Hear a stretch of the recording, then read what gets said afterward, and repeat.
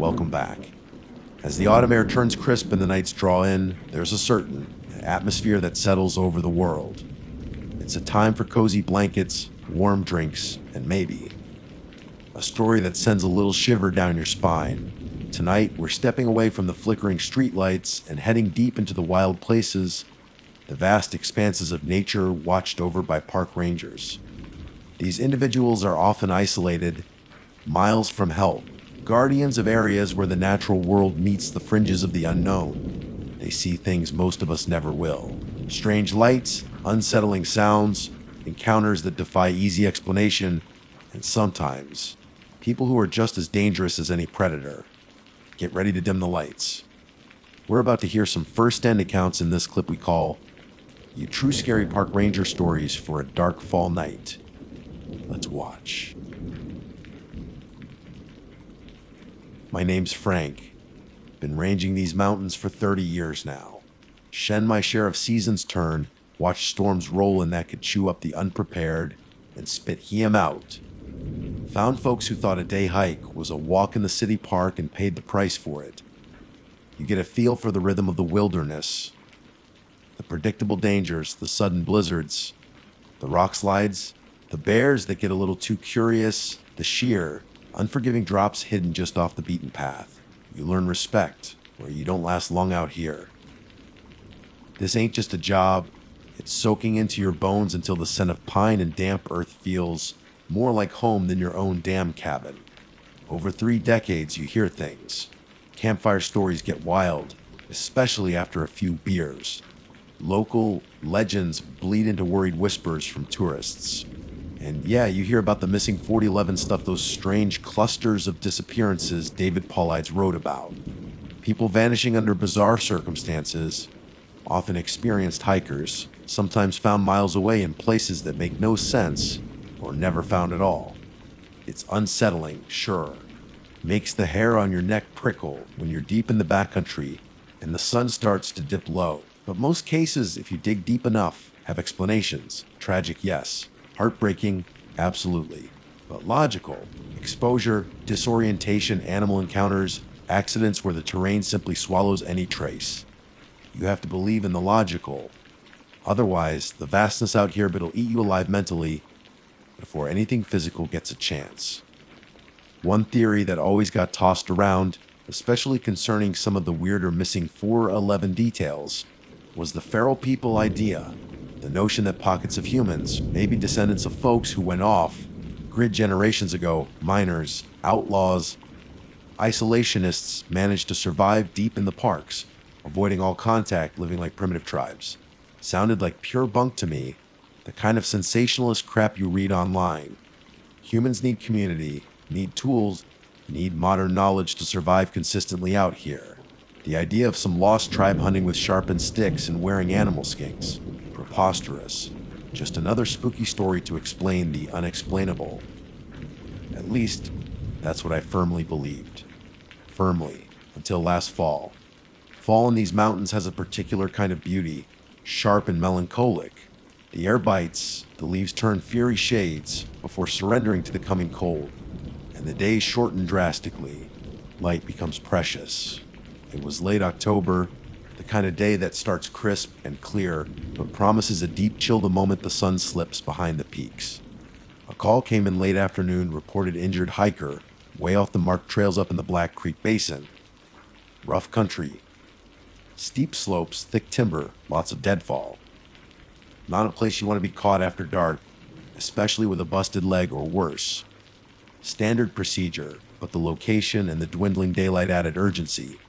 I parked the truck as close as the access road allowed and headed in on foot. The air was already cooling rapidly, the shadows stretching long and distorted between the ancient firs and cedars. The silence wasn't peaceful, it was heavy, watchful. The kind of quiet that makes you aware of your own breathing, the crunch of your boots on the needle-strewn floor. I had the hiker's approximate coordinates from his emergency locator beacon, but approximate can mean a lot of ground to cover in terrain like this. I moved steadily, calling out periodically, listening for any response over the sighing wind in the high branches.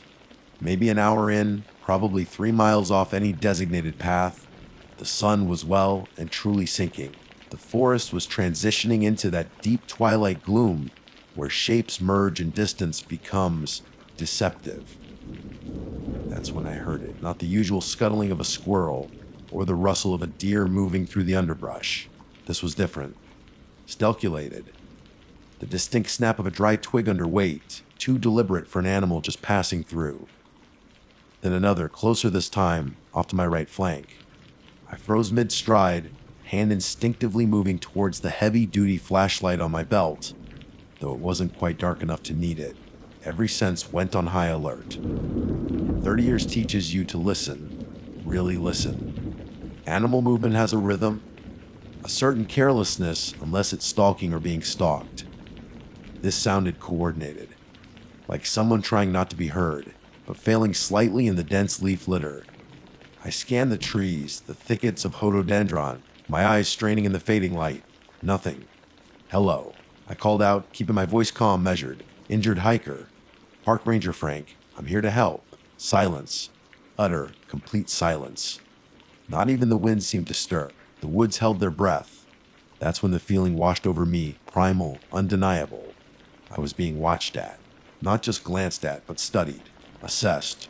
It was a physical sensation, my cold fingers tracing my spine, my pragmatic brain scrambled for explanations. Another hiker, a poacher worried about being caught.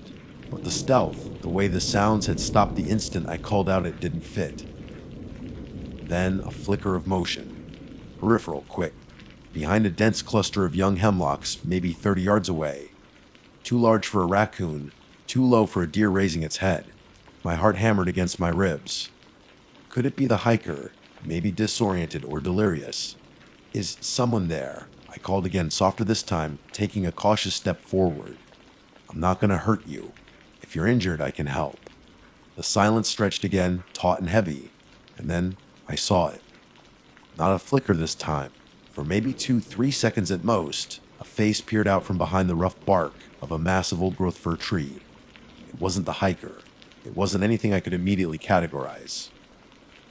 Matted, tangled hair, dark and filthy, hung partially over the face. The skin was layered with grime, streaked with dirt and something that looked like charcoal, making it blend unnervingly well with the shadows and bark. The features themselves were hard to discern in the gloom, but the eyes locked onto mine for that brief eternity. They weren't scared. They weren't curious. They weren't angry or pleading. They were just wild. Feral, like looking into the eyes of a wolf, but infinitely more disturbing because they were undeniably, unsettlingly human. They held an ancient, calculating intelligence utterly devoid of any emotion I recognized. Pure, unadulterated awareness, watching me, gauging me, and dressed not in hiking gear, but in what looked like crudely stitched animal hides, rough and primitive. Before my brain could fully process the impossibility, before I could even raise my hand or draw breath to shout, the face withdrew. I pulled back behind the tree with a speed and silence that was utterly unnatural. 1 second it was there, those piercing, wild eyes burning into my own, the next gone, vanished. I lunged forward a few steps, flashlight now flicked on, its powerful beam cutting through the gloom, sweeping across the base of the tree and the surrounding undergrowth. Nothing. No sound of retreat, no rustling leaves, no snapping twigs. It was as if the figure had simply dissolved into the twilight. The woods were silent again, except for the frantic thumping of my own heart. Standing there, bathed in the artificial light of my beam, the sheer wrongness of it washed over me, cold and absolute. Bunk. Preposterous. That's what I'd always said. But what the hell had I just seen?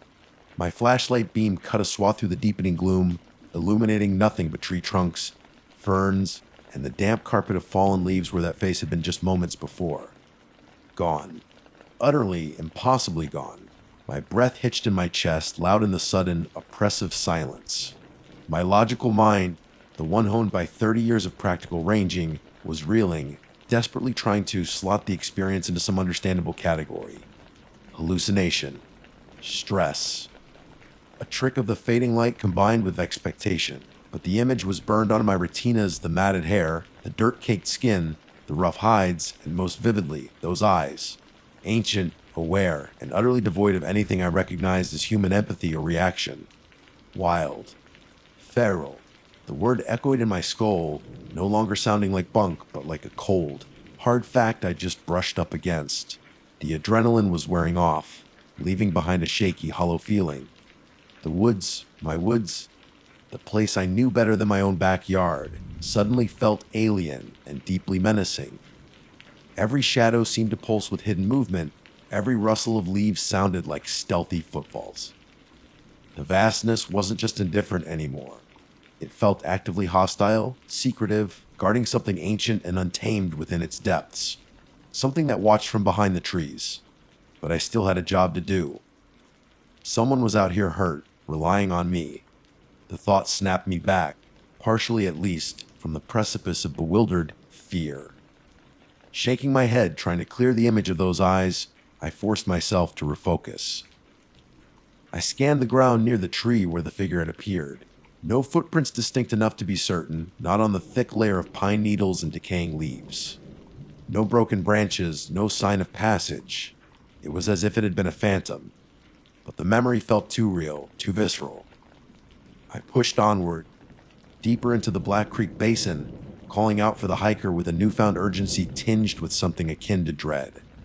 My flashlight beam swept nervously from side to side, probing the dark spaces between trees. Was it still out there, watching me, following me? Had it seen the hiker too? The thought sent a fresh chill down my spine. What were its intentions? The face hadn't seemed aggressive, merely observant. But observant of what? Prey. An intruder. About half a mile further on, maybe 20 minutes later, time felt distorted, stretched thin. I heard a faint moan. Relief warred with lingering apprehension. "Over here!" I yelled, pushing through a tangle of thorny bushes towards the sound. And there he was. A young man, probably mid-20s, slumped at the base of a steep, mossy embankment. His face was pale, etched with pain and fear, his breathing shallow.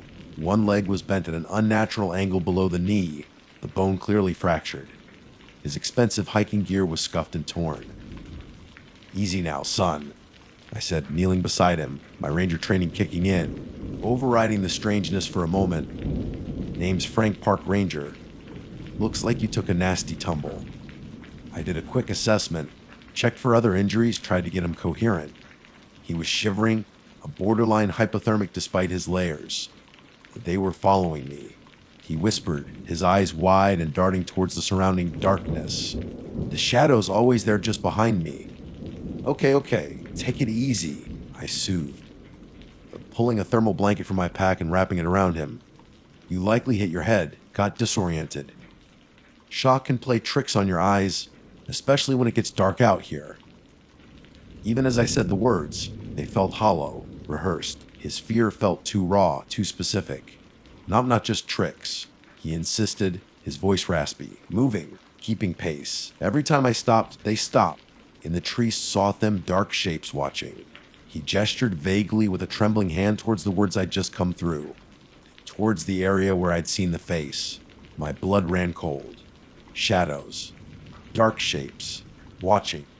It was too close to my own experience to dismiss, however much my rational mind wanted to. Had he seen the same figure? Or were there more? The thought of multiple figures like the one I'd glimpsed, moving silently through these woods, was profoundly disturbing. I didn't press him further. He was in pain, likely concussed, and definitely terrified. Getting him out safely was the priority.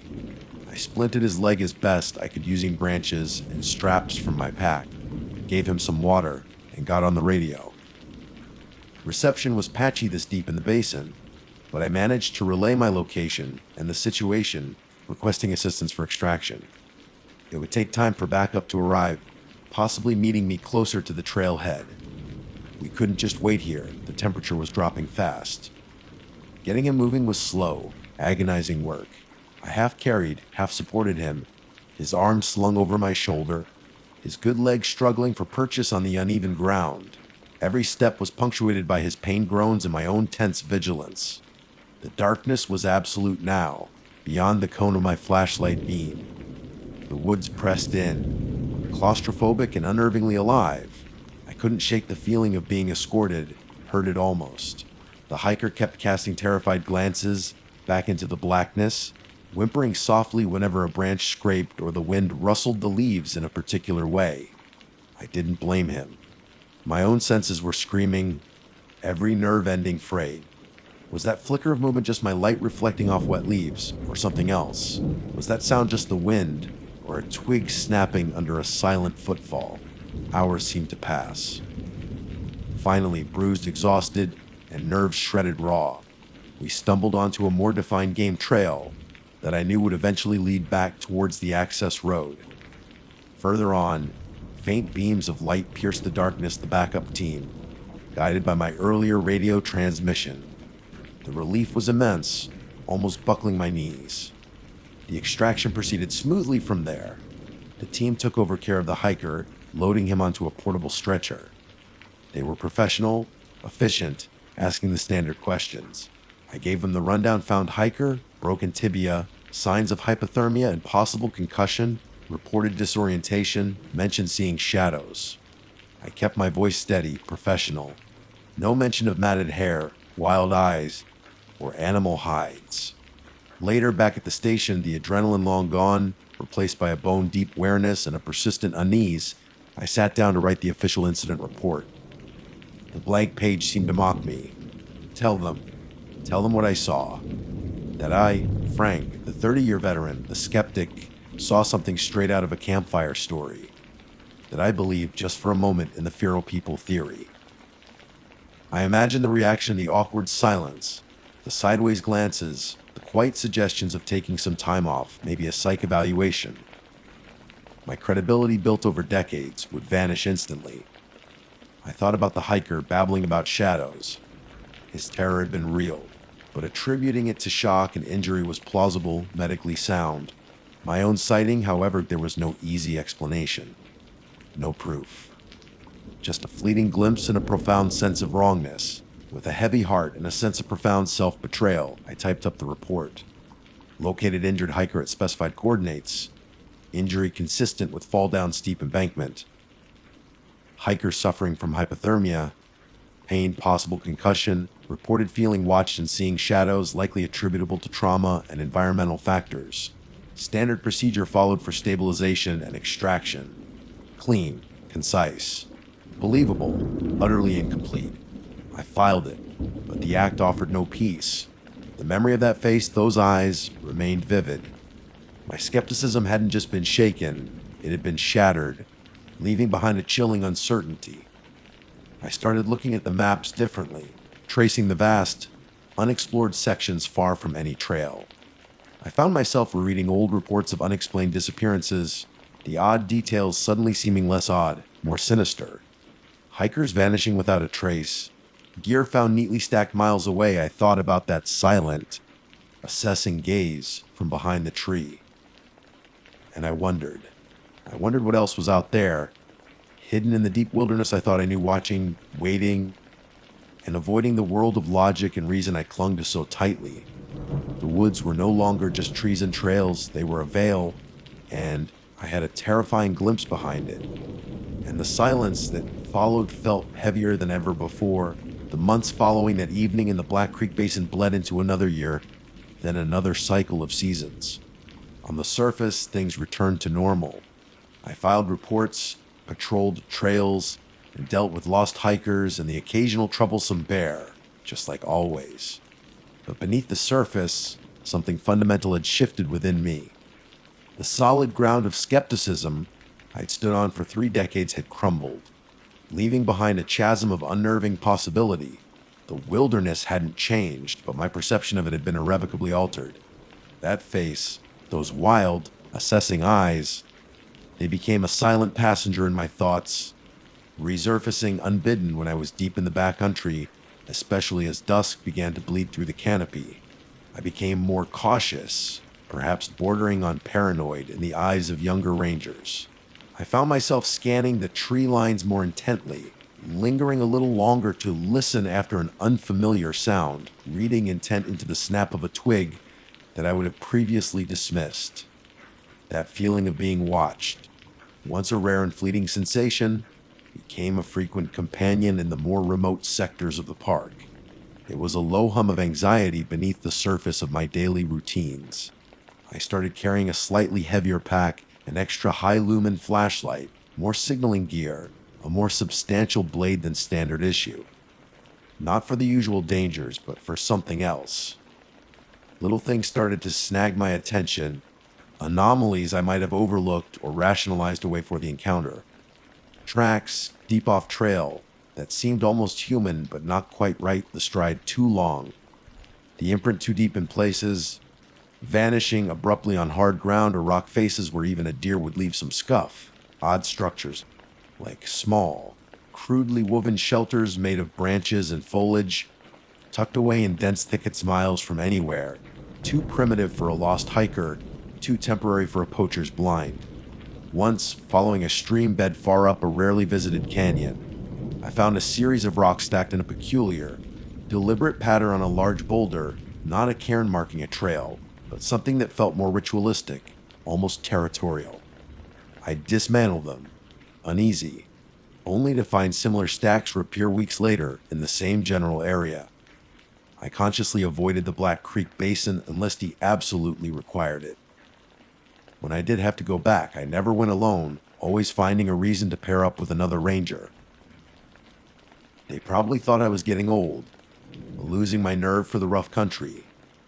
Maybe I was. Or maybe I just didn't want to risk another encounter with those eyes, especially not without a witness this time. The guilt over my incomplete report festered. Had I failed in my duty by omitting what I saw? Should I have warned someone? But warned them about what? A fleeting glimpse, a feeling. I'd sound like a lunatic. Yet, the memory of the injured hiker's terror, his insistence on the shadows, echoed my own fear. Silence felt like cowardice, but speaking up felt like professional suicide. Driven by this gnawing uncertainty, I started digging into the park's history, specifically the unresolved missing persons cases.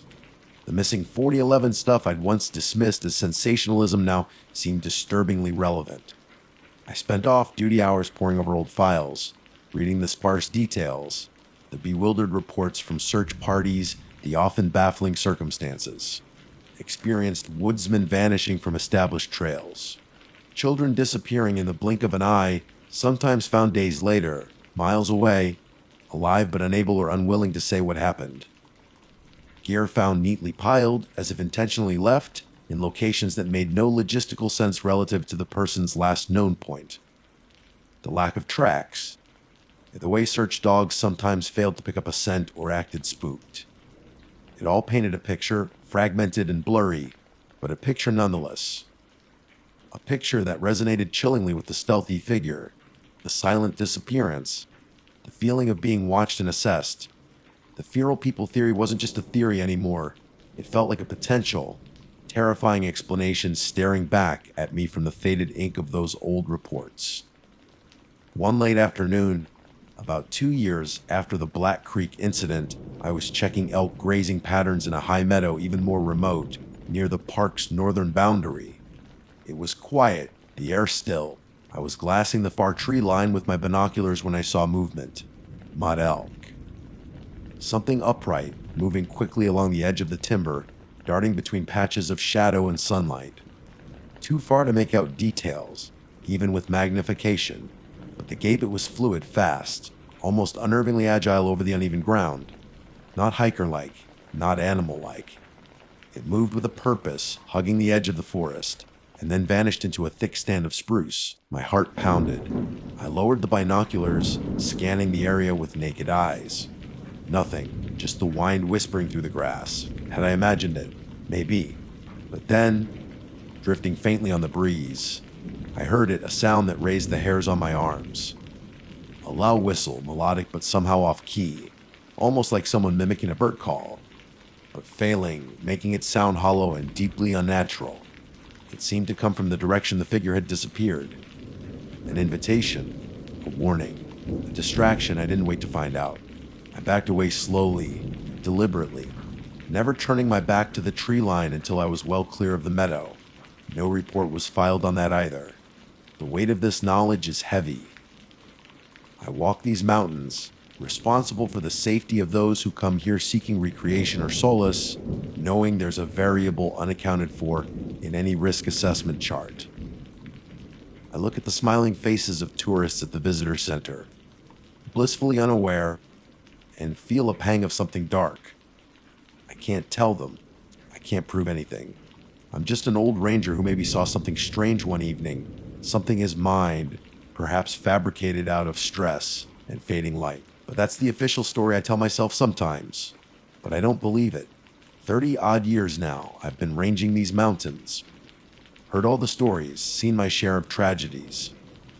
Most have explanations, like I always said. Accidents, weather, animals, human error.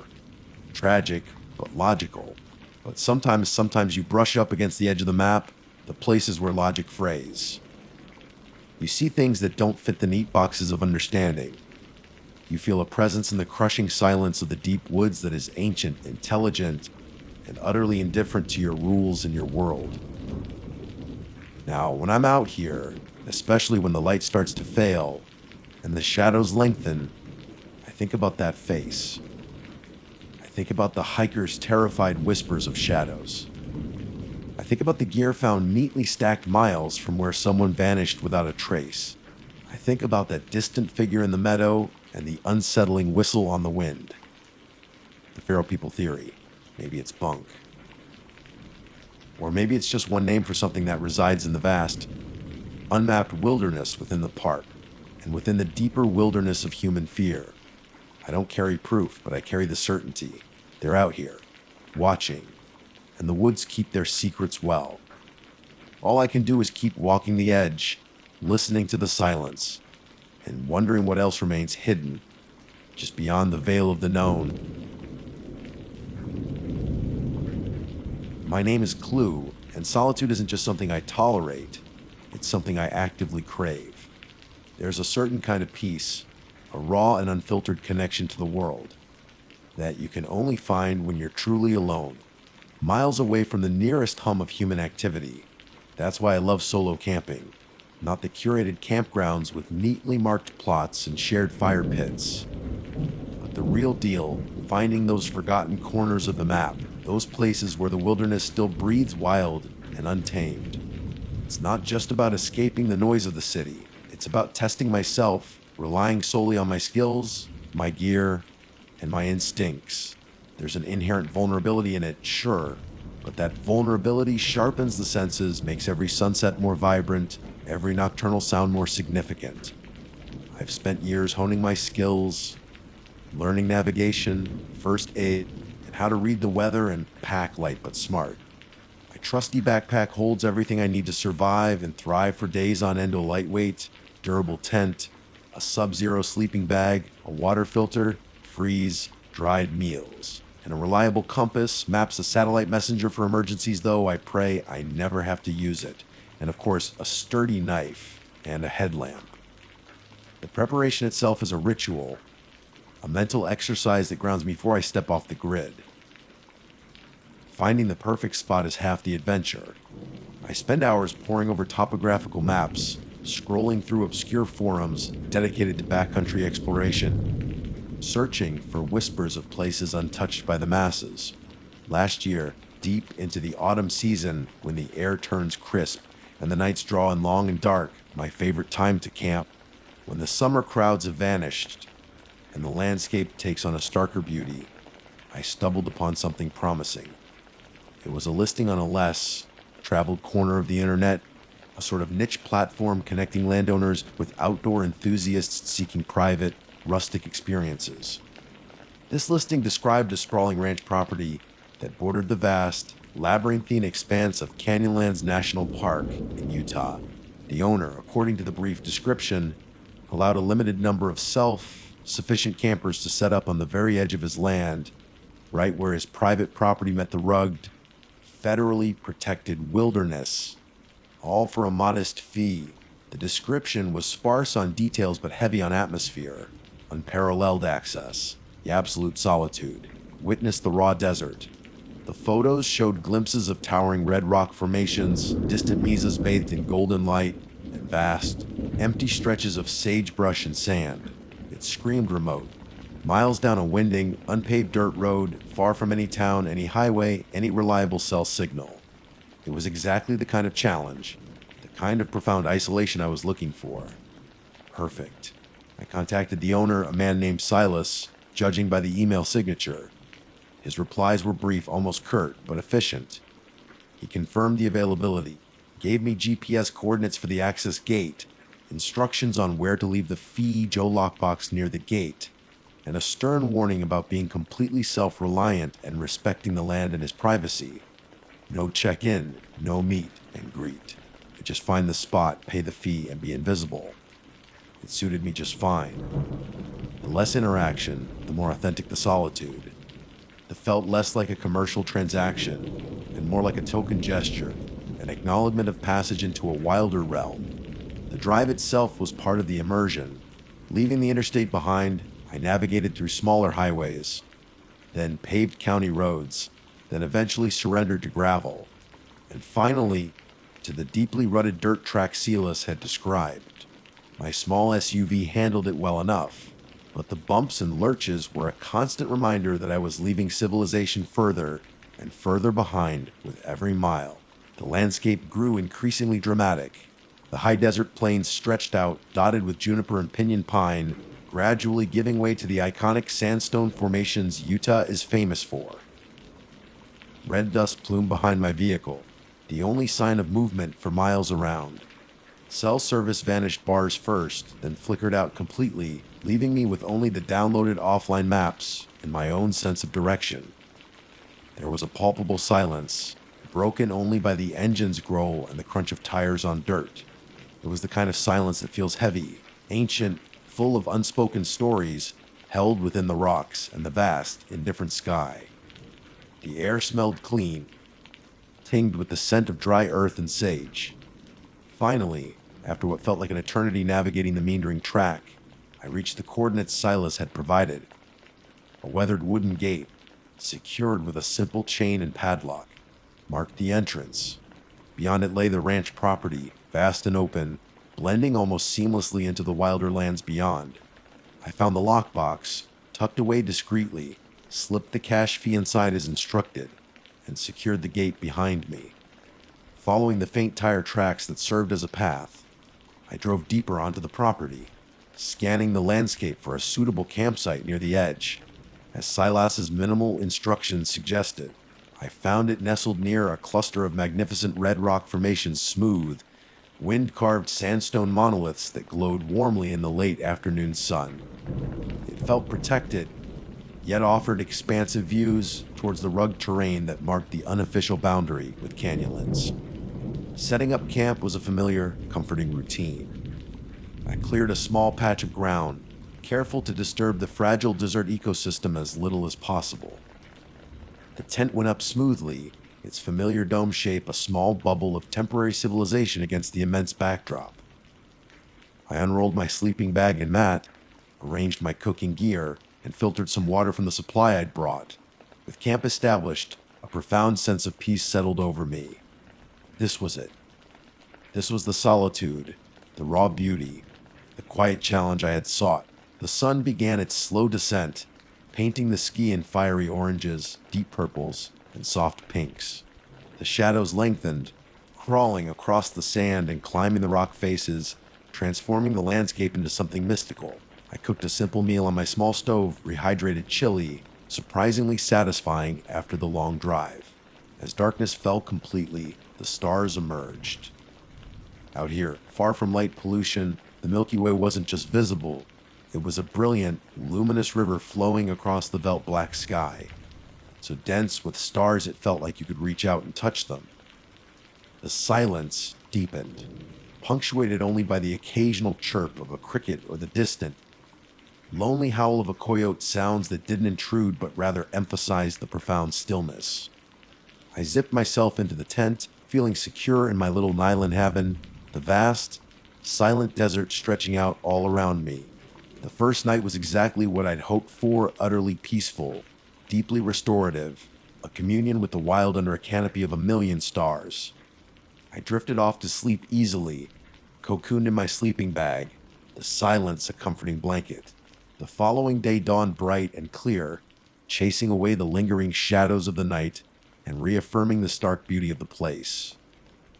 I woke feeling refreshed, the peacefulness of the first night settling deep into my bones.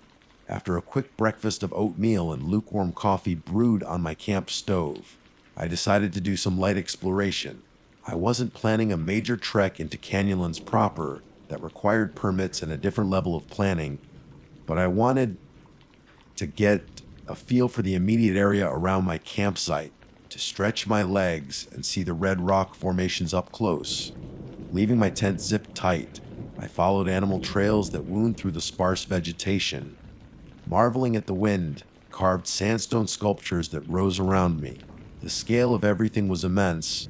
I felt infinitesimally small against the towering cliffs and the empty sky. There was a profound silence, even deeper than the night before, broken only by the buzz of unseen insects and the whisper of the wind funneling through narrow gaps in the rock.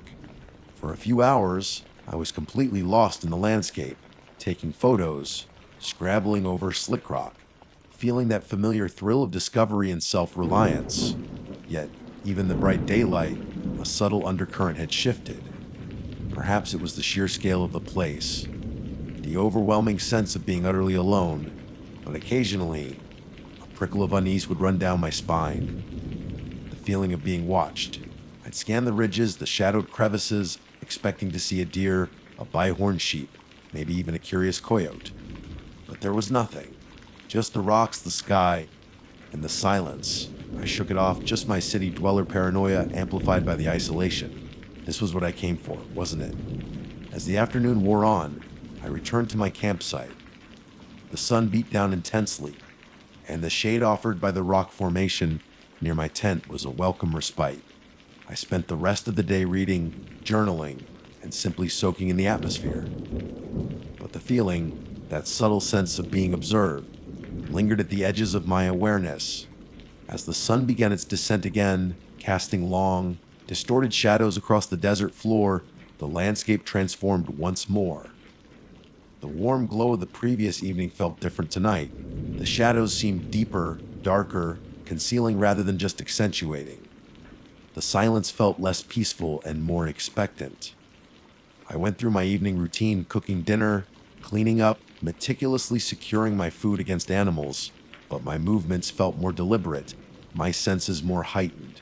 Every rustle in the brush, every distant bird call, seemed magnified. I found myself scanning the perimeter of my camp more frequently, peering into the deepening gloom. Was it just the isolation finally getting to me? Probably. I told myself to relax, that this was normal. I retreated into my tent relatively early, zipping the flap securely shut. The familiar nylon walls felt reassuring, a thin but tangible barrier against the immense darkness outside. I settled into my sleeping bag, book in hand, but found it hard to concentrate. The silence pressed in. Eventually, exhaustion began to win out over unease. I switched off my headlamp, plunging the tent into absolute blackness, and closed my eyes, willing sleep to come. Just as I was hovering on the edge of consciousness, that liminal space between waking and sleeping, I heard it. Footsteps. A distinct crunch on the gravelly sand just outside my tent. My breath hitched. My eyes snapped open in the dark. Animal, I told myself instantly. Had to be. A deer wandering through, maybe a coyote scouting for scraps, though I'd been careful to leave none. The steps sounded deliberate, measured, not the skittish, uneven gait of a four-legged creature I was used to hearing. But what else could it be? Silas, the ranch owner. Unlikely. His instructions emphasized non-interference. And why would he be wandering around in the dead of night? I lay perfectly still, straining my ears. The footsteps continued for a few more paces, seeming to move along one side of the tent, then stopped. Silence returned, thick and absolute. After several long minutes of holding my breath and listening, I heard nothing more. My heart was still pounding, but I forced myself to rationalize. Maybe it was a bigger animal than I thought, a mule deer perhaps, its weight making the steps sound heavier. Or maybe the acoustics of the desert night were playing tricks on me. Eventually, adrenaline fading, I drifted into an uneasy sleep. It felt like only moments later, though the luminous dial on my watch showed it was 3:45 a.m. that I was jolted awake again. More shuffling sounds. This time, distinctly closer, seemingly right beside the tent wall, on the opposite side from where I'd heard the footsteps earlier. It wasn't the clear crunch of footsteps this time, but a softer, more furtive sound, like fabric brushing against the ground, or something being dragged slightly. My blood ran cold. Every nerve ending screamed alert. I was utterly frozen, lying rigid in my sleeping bag, scarcely daring to breathe. The sound stopped. Silence descended again, but this time it was charged, electric with tension. I squeezed my eyes shut, praying it was a dream, praying for it to go away. Then a flash. An explosion of brilliant white light erupted just outside the tent wall, illuminating the entire interior in stark, instantaneous detail. My sleeping bag, my backpack, the mesh netting of the tent roof, everything was thrown into sharp relief for a fraction of a second before plunging back into blackness, leaving a painful green afterimage seared onto my retinas. My heart leaped into my throat, pounding against my ribs like a trapped bird. It was exactly like a camera flash, powerful and sudden. My mind raced desperately, scrabbling for a logical explanation. Motion sensor lights. Did Celis install security lights out here in the middle of nowhere without mentioning it? It seemed absurd. Wildlife cameras. Possible hunters and researchers used them. But why would one flash directly at my tent? And with such intensity, it felt targeted, personal. The silence stretched agonizingly long.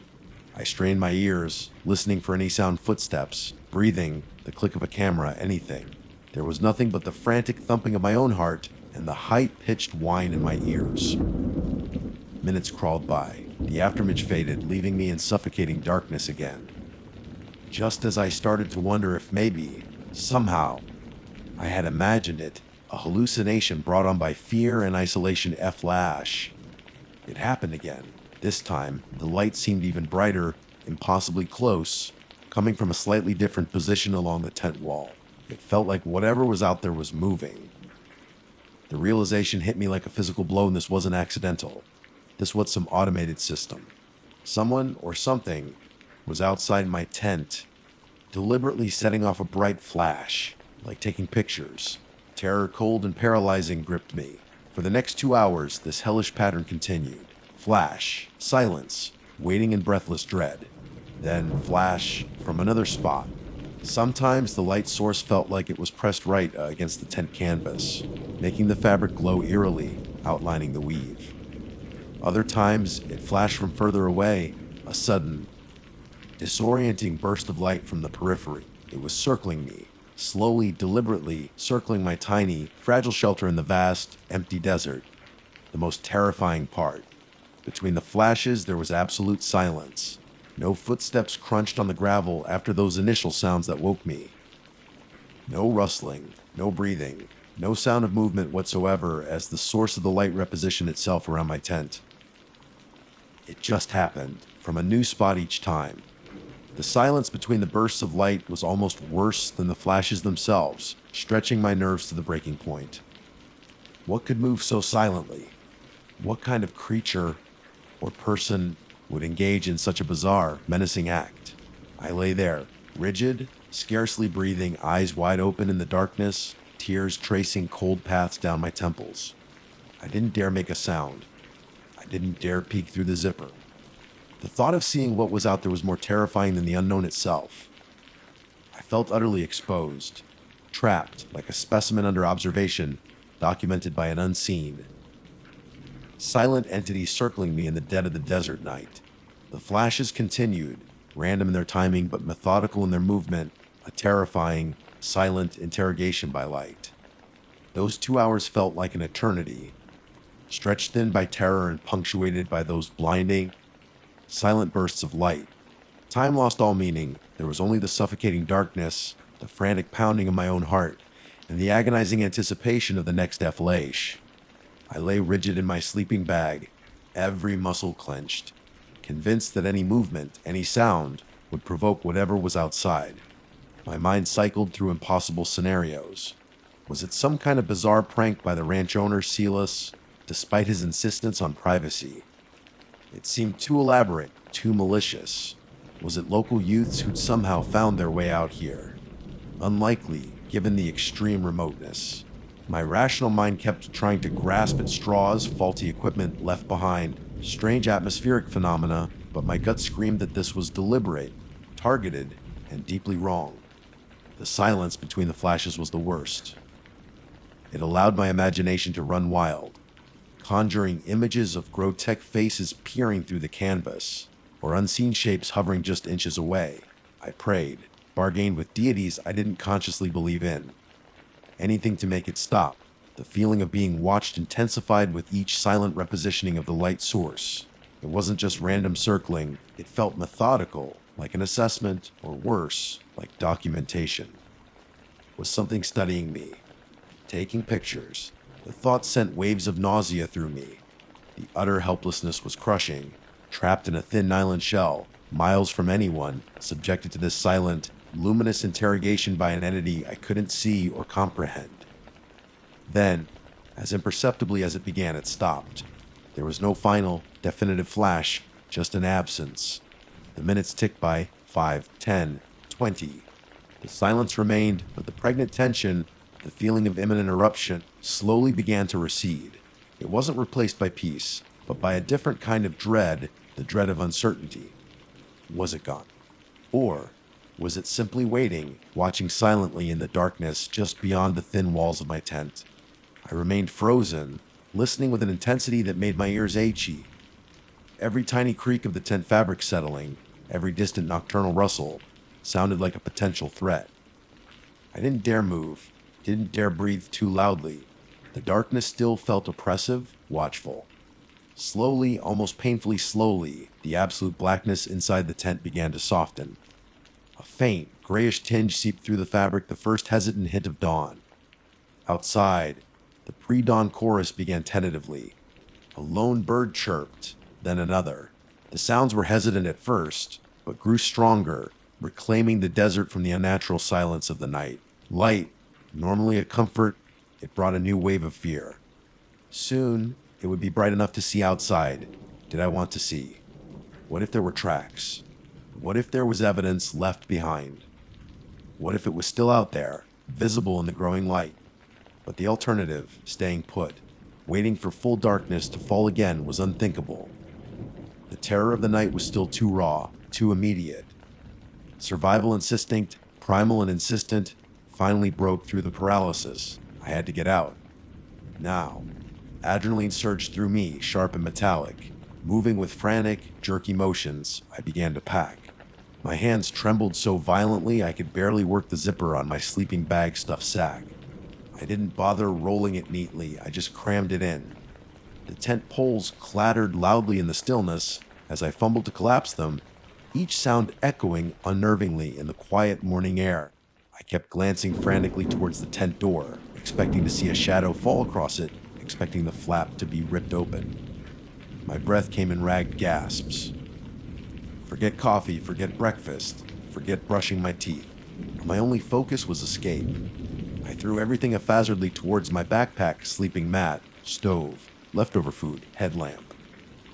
Every few seconds, I'd freeze, scanning the area visible through the mesh panels of the partially collapsed tent. The red rocks stood silent, impassive witnesses bathed in the cool, gray light of early dawn. The ground looked undisturbed, but I didn't dare look too closely. I didn't want to know. I just wanted to be gone.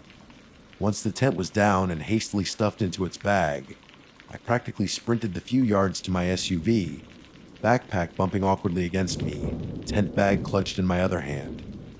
I threw everything onto the passenger seat and into the back, not caring about order or neatness. The car door slammed shut, with a felt both reassuringly solid and terrifyingly loud.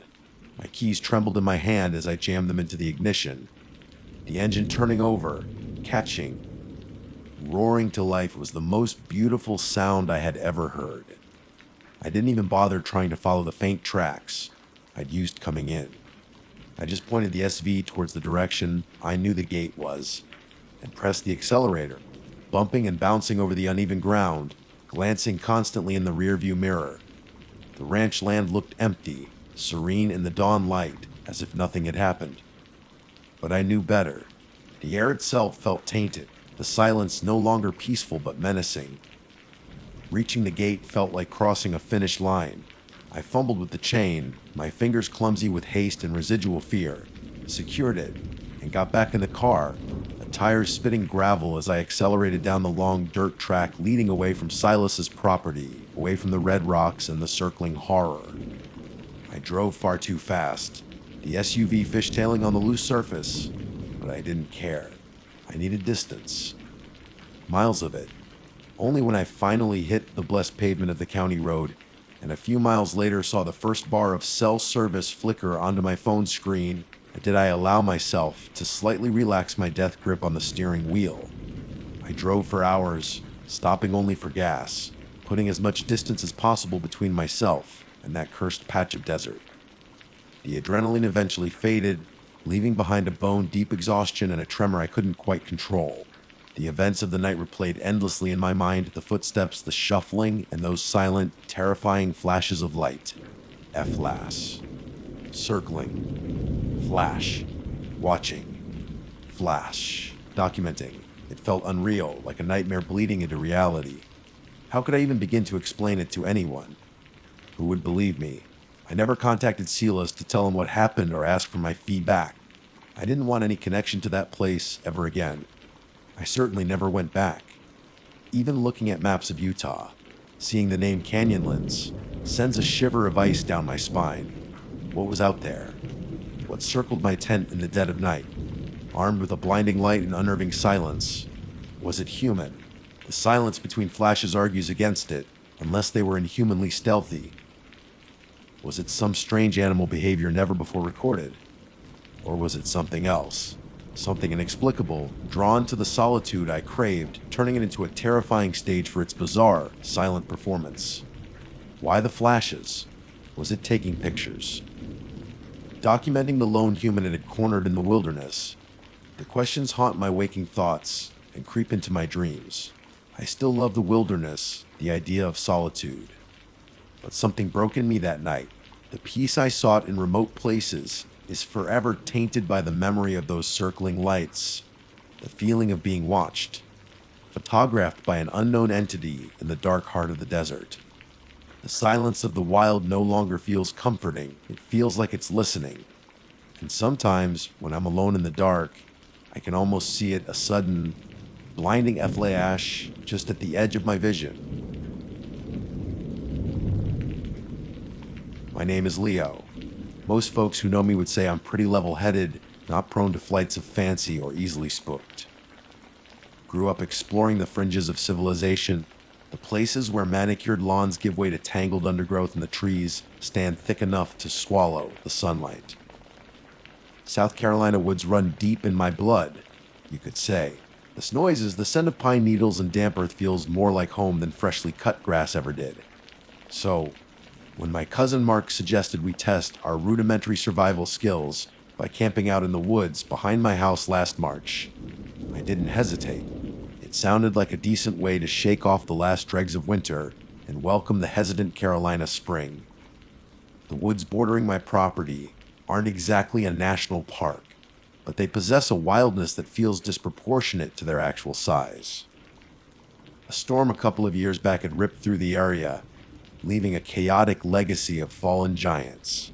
Massive pines lay like scattered matchsticks, their root balls torn violently from the earth, creating dark cavities and impassable thickets. Sycamores and oaks leaned precariously, even the smallest noises, their branches intertwined in a dense, almost suffocating canopy even before the leaves fully returned. It's the kind of place where you can walk 50 yards from the property line and feel utterly isolated, swallowed by the green and brown labyrinth. The air hangs heavy, smelling of decay and damp soil, and sound travels strangely, muffled one moment, unnervingly clear the next.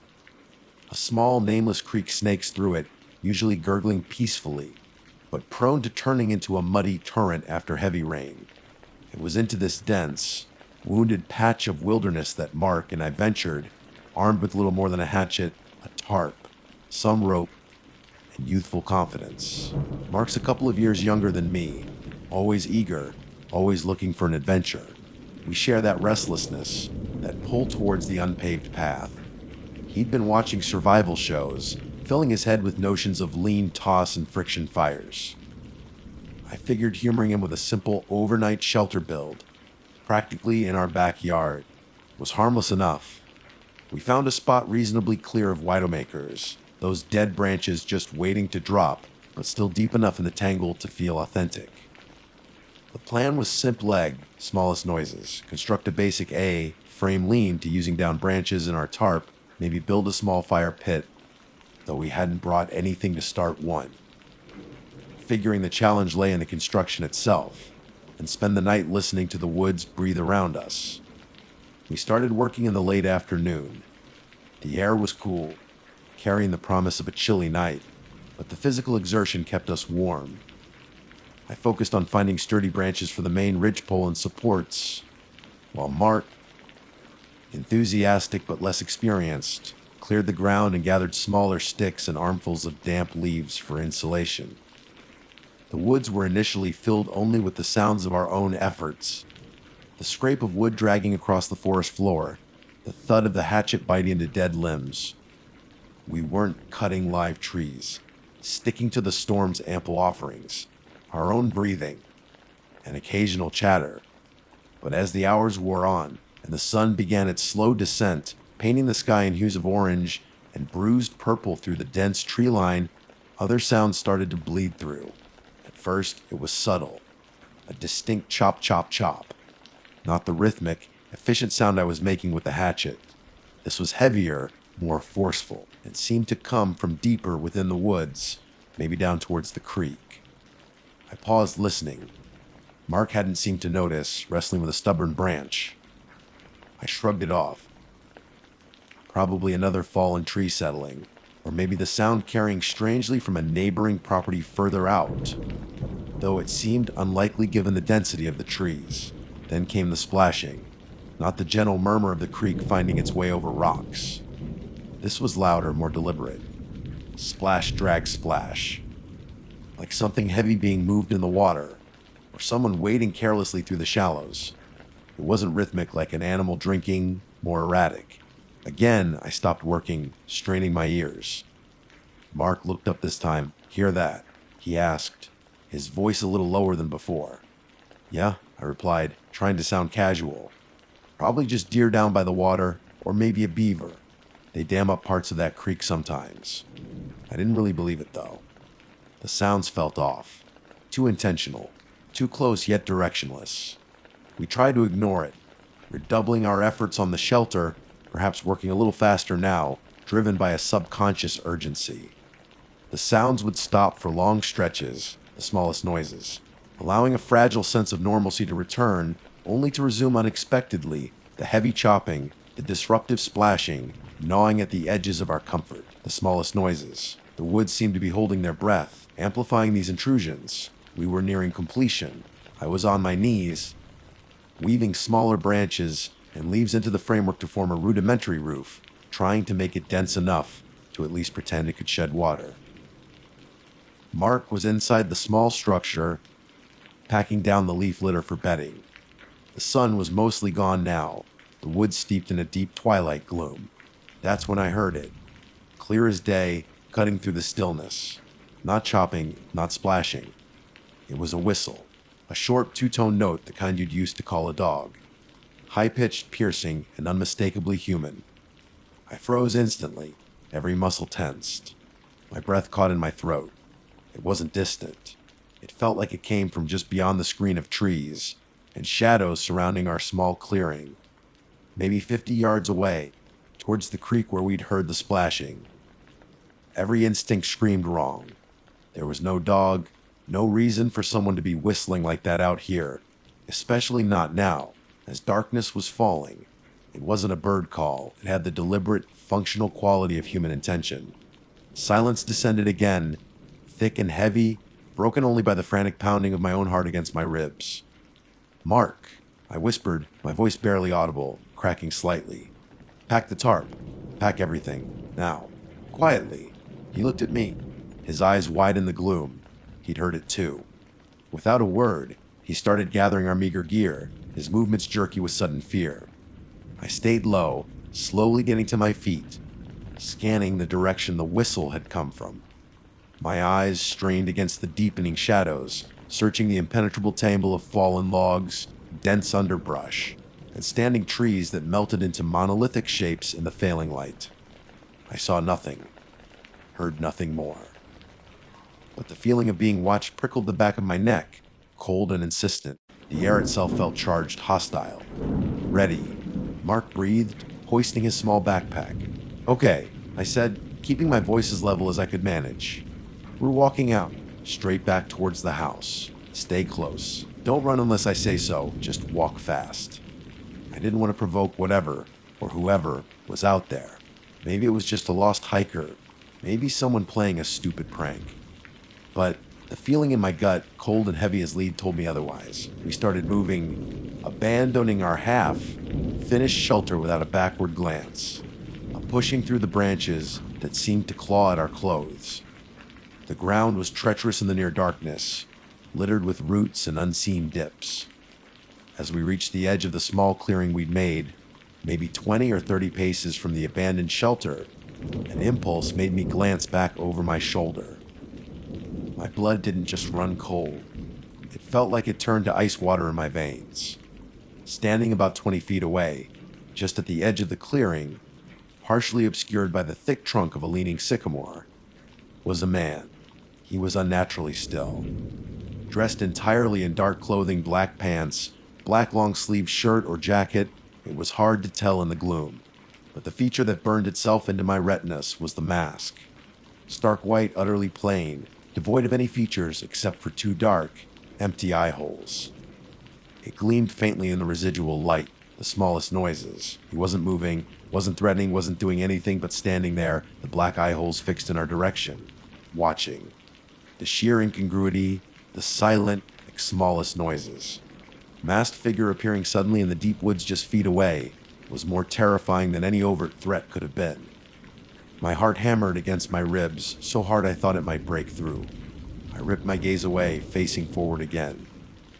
"Don't panic him," I told myself, thinking of Mark just ahead of me. "Don't panic yourself more than you already are." "Faster," I urged, my voice tight and strained. "Let's go." We plunged deeper into the darkening woods, the image of the silent, masked watcher seared behind my eyelids.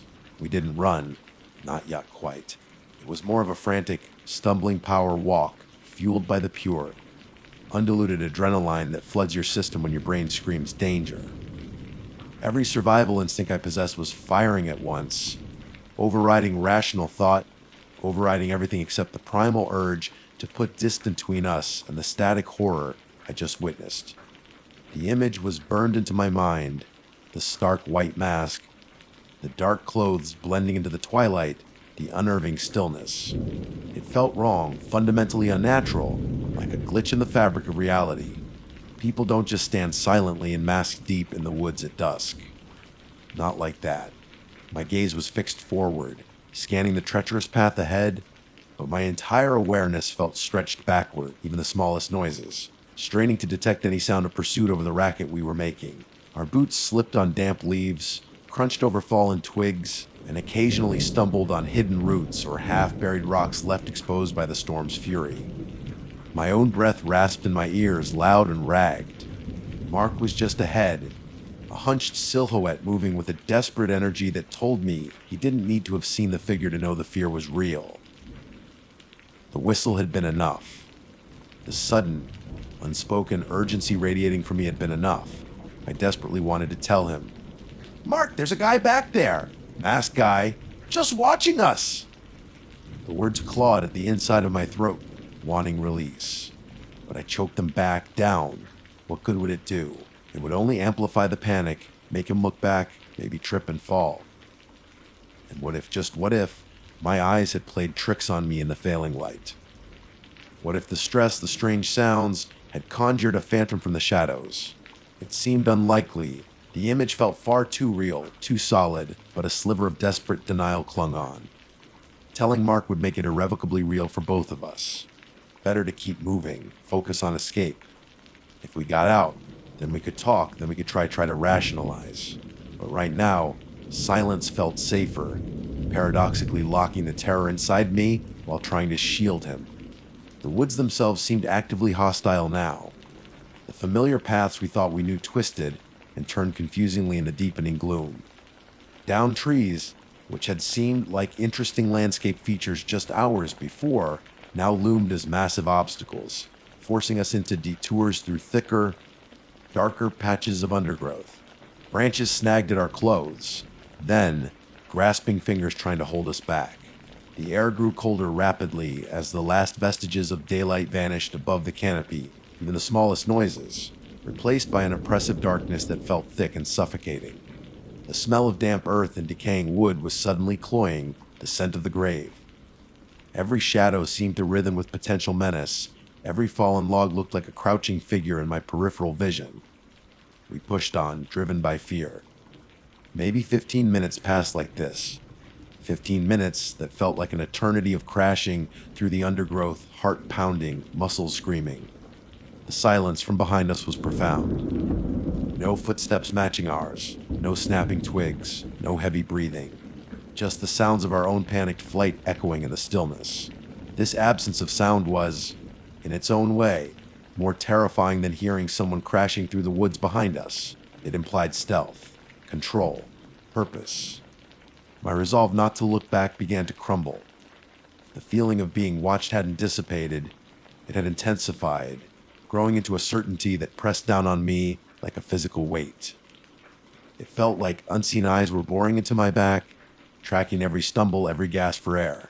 I risked a fleeting glance over my shoulder. Nothing. Just the impenetrable wall of trees and shadows, darker now, almost absolute blackness in places. Relief warred with unease. Maybe he hadn't followed. Maybe it was just a bizarre, isolated encounter. We kept moving, the pace still punishing. We had to be getting closer to the edge of the woods, closer to the relative safety of the open space leading to my house. I started to allow a tiny seed of hope to germinate in the back of my mind. Maybe we were almost out. Maybe we just had a weird, creepy encounter, something to tell stories about later, safely indoors. That fragile hope shattered instants later. It wasn't a direct sight, not at first. It was movement, glimpsed from the extreme edge of my right eye. A flicker of motion too fast, too deliberate to be an animal. I instinctively flinched, turning my head slightly, trying to catch it properly without stopping, without alerting Mark. And then I saw him again. My blood didn't just run cold this time, it felt like it evaporated entirely, leaving behind a hollow, ringing emptiness filled only with terror. It was the masked man. He wasn't behind us anymore. He was moving parallel to our path, about 30 yards off to our right, deeper within the trees, but keeping pace with us effortlessly. He wasn't running, he was flowing through the woods, darting with an unnatural, silent speed from the cover of one thick tree trunk to the next, pausing momentarily behind each one before melting back into motion. He moved with a predatory grace that was utterly chilling, navigating the difficult terrain as if it were flat, open ground. The white mask bobbed slightly with the movement, a pale beacon in the gloom, always turned towards us. I couldn't breathe. This wasn't a hallucination. This wasn't a trick of the light. This was real. He hadn't just stayed behind, he had circled around, anticipated our path, and was now flanking us, stalking us. The silence of his movement was the most terrifying part. We were crashing through the woods like frightened animals, announcing our position with every step, while he moved like a phantom, a whisper in the shadows. Again, the urge to scream, to grab Mark, to just run blindly, surged through me. But the paralysis held. What could we do? He was faster, quieter, seemingly tireless. He knew the woods, or moved through them as if he did, and he was toying with us. He could have stayed hidden, followed us unseen. Instead, he chose to reveal himself again, letting us know he was there, letting us know he was keeping pace, letting the dread build. I forced my gaze forward again, focusing on the ground immediately in front of me, trying to keep my footing, trying to project a calm I didn't feel. Keep moving, Mark. I managed, my voice sounding thin and ready even to my own ears. Almost there. I still didn't tell him. The knowledge felt like a physical burden crushing me. He was right there, moving alongside us, a silent, masked specter in the dark woods, and Mark was oblivious. How could I tell him? How could I add that specific horror to his already palpable fear? It felt like my responsibility to absorb it, to keep him focused on the single goal, reaching the tree line. The final stretch felt agonizingly long. We were maybe 100 feet from the edge now. Through the thinning trees ahead, I could see the faint, comforting glow of the porch light at my house, even the smallest noises, a tiny beacon of sanctuary in the encroaching night. But that 100 feet might as well have been a mile. It was slightly more open here. Fewer downed trees, but still plenty of standing ones offering cover. Every few steps, I couldn't help but flick my eyes to the right. He was still there, still moving parallel. Sometimes visible for a split second as he darted between trees, sometimes just a sense of movement, a flicker of white in the periphery. Always keeping pace. Always silent, the white mask seemed to float in the darkness, a disembodied rictus of terrifying blankness. He wasn't closing the distance, not yet. He was just there, accompanying us. A silent, menacing escort on our frantic journey to the edge of his domain. The woods felt like they were holding their breath, waiting. Waiting for him to make his move. Waiting for us to break. We stumbled onward, lungs burning, legs shaking, the porch light ahead seeming to recede with every desperate step we took towards it. That last 100 feet felt like wading through tar, even the smallest noises. Every instinct screamed that the figure to our right, the silent, pacing man in the white mask, was about to make his move. The relative openness near the tree line felt less like freedom and more like exposure. He could close the distance now, cut us off before we reached the yard. My muscles burned, my lungs felt raw, the smallest noises, and terror was a physical, nauseating presence in my gut. I didn't dare look fully to the right again, catching only fleeting, terrifying glimpses of that unnaturally smooth movement tracking us through the final screen of trees. The porch light of my house seemed impossibly far, a mocking beacon of safety. Then, suddenly, we burst through. The grasping branches and uneven ground gave way to the damp, manicured grass of the backyard. The air changed instantly cooler, clearer, carrying the faint sounds of distant traffic instead of the suffocating silence of the deep woods. For a split second, the transition was disorienting. Then the adrenaline surged anew, raw panic overriding exhaustion. We didn't need words. We ran. It was an all-out sprint across the shadowed lawn, our footsteps pounding on the soft earth. The back of my neck prickled intensely, the feeling of being exposed, of being watched, stronger than ever. Was he emerging from the trees behind us? Was that unnaturally swift movement now, crossing the boundary into the open? I couldn't even the smallest noises. I couldn't bring myself to look back, convinced that doing so would confirm my worst fear, noises. That I'd see the white mask gaining on us under the moonlight that was just beginning to filter through the clouds. The distance to the back door felt immense. My legs churned, fueled by sheer terror, the image of the blank white mask propelling me forward. Mark was right beside me, his breathing coming in ragged, panicked sobs. We hit the back porch steps almost simultaneously, stumbling, nearly falling. I fumbled frantically with the door knob, my fingers clumsy with adrenaline and fear. The lock clicked open, and we practically fell inside, slamming the heavy wooden door shut behind us. I twisted the deadbolt immediately, the solid thunk echoing loudly in the sudden quiet of the house. Mark threw the chain lock for good measure. We stood there for a long moment, leaning heavily against the door as if bracing it against an assault, chests heaving, gulping air. The only sounds were our own ragged breaths and the frantic pounding of my heart, which felt like it was trying to beat its way out of my ribcage. Sweat dripped into my eyes, stinging. My legs trembled uncontrollably. Outside, the night was silent again. No sounds of pursuit, no figure pressed against the window, nothing. Just the familiar, comforting shapes of the kitchen dimly lit by the stove light we'd left on. The but the comfort felt thin, brittle. The ordinary silence felt charged, unnatural, pregnant with the terror we just escaped. Slowly, painfully, I straightened up, my muscles screaming in protest. I turned to face Mark. His face was deathly pale in the dim light, his eyes wide and reflecting a terror that mirrored my own. His breath still hitched irregularly. I opened my mouth, the confession I'd held back finally ready to spill out.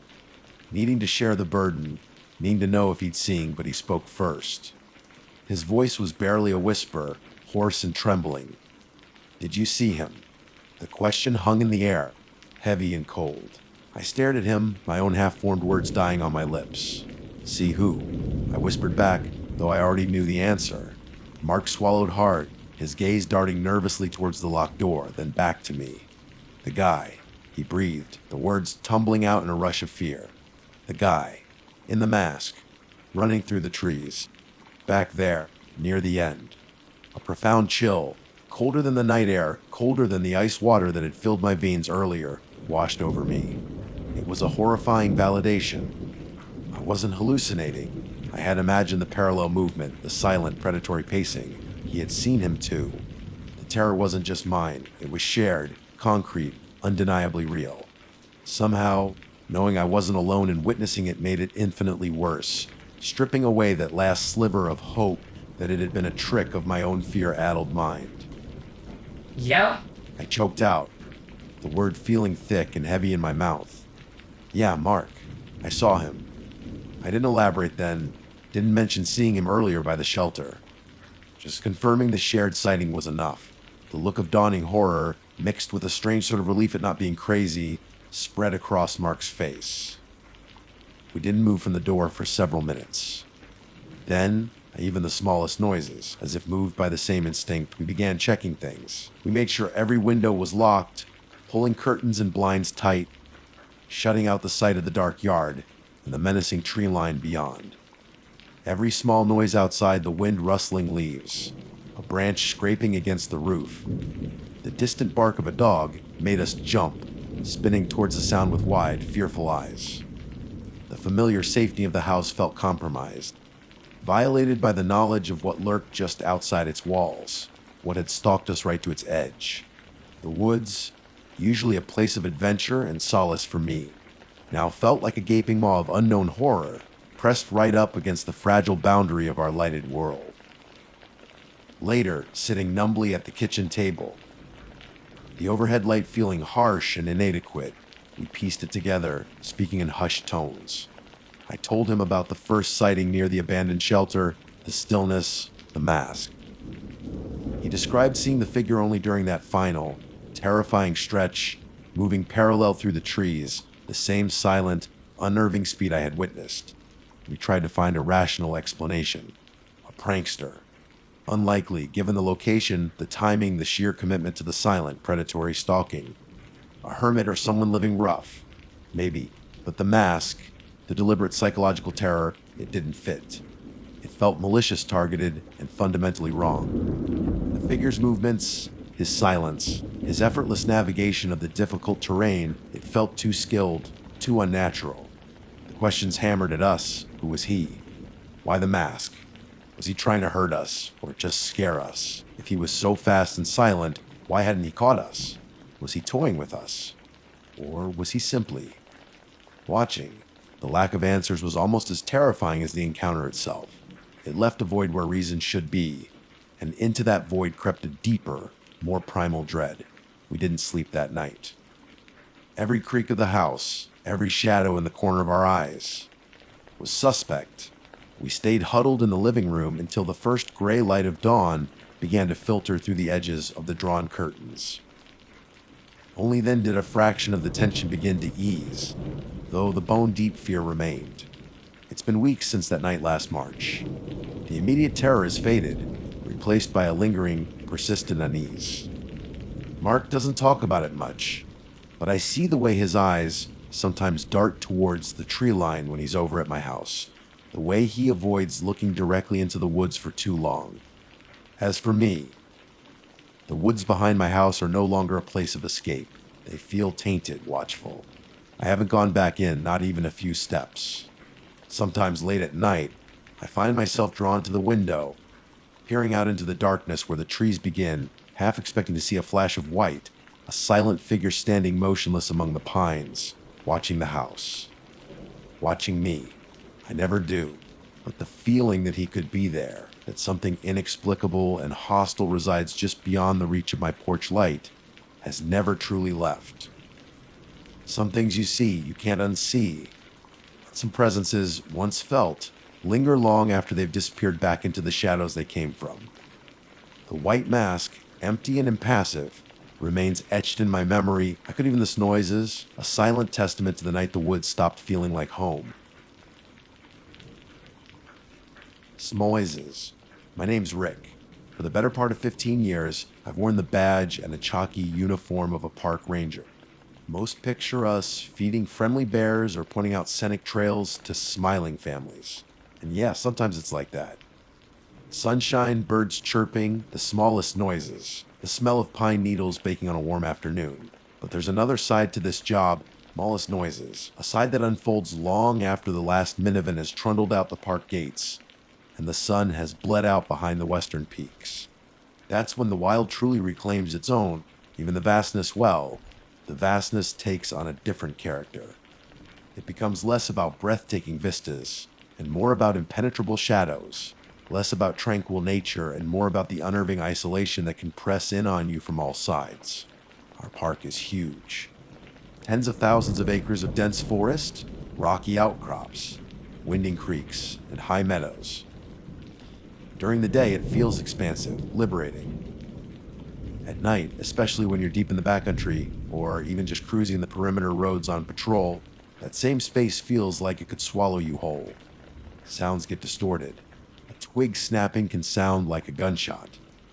The hood of an owl can twist into something almost conversational, something directed right at you. Your headlights cut a sharp tunnel through the black, but beyond that beam, anything could be watching. Anything could be waiting. You learn to live with it, mostly. You develop a sort of professional detachment, a way of cataloging the strange bumps and rustles as probably just deer or you wind in the pines. But deep down, even the smallest noises, there's always a little flicker, a primal awareness that you're just a visitor here, and the night has secrets it doesn't readily share. One of my routines, something I started doing maybe 5 or 6 years back, was finding a quiet spot to decompress after a particularly long or stressful shift before heading back to the wife and kids. Smallies. Driving straight home sometimes felt like dragging the tension of the park into my living room. So, I found this little spot, a scenic overlook off the old Ridge Road. It wasn't heavily advertised, mostly used by locals back in the day before the main highway bypass was built. It offered a killer view of the valley below, and at night, when the town lights were just a faint glimmer miles away, the stars were incredible. Utterly silent up there, usually. Just the wind, maybe some crickets. I'd pull my standard issue Park Service truck into the gravel lot, find a spot facing the void, and just kill the engine. Roll down the windows if it wasn't too cold, lean the seat back, and just breathe. Let the silence wash over me, let the starlight filter in. 10, 15 minutes, that's all it usually took. Smallest noises. Enough to shed the skin of the ranger and start feeling like Rick again, husband and dad. It became a ritual, a necessary buffer between the wild uncertainty of the park and the predictable comfort of home. I'd done it hundreds of times, probably. Seen meteor showers streak across the sky, watched distant thunderstorms flicker like faulty neon signs, even spotted the occasional nocturnal animal, a fox trotting across the gravel, an owl swooping silently overhead. Never anything threatening. Never anything that made the hair on the back of my neck stand up. Until that night. It had been a long one. A later season search for a hiker who'd gotten turned around off trail. We found him, thankfully, just as dusk was settling deep in the canyons. Hypothermic, dehydrated, scared, but alive. The smallest noises. The extraction took hours, navigating treacherous terrain in the dark, coordinating with the volunteer rescue team. By the time we got him handed off to the paramedics and I'd finished the initial paperwork, it was well past midnight. Closer to 2 a.m., I reckon. Exhaustion was settling into my bones, that deep, gritty kind that makes your eyelids feel like sandpaper and your thoughts move like molasses. But the adrenaline from the search was still buzzing underneath, a low hum that kept sleep at bay, the smallest noises. Home was still a good 45-minute drive, and the thought of just pulling over at the overlook felt less like a luxury and more like a necessity. Just a few minutes to let the engine cool and my nerves settle. The drive up Ridge Road was darker than usual. The moon was a new sliver, offering almost no illumination. My headlights seemed weaker, carving a pathetic little cone through an ocean of black. The trees lining the road pressed in close, their branches like skeletal fingers reaching out. Usually, I found a certain peace in this drive, but tonight, the fatigue and the lingering adrenaline were mixing into something else. A vague unease. I shook my head, blaming it on being overtired. I just need to sit for a minute, Rick, I told myself. Pulling into the overlook felt different. The usual faint ambient sounds seemed absent. No crickets chirping their nightly chorus. No distant breeze rustling the leaves. Just a heavy, oppressive silence. It felt like the whole world was holding its breath. I parked in my usual spot, facing the valley, killed the engine, and plunged the immediate vicinity into near total darkness. The silence deepened, pressing in through the closed windows of the truck. I sighed, leaning my head back against the rest, closing my eyes for just a second. The stars, when I opened them again, were sharp and brilliant in the moonless sky, cold points of light scattered across an infinite canvas. Beautiful, but tonight also strangely remote, uncaring. I sat there for maybe 10 minutes, tried to focus on my breathing, tried to let the tension ebb away, but it wasn't working. That vague unease from the drive up hadn't dissipated. If anything, it had intensified.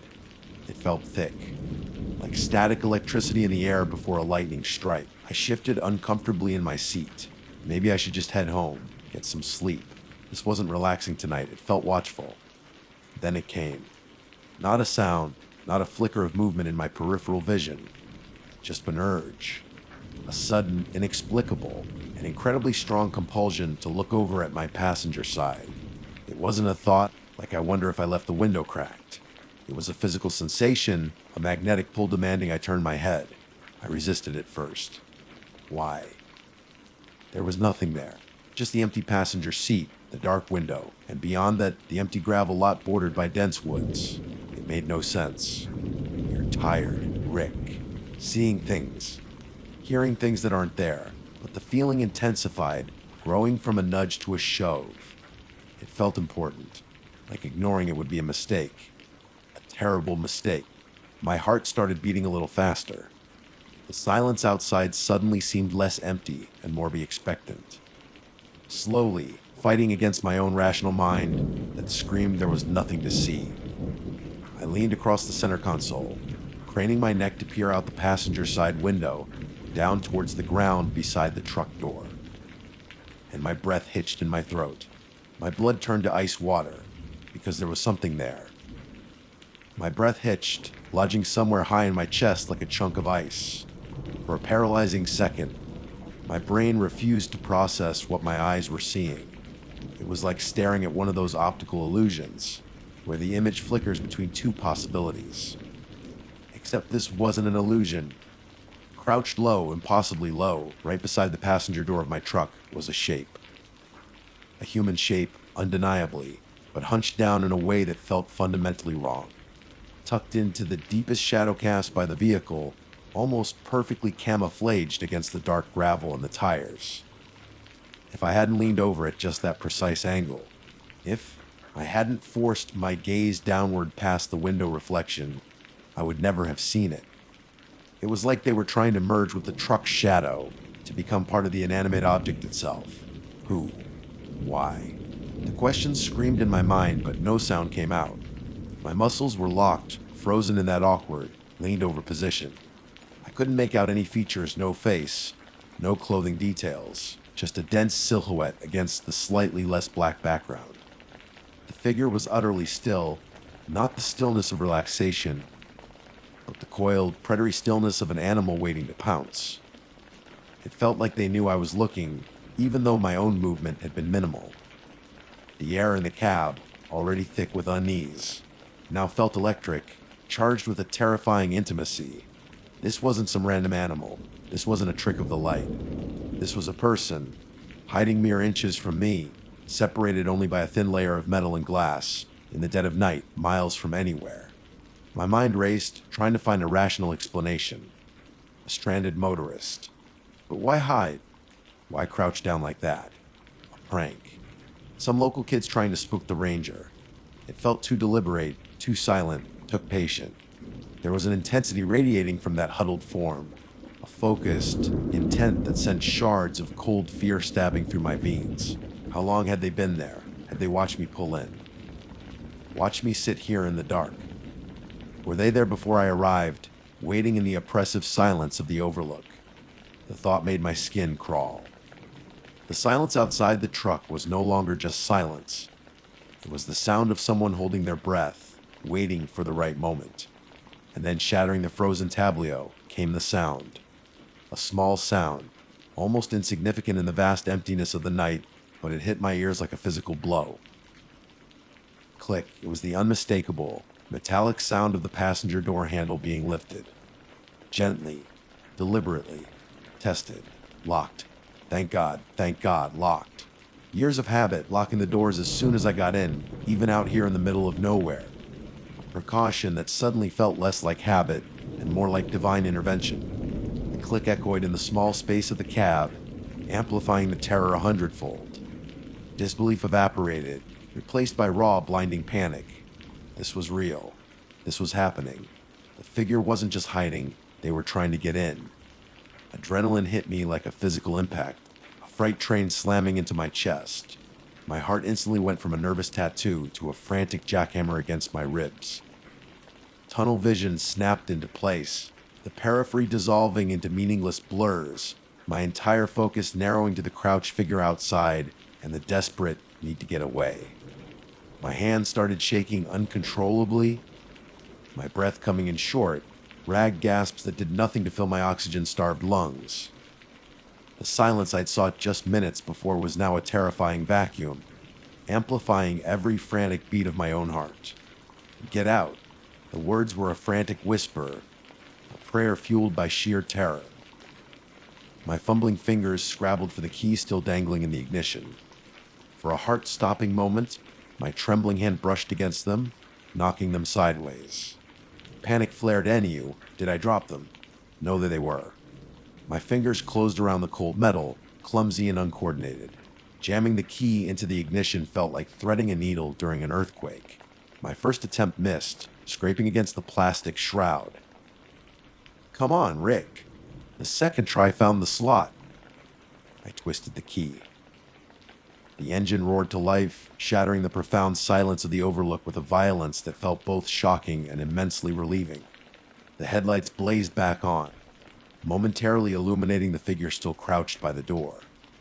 They flinched slightly at the sudden noise and light, but didn't bolt. Didn't run. Didn't even fully stand up yet. There was no thought process, just pure instinct.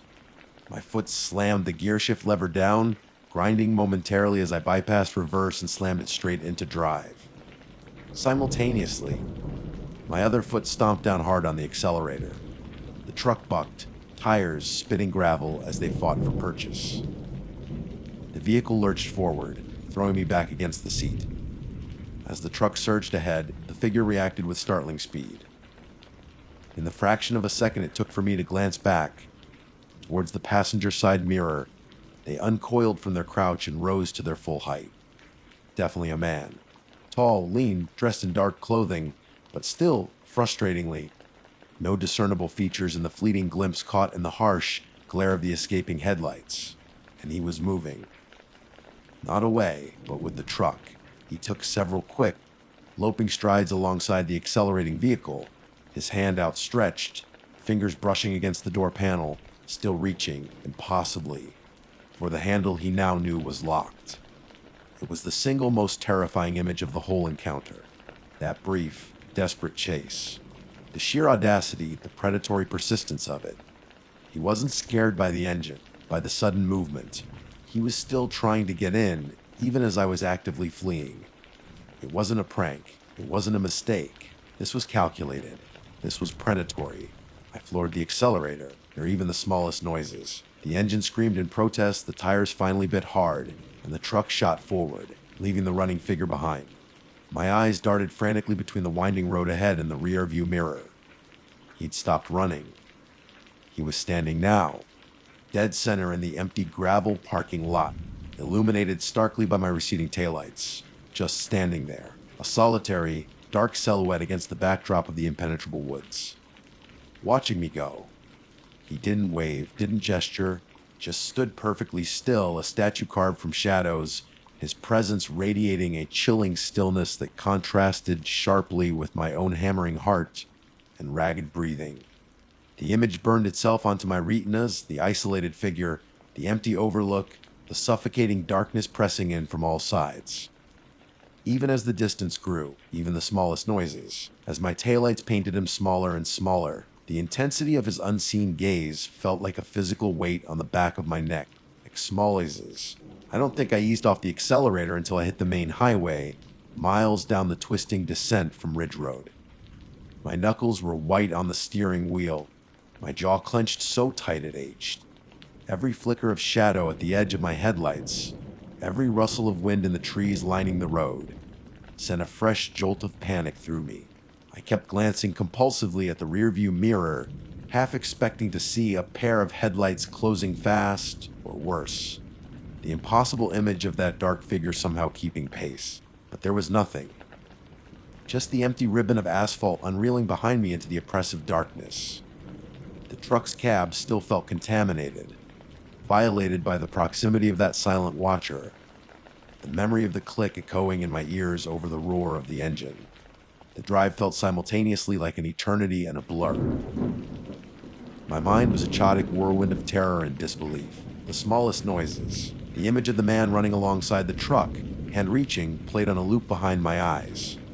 The way he just stood there afterward, watching me fleet, it wasn't the reaction of someone caught doing something wrong. It wasn't fear or surprise. It was something colder, more assessing, like a predator watching potential prey escape, cataloging the failure for next time. The sheer unreasonableness of it was almost as terrifying as the act itself. People don't just crouch beside strangers' vehicles in remote locations at 2 a.m. and try to open the doors. Not normal people, anyway. My hands were still shaking when I finally saw the blessed sign, the first few bars of cell service flickering onto my phone screen as I neared the outskirts of civilization. I pulled over onto the shoulder, the gravel crunching loudly under the tires, a sound that now made me flinch, and fumbled the phone out of my pocket. My fingers felt thick and clumsy as I dialed 911. 911, what's your emergency? The dispatcher's voice was calm, a stark contrast to the ragged panic I could hear in my own breathing. Trying to explain what happened felt surreal. My name is Rick Stanton. I'm a park ranger. I started my voice hoarse. The Ubi was parked at the old scenic overlook off Ridge Road, just taking a break. I paused, trying to make it sound rational. There was a man hiding beside my truck. Crouched down, he tried to open my passenger door. You tried to gain entry to your vehicle, sir. Yes! He was right there, hiding in the dark. When I started the engine to leave, he stood up and ran alongside me for a few steps, still trying the handle. There was a slight pause on the other end. Can you describe this individual? Male, tall, thin build, dark clothing. It was too dark to see his face. He was just hip there, crouching, then standing in the middle of the lot as I drove away. I relayed the approximate time, my vehicle description, everything I could think of. The dispatcher took the information, promised to send a patrol unit to check the area, advised me to head straight home and lock my doors, had asked if I needed medical assistance. I declined, though my heart felt like it was trying to beat its way out of my chest cavity. Hanging up felt strangely anticlimactic. I sat there for another minute, the engine idling, the phone clutched in my sweaty palm. The silence of the highway shoulder felt different now, not peaceful, just empty, vulnerable. I finally put the truck back in drive and headed home. but the sense of relief I expected never fully materialized. Instead, a cold dread settled deep in my stomach. Later that morning, after only managing about an hour of fractured, nightmare-ridden sleep, I got the call back. County Sheriff's deputy had driven up to the overlook. Found nothing. No sign of anyone having been there recently. No vehicle, even the smallest noises. No suspicious individuals in the vicinity. They asked about footprints, but admitted the gravel was loose and disturbed. It would be hard to pick out distinct tracks unless you knew exactly where to look, and even think nothing definitive. The case was logged as a suspicious incident, but with no suspect, no witnesses other than me, and no physical evidence, there was nothing more they could do. The man, whoever he was, had vanished as silently and completely as he had appeared. The lack of resolution was almost worse than the incident itself. It left too much space for the imagination to fill in the blanks, and my imagination, fueled by lingering terror, conjured only horrifying possibilities. Who was he? A drifter? Someone mentally unstable? Or something worse? Someone who frequented that lonely spot, waiting for an opportunity? What was he doing crouched down like that, trying to be invisible? Was he armed?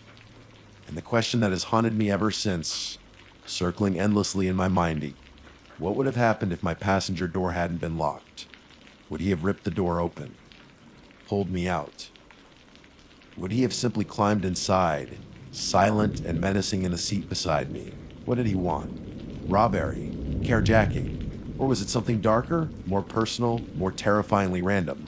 The possibilities branched out like cracks in ice, noises, each one colder and more disturbing than the last. That simple click of the lock, a routine action performed without thought hundreds of times before, had become less noises, had become the razor-thin line between a scary story and potentially the end of my story altogether. Needless to say, I haven't stopped at that overlook since. I can't even drive past Ridge Road after dark without feeling a prickle of unease, my eyes involuntarily scanning the shadows. The park itself feels different now, especially during those late shifts. The familiar noises of the night, the rustling leaves, the distant animal calls sometimes sound subtly wrong, mimicking speech or footsteps. Every shadow seems deeper, potentially concealing.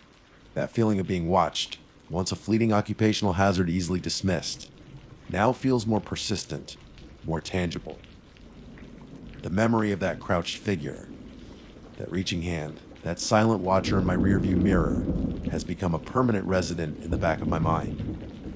It's a chilling reminder that even in places you think you know, places you feel comfortable, the darkness can hold secrets, and sometimes those secrets have teeth.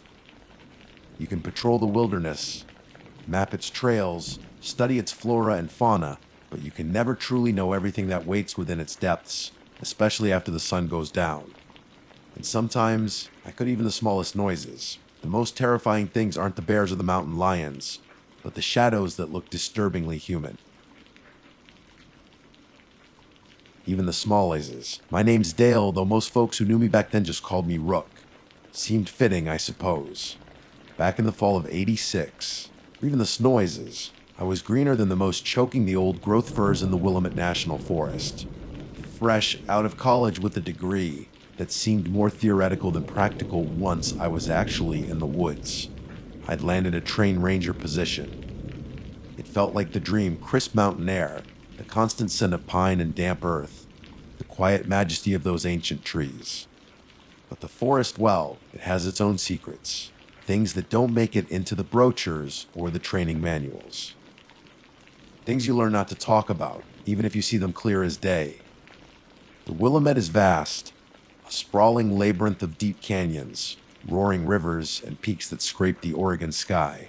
Most days were pretty standard trail maintenance, checking permits, chatting with hikers, maybe dealing with the occasional improperly stored food catch that attracted bears. Routine stuff. My supervising ranger was a guy named Mac John McNamara, officially. He was a lifer, etched by the sun and wind, with eyes that seemed to hold the depth and shadows of the forest itself. He didn't talk much, but when he did, you listened. He'd seen decades out here. I knew the woods like the back of his weathered hand, and carried an air of quiet competence that was both reassuring and slightly intimidating to a rookie like me. He wasn't unkind, just reserved, like he knew things he preferred not to dwell on. That particular day started like any other late September afternoon. The air had that sharp, autumnal bite, the kind that promises colder days ahead. The vine maples were starting to turn, splashes of fiery red and gold against the evergreen backdrop.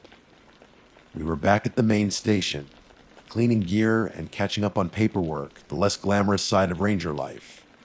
The radio crackled to life around 3 p.m., the dispatcher's voice slightly tinny. Station 3 got a report from a couple of hikers near the Mackenzie River Trail, Section 7 Alpha. Mac picked up the receiver. Go ahead, dispatch. Hikers reported encountering a large, aggressive animal about half a mile past the Hemlock Falls viewpoint. Said it was acting territorial, wouldn't back down.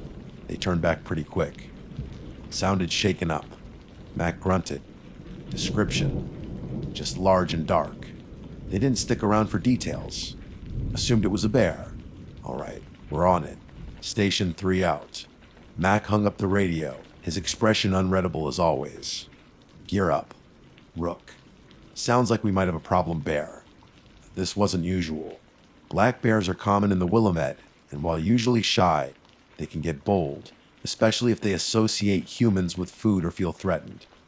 A bear hanging around a popular trail, acting aggressively. That required checking out.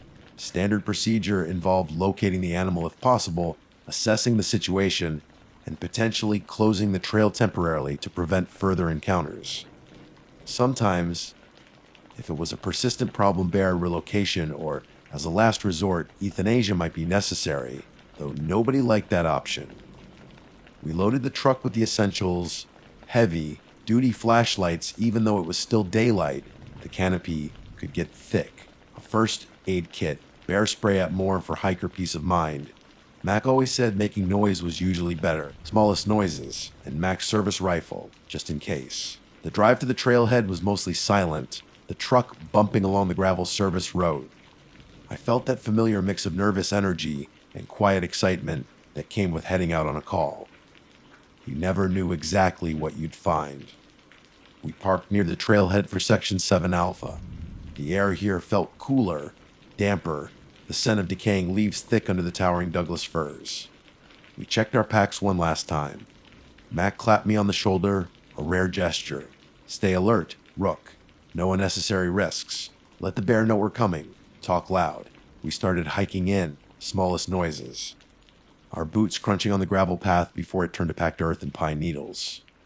We kept up a steady stream of conversation, calling out occasionally, "Hey, bear!" The sound swallowed almost immediately by the dense woods. The trail wound upwards, following the contours of the land, even the smallest noises, with the roar of unseen waterfalls echoing from the canyon below. It was beautiful, undeniably, but there was an undercurrent I couldn't shake, a feeling of being watched that was more pronounced than usual.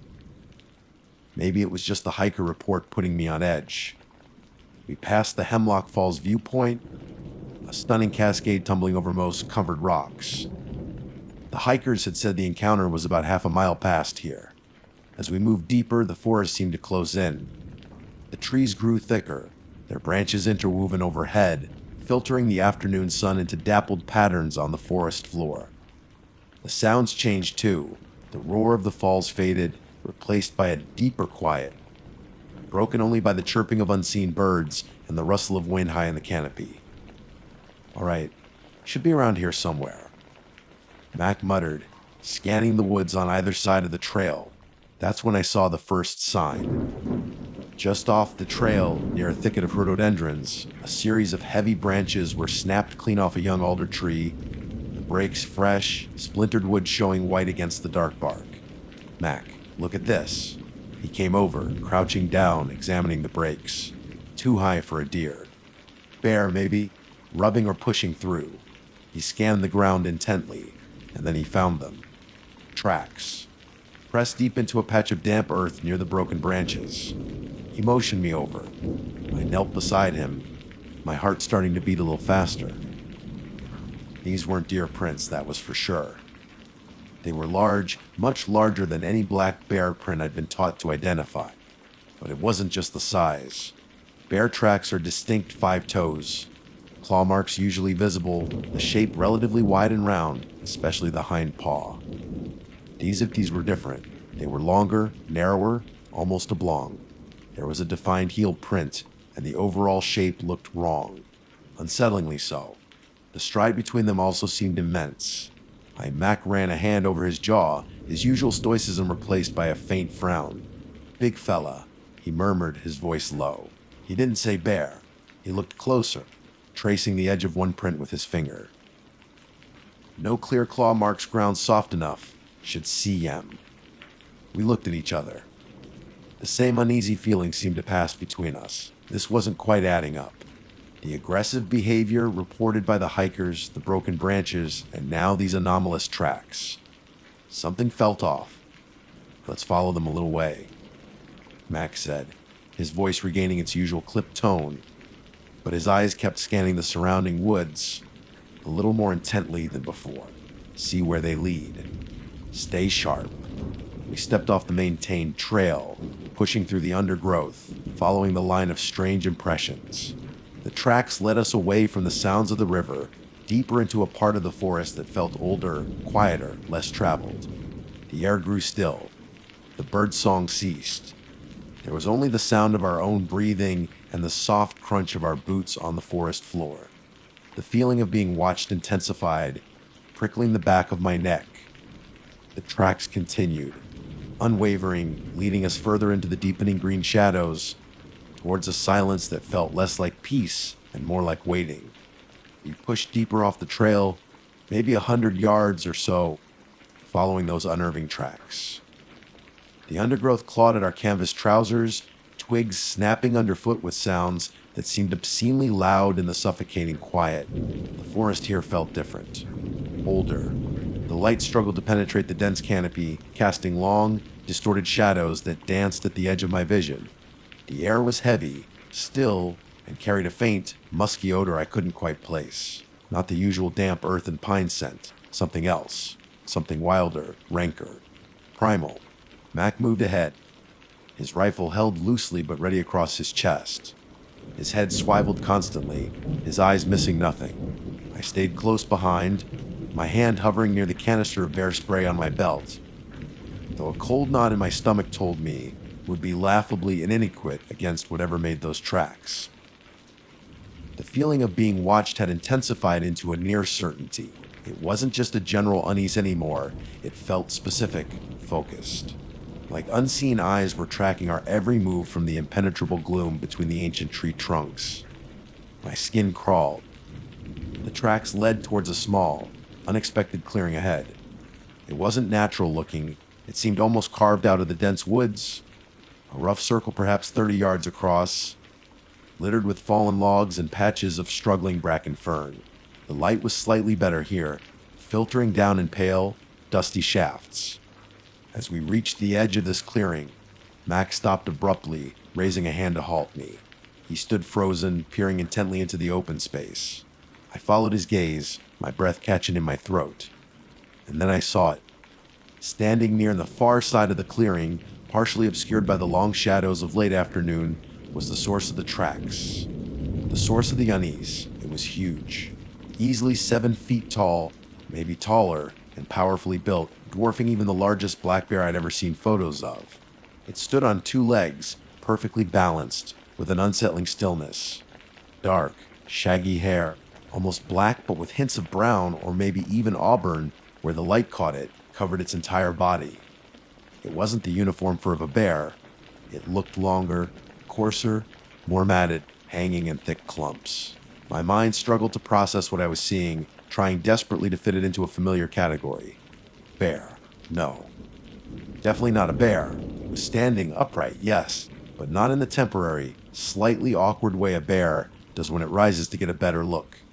This thing stood naturally, comfortably, on 2 legs. Its posture was wrong.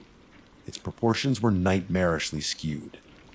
The arms were too long, hanging down nearly to its knees, thick and corded with muscle beneath the shaggy hair. The shoulders were immensely broad, leading up to a head that seemed set directly onto the torso with little discernible neck. The way it moved, or rather, the way it didn't move initially, was terrifying. It was statue, still, observing us. Then slowly, deliberately, it turned its head. The face. Oh God, the face. It wasn't the snout of a bear. It was flatter, broader, the features disturbingly simian. Primate-like, but no ape I'd ever seen or read about matched this. There was a heavy brow ridge, deep-set eyes, and a wide, somewhat flattened nose. The mouth was a lipless slash in the coarse hair. It was humanoid, but hideously, fundamentally other. Not animal, not human. Something ancient, something that didn't belong in the neat categories of biology I'd studied. It looked right at us. Maybe 50 yards separated us, maybe less. Close enough to see its eyes. They were in the simple, reflective eyes of a deer caught in headlights, nor the small, black beads of a bear. They were dark, deep-set, and possessed a terrifying spark of intelligence. There was awareness in that gaze, a conscious recognition. It knew what we were, knew we were watching it, and there was something else swirling in those depths, an emotion I couldn't decipher. Was it anger? Threat? Or was it something closer top sadness? A profound, wary sorrow. The ambiguity was perhaps the most frightening part. An angry bear is predictable. This was incomprehensible. Time seemed to freeze. The forest held its breath. My own lungs burned. Forgotten. I couldn't move, couldn't think, could only stare, locked in that impossible gaze. The creature broke the silence. It let out a sound, a low, guttural growl that started deep in its massive chest. It wasn't a bear's huff or roar. This sound vibrated through the air, through the ground, through me. I felt it in my bones, a resonant, menacing frequency that spoke of immense power and barely contained aggression. It wasn't just a warning, it felt like a physical force pressing against my sternum. Fear, cold and absolute, finally broke through my paralysis. My hand tightened on the bear spray, a useless talisman. Beside me, I could feel Mac tense, his knuckles white where he gripped his rifle, though he didn't raise it to aim. Then, as quickly as it had appeared, the creature turned. Not in panic, not in flight, but with a fluid, deliberate motion. I couldn't even the smallest noises. It didn't crash through the underbrush like a startled bear or deer would. It simply melted back into the dense forest on the far side of the clearing. It moved with an impossible combination of speed and silence for something so enormous. One moment it was there, a hulking, terrifying presence dominating the clearing. The next, only the swaying of ferns marked its passage. And then nothing. Just the trees, the shadows, and the oppressive silence rushing back in to fill the void. The clearing felt empty, yet small as it charged with a residual energy. The musky smell lingered faintly in the air. I stood there, trembling, my mind reeling, trying to reconcile the image seared into my brain with the mundane reality of the forest around me. It couldn't be real. Bigfoot. Sasquatch. The names flickered through my mind, dismissed as campfire stories, folklore. Until now. A hand clamped down hard on my arm, making me jump violently. It was Mac. His face was pale beneath the tan, his eyes wide, wider than I'd ever seen them. There was fear there, unmistakable, but also something else, a fierce, urgent resolve. His voice when he spoke was low, tight, strained. "We saw a bear," he said, his grip tightening on my arm, forcing me to look at him, to meet his intense gaze. A large black bear. Understand, rook. I opened my mouth, but no sound came out. My throat was dry, constricted. Bear. Did he not seek? How could he possibly? Understand. He repeated, his voice harsher now, almost a command. The fear in his eyes was still there, but it was overlaid with a desperate insistence. He wasn't asking me. He was telling me. This was the narrative. This was the reality we were taking back with us. I finally managed a nod, a jerky, unconvinced movement. My mind screamed denial, but the look in Mac's eyes, the primal fear mixed with a strange kind of authority born from experience I couldn't fathom, silenced my protest. Good, he breathed out, finally releasing my arm. Let's get back, quickly. And stay alert. He turned and started back the way we came, not waiting for me. He moved fast, crashing through the undergrowth with none of the earlier caution, his eyes fixed straight ahead. I scrambled after him, casting terrified glances back towards the empty clearing, half expecting to see those dark, intelligent eyes watching us from the shadows. The hike back to the main trail was a blur of adrenaline and confusion. The silence between us was absolute, heavy with the weight of the unspoken, of the impossible thing we had both witnessed and agreed, without agreement, to deny. Every snapping twig, every rustle of leaves, sent jolts of fear through me. The forest no longer felt majestic. It felt menacing, secretive, capable of hiding things far stranger and more terrifying than any simple bear. I couldn't bear endless noises. We practically stumbled out of the undergrowth and back onto the defined trail, the familiar packed earth somehow feeling both alien and blessedly normal after the primal wildness we'd just brushed against. Neither of us spoke as we double-timed it back towards the trailhead. The late afternoon sun, now lower in the sky, slanted through the trees, painting the forest floor in long, eerie stripes of light and shadow. Every shadow seemed deeper, potentially concealing. The wind whispering through the pines no longer sounded like nature's sigh. It sounded like hushed, indecipherable words. The forest felt awake, aware, and infinitely less welcoming than it just a few hours before. Reaching the truck felt like breaking the surface after being held underwater for too long. I leaned against the cool metal of the doorframe, sucking in deep breaths, trying to calm the frantic hammering in my chest. Mac unlocked the doors, tossed his rifle onto the passenger seat rack, and slid behind the wheel, all with a grim, focused efficiency. The drive back to the station was thick with a silence that screamed louder than any words could. I stared out the window, watching the familiar trees blur past, but my mind was stuck back in that clearing, replaying the impossible imaging, the height, the shaggy hair, the long arms, the flat, intelligent face, and those eyes, those knowing, ancient eyes. Bear, Mac had said bear. The word echoed hollowly in my head. It was a flimsy shield against a truth so profound, so terrifying, it threatened to unravel my understanding of the world. Did he really believe it, or was it a deliberate, necessary lie? Looking at his profile as he drove jaw tight, eyes fixed rigidly on the winding service road, knuckles white on the steering wheel, I suspected the latter. He looked like a man wrestling with something immense, something he'd possibly encountered, or at least heard whispers of before. Back at the station, the fluorescent lights felt harsh and sterile after the deep woods. The mundane sounds, the hum of the refrigerator, the crackle of the radio occasionally breaking the quiet, the ticking clock on the wall, seemed out of place, like props on a stage set designed to look normal while something monstrous waited just off stage. Another ranger, Miller, was on duty, reading a magazine. He looked up as we entered, muddy and disheveled. "Hey, Mac Rook, find your problem bear?" Miller asked casually. Mac grunted, stripping off his outer jacket. "Yeah, big boar. Got too close to the trail, spooked some hikers. Didn't see it on the way out, but the sign was clear enough. We're closing Section 7 Alpha for a few days, let things cool off." His voice was steady, practiced, believable. If you hadn't been there, if you hadn't seen it. I mumbled a greeting, avoiding Miller's eyes, terrified my own face would betray the lie, the sheer, mind-bending terror still thrumming beneath my skin. I busied myself cleaning imaginary mud off my boots, needing a moment to compose myself.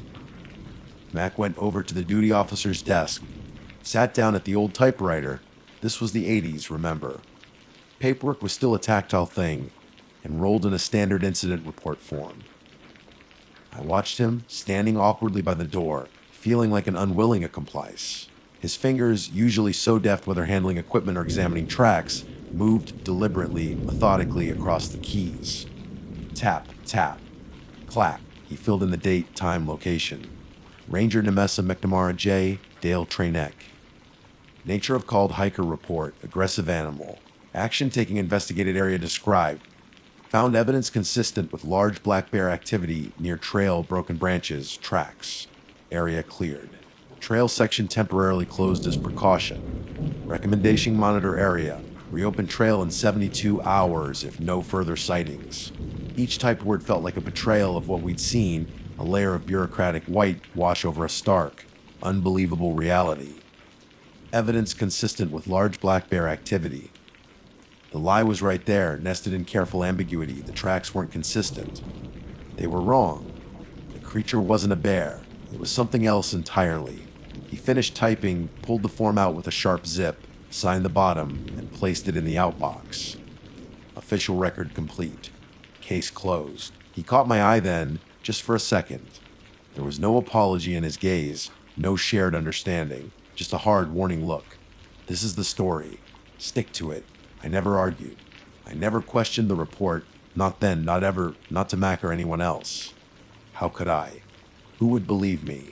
I was the rookie, the trainee. He was the seasoned veteran.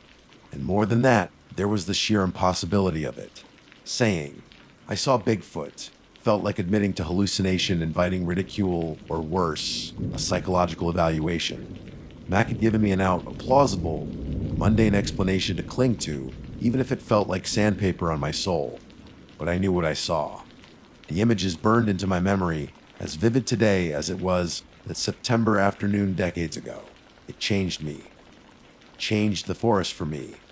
I stayed on as a ranger for a few more years, eventually moving to a different park, further south. But the Willamette, I never looked at its deep woods the same way again. The beauty was still there, but now it was overlaid with a sense of profound mystery and a lurking, potential menace.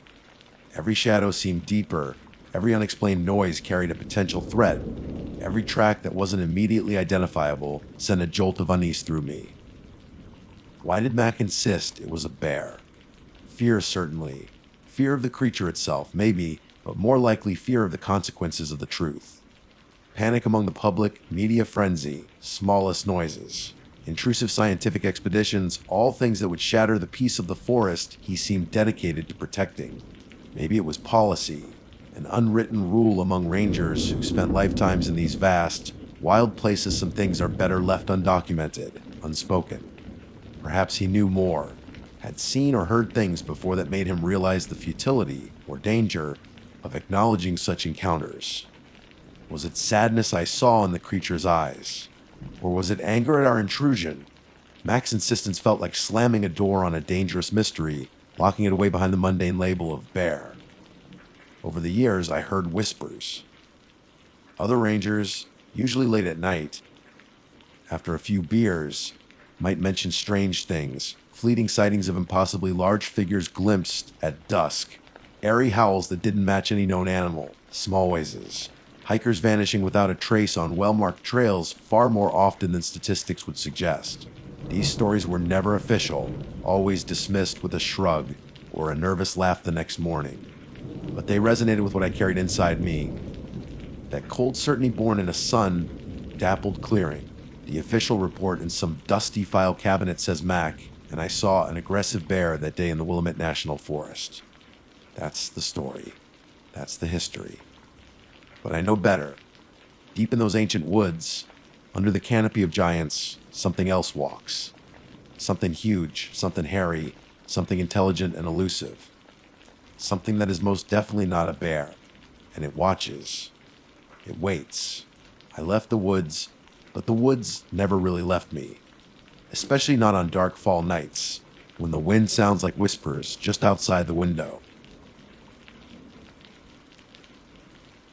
My name is Diane, and for the last 15 years, I've been part of the search and rescue operations in this sprawling, unforgiving park. Most people think our job is glamorous, rappelling down cliffs or tracking through pristine wilderness. The reality is often mundane and, frankly, quite sad. We deal with a lot of missing hiker cases. A lot. Usually, it's predictable. Someone underestimated the trail difficulty. They went off path trying to find a shortcut or a better view. They got turned around, maybe twisted an ankle, or took a bad fall. Sometimes it's the weather, a sudden storm they weren't prepared for, hypothermia setting in faster than they could react. We find them. Sometimes, some's cold and scared but alive. Sometimes not. We train for the worst, hope for the best, and learn to compartmentalize the images, the sounds, the smells that come with recovery operations. It's a tough job, but there's a quiet satisfaction in bringing someone home, one way or another. but the disappearance of Liam Olsing that was different. It burrowed under your skin and stayed there, a cold, sharp sliver you couldn't quite dislodge. Liam wasn't one of the unprepared. He wasn't a newbie who thought a 5-mile hike in sneakers and a cotton t-shirt was a good idea. Liam Olsen was an experienced hiker. He knew these trails, the ones he frequented anyway, as well as I did, maybe better. He was fit, responsible, always checked the weather forecast, carried the 10 essentials, sometimes even more. He was doing a simple, familiar day hike, Trail 7 out to the overlook and back. It's a popular loop, well maintained. Reasonably challenging, but nothing extreme. People hike it every day. The call came in late afternoon. His wife, Sarah, worried because he hadn't checked in or returned by his expected time. It wasn't immediate panic. Maybe his phone died. Maybe he just lingered at the overlook. But as the hours ticked by and darkness began to fall, the calls became more frequent, more desperate. By the time the sun was fully down, a Code 2 was issued, missing person, likely in need of assistance. My team was mobilized immediately. First response is crucial. We got to the trailhead within the hour. Liam's car was there, parked neatly in his usual spot. Nothing seemed out of the ordinary. Locked up, no sign of forced entry or struggle. His backpack wasn't in the car, good, he'd taken his gear. Keys weren't in the ignition. It was all normal. And that was the first thing that felt wrong. Experienced hikers like Liam, if something goes sideways, you expect some kind of sign. A note, a damaged car, anything that says, okay, maybe he had trouble before he even started. But there was nothing. Just a car, noises, waiting for its owner to return from a routine hike. We started the preliminary search that night. A small team with thermal imagers and powerful spotlights, sweeping the first mile or so of Trail 7. The air was still, the forest unnervingly quiet. Not the usual night sounds of crickets and rustling leaves, but a heavy, expectant silence. Every snapped twig sounded like a gunshot. Every distant hoot of an owl felt like it was watching us. We found nothing. No sign of him, no dropped gear, no footprints off the main packed dirt path. It was like he'd walked into the woods and simply dissolved. The next morning, the full operation began. We had ground teams covering the main trail and sweeping off trail in grid patterns. Helicopters with infrared cameras flew overhead, though the dense canopy made that tricky. We brought in the K9 units trapping dogs, are often our best resource in these situations. We gave the handlers one of Liam's warrant shirts from Sarah. The dogs picked up a scent quickly at the trailhead, strong and clear, leading down Trail 7. Hope surged through the team. Okay, he definitely started the hike. We just needed to follow the dogs. They followed the scent steadily for about 2 miles. It was standard tracking work. The dogs were keen, pulling their handlers forward. We were making good time, our pace dictated by the K9 units. We passed familiar landmarks, crossed the small wooden bridge over Black Creek. Then we approached the area near the distinctive rock formation. It's a large outcrop. Looks a bit like a giant's fist punching out of the ground, covered in moss and scarred by time. Noises. Locals have various names for it, some less welcoming than others. I'd never thought much of it, just another geological feature. But as the dogs reached the vicinity of that formation, everything changed. They became agitated, whining, circling, heads down but not tracking forward. Their handlers tried to encourage them, giving the scent article again. The dogs would put their noses to the ground near the base of the rock, maybe follow a hesitant few steps, then lift their heads abruptly, hackles raised, sometimes letting out a low, fearful growl. It wasn't the behavior of a dog who had lost a scent naturally, like it faded over time or was washed away by rain. This was different. This was like the scent just vanished, hit a wall, or maybe, more disturbing, like whatever made the scent was no longer there in a way the dogs could comprehend. We spent hours combing the area around the rock formation. Every crack, every crevice, the top of the formation itself, climbers went up. Nothing. No sign Liam had rested there, no discarded water bottle, no footprints heading off in a specific direction that wasn't the main trail. The dogs couldn't pick the scent up beyond a few yards past the formation. It was the strangest thing any of us had ever seen working SAR. A strong track simply cut off. We expanded the search area exponentially from that point, treating it like we had no idea where he'd gone missing from. Grid patterns covered hundreds of acres. We searched for weeks. Day after day turned night back into day. The initial surge of adrenaline and hope gave way to grim determination, then to exhaustion, and finally to a heavy, soul-crushing despair. The smallest noises. We followed every possible lead, reported sightings that turned out to be other hikers, discarded trash. Dash wasn't his. Trails of disturbed leaves that led nowhere. We interviewed everyone who might have seen him. Nothing. Liam Olson had gone for a day and simply disappeared. After nearly 3 weeks, the official search was scaled back. Resources were needed elsewhere. It's the hardest call to make, or rather, to accept when it comes from higher up. Knowing someone is still out there, but you just can't justify the immense cost and manpower for a search yielding nothing. We did smaller, targeted searches occasionally over the next couple of months, hoping for a lucky break, a glint of color that shouldn't be there, anything. But there was nothing. The woods held their secrets tightly. Liam Olson was never found. No body, no gear, nothing beyond that invisible line near the rock formation where the dogs lost the scent. Officially, the case is cold. Another name added to the list of unsolved disappearances in the wilderness, a statistic. But for those of us on the team, especially me, it felt like a failure, a gaping wound in our collective consciousness. And there was always that chilling question, what happened at that rock? The weeks of intense searching for Liam Olson eventually dwindled, as they always do when hope runs thin and resources become stretched. The official status shifted from active search to cold case, a bureaucratic term that felt like a betrayal to those of us who had walked ourselves ragged looking for him. His file was moved from the active desk to a shelf in the records room. The park returned to its seasonal rhythms, the vibrant green of summer, the fiery golds and reds of autumn, the stark, silent white of winter. For the visitors, life went on. For us, especially those who were on the initial response, Liam's disappearance became a scar on the landscape, an invisible void in our routine patrols.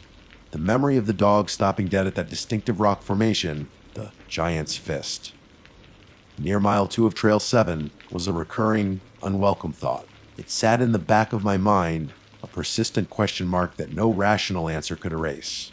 Months passed. Autumn turned to winter, and winter began to loosen its icy grip, even the noises, giving way to the tentative thaw of early spring. We were starting to see the first brave wildflowers pushing through the thawing earth.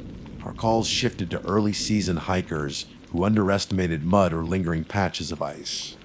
Then a call came in from the park entrance station. A hiker, a college student named Clara, who was doing a long-distance section hike through the park, had turned in something strange she'd found. She'd taken a short detour off Trail 7, not far from the area where we'd lost Liam's scent. She was looking for a spot to rest and filter water, and she'd scrambled down a small embankment near the base of the Giant's Fist formation, maybe 30 feet or so from the main trail. Tucked under an overhang of rock, partially hidden by damp leaves and soil, she'd found it. She brought it into the station in a clear plastic bag, the kind you might use for collecting plant samples. Ranger Miller was at the desk and called me. Diane, this hiker found.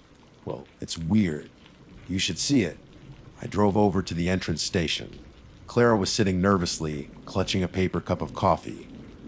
Miller beckoned me over, his usual cheerful demeanor replaced by a look of mild bewilderment mixed with unease.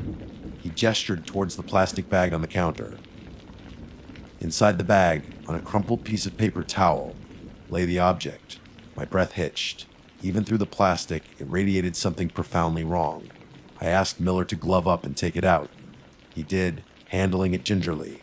It was small, maybe 6 inches long, carved from a dark material that looked like ancient, dense wood, or perhaps bone that had been stained or aged over centuries.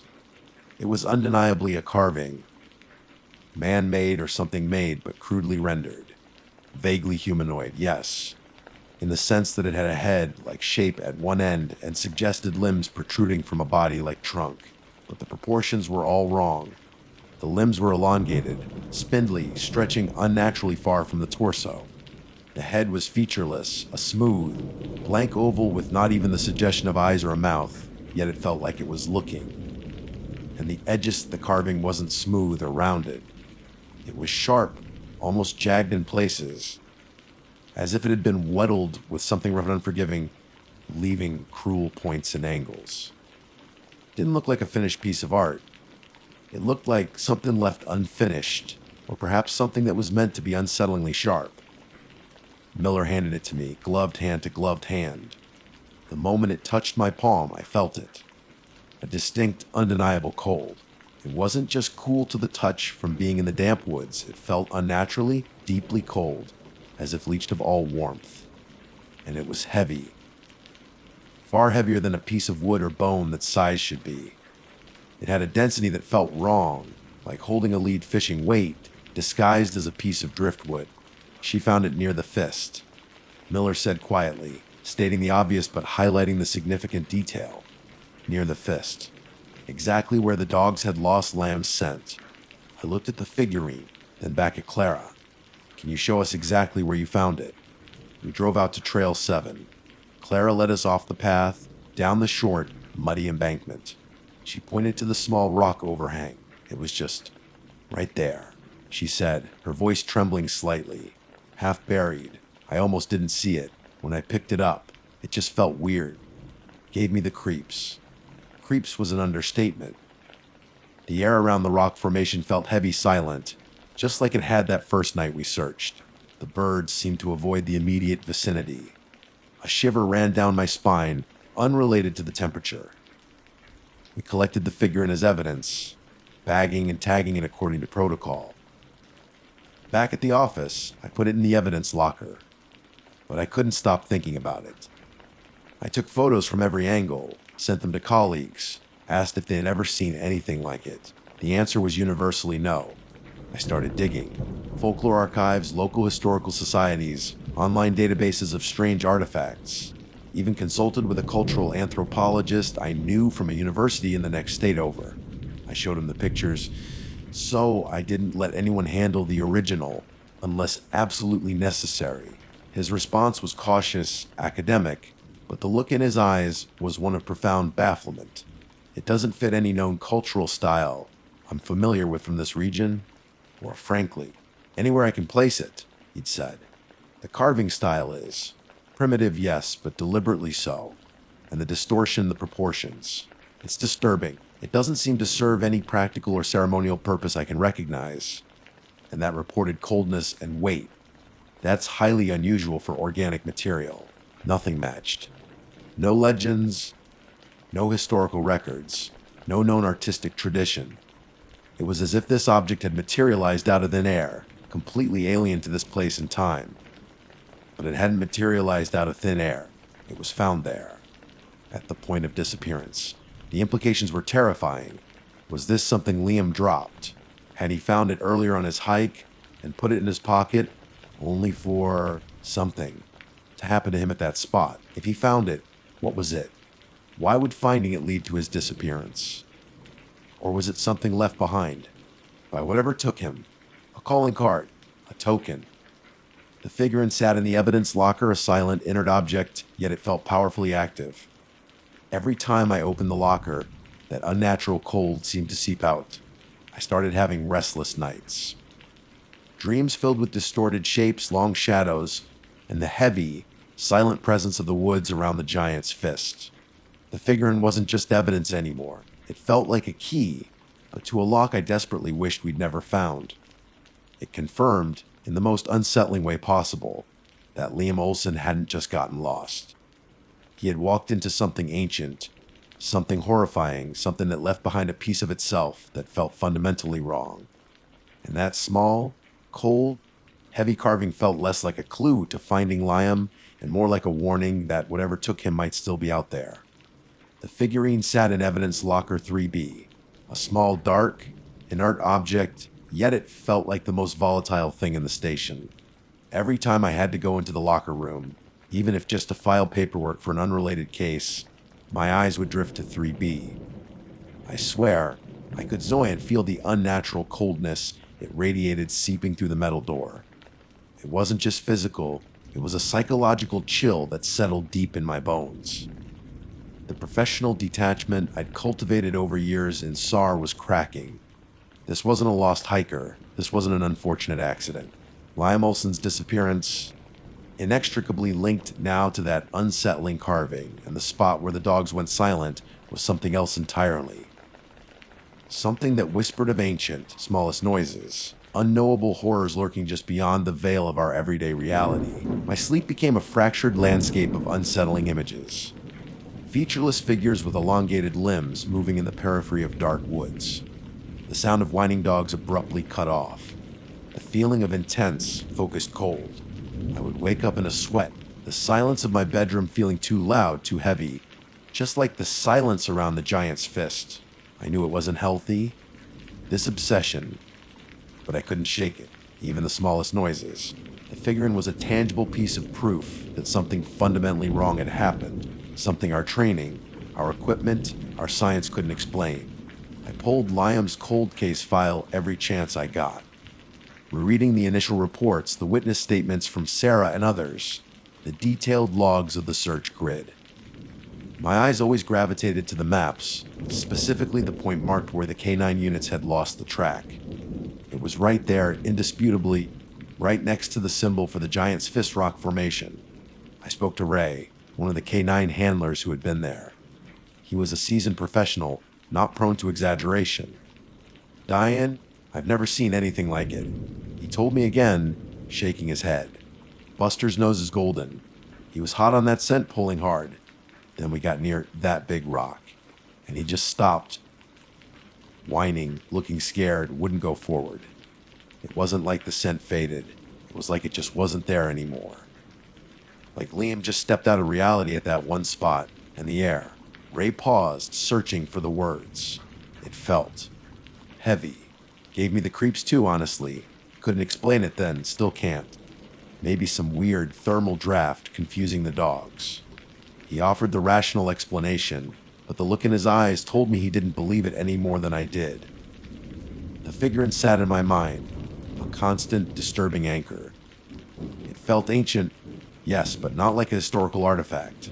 More like something from a time before things had names, before the world was fully formed. And that coldness. I found myself wearing long sleeves even indoors, trying to shake a chill that seemed to emanate from within.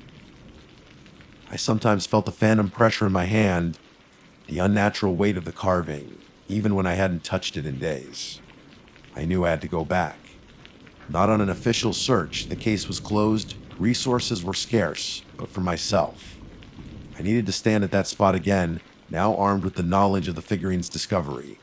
It felt like a dangerous impulse, but one I couldn't ignore. I picked a quiet afternoon, telling my supervisor I was doing some trail assessment near Trail 7. I hiked alone. The familiar path felt different, quieter, as I approached the 2-mile mark. The sun was bright. The sky was clear, but the air seemed to grow heavy, muffling the sounds of the forest the closer I got to the Giant's Fist. As I stepped into the small, semi-cleared area around the base of the rock formation, the silence descended. It wasn't the peaceful quiet of nature. It was an absolute absence of sound that felt wrong, like my ears had gone dead. No birdsong, no insect hum, not even the rustle of leaves. The air here was perceptibly colder despite the warm spring day. A deep, penetrating cold that felt wrong. I walked around the base of the rock, eyes scanning the ground, the crevices, the overhang where Clara had found the figurine. I knelt near the spot, touching the damp earth, then the rock face itself. It felt like touching refrigerated stone, unnaturally cold. As my fingers ran over the mossy surface, I felt a prickling sensation on the back of my neck, the unmistakable feeling of being watched. I spun around, scanning the dense woods surrounding the clearing. Nothing. Just the impassive, dark green wall of trees. But the feeling persisted, intense and focused, like a predator's gaze. I stayed there for nearly an hour, pushing down the rising panic. Every shadow seemed deeper, every stillness more profound. I heard faint sounds that dissolved the moment I tried to focus on them, a fleeting whisper that wasn't wind, a distant snap that didn't sound like a branch breaking. It felt like standing on the threshold of somewhere I shouldn't be, a place where the boundaries between worlds were thin and something ancient and hungry resided. This was where the scent stopped. This was where the figurine was left. This was where Liam Olsen ceased to exist in the way we understand. Getting back to the trailhead felt like escaping. The air lightened, smallest noises, the normal sounds of the forest gradually returned, and the oppressive feeling lifted the further I got from the giant's fist.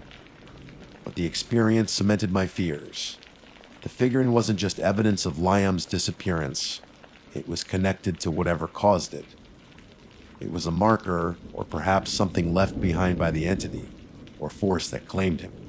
And finding it felt less like a breakthrough and more like accidentally picking up a thread from something vast and terrifying, something that might not know I'm here.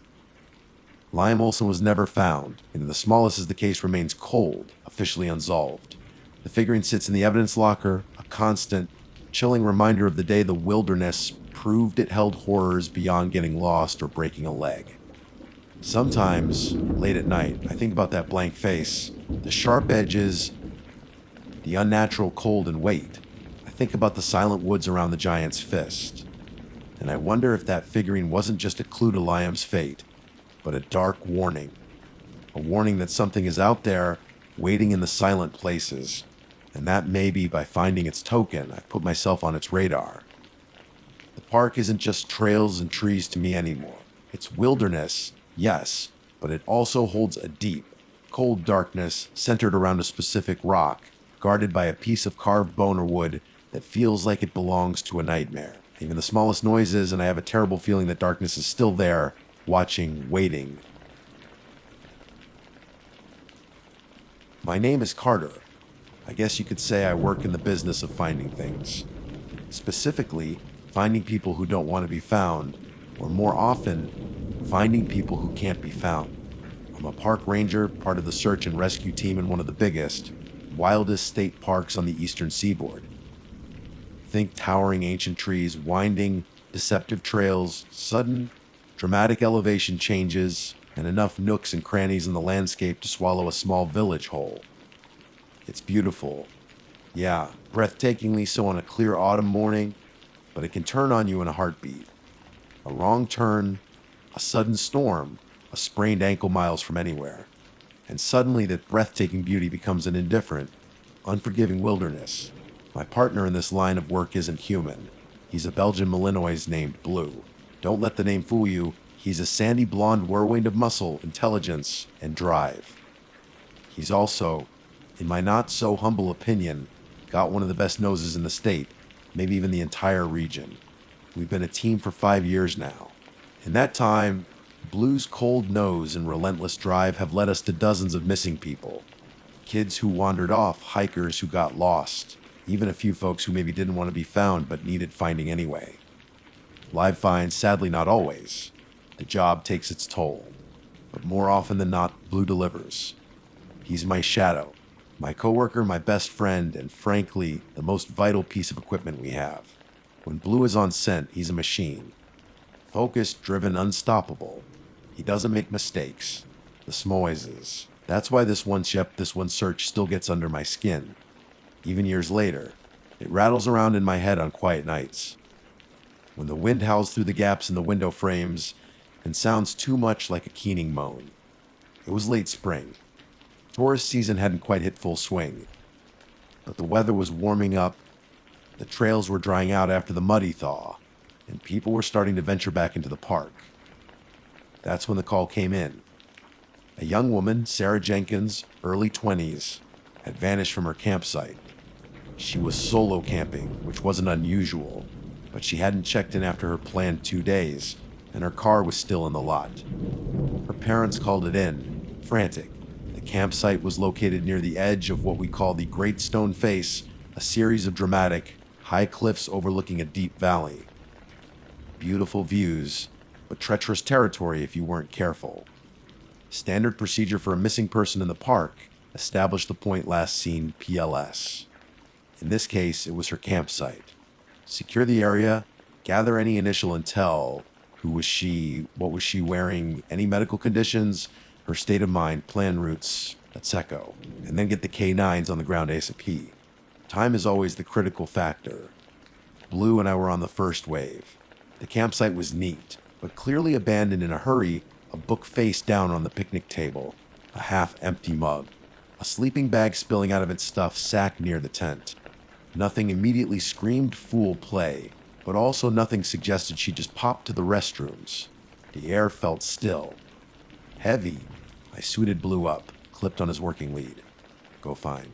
Buddy, I told him, pointing towards the edge of the campsite, where the ground sloped slightly downwards, away from the established camp area, towards the denser woods and, eventually, the cliffs. He was off like a shot. Blue's tracking style is a thing of beauty. Low to the ground, nose vacuuming the air and the earth, tail wagging with focused intensity. He moves with a purpose that tells you instantly whether he's found something or is just casting for scent. This time, purpose personified, he picked up her scent immediately. Not just a faint trace either. His body language shifted, his pace quickened, and he let out that low, excited when he makes when the scent is strong, fresh, right there. The trail led away from the campsite exactly as we expected it would. It wound through some light brush, skirted around a few thickets, then started heading distinctly downhill towards the great stone face. My mind immediately went to the possibilities. Maybe she went for a walk, got disoriented. Maybe she went closer to the cliff edge for a better view and slipped. Grim thoughts, but possibilities rooted in the reality of the terrain. Blue was pulling hard on the lead, nose locked onto the invisible thread of scent. He bypassed the main trail that led down towards the base of the cliffs and instead cut a more direct, cross-country path. No problem. People don't always stick to the trails. We followed, pushing through ferns and low-hanging branches, the ground growing steeper and rockier underfoot. Soon the trees started to thin, and the air grew cooler, carrying the damp, earthy smell of moss and stone. The ground leveled out slightly, opening into a small, rugged clearing at the very base of the great stone face. And I mean the bases. Right there.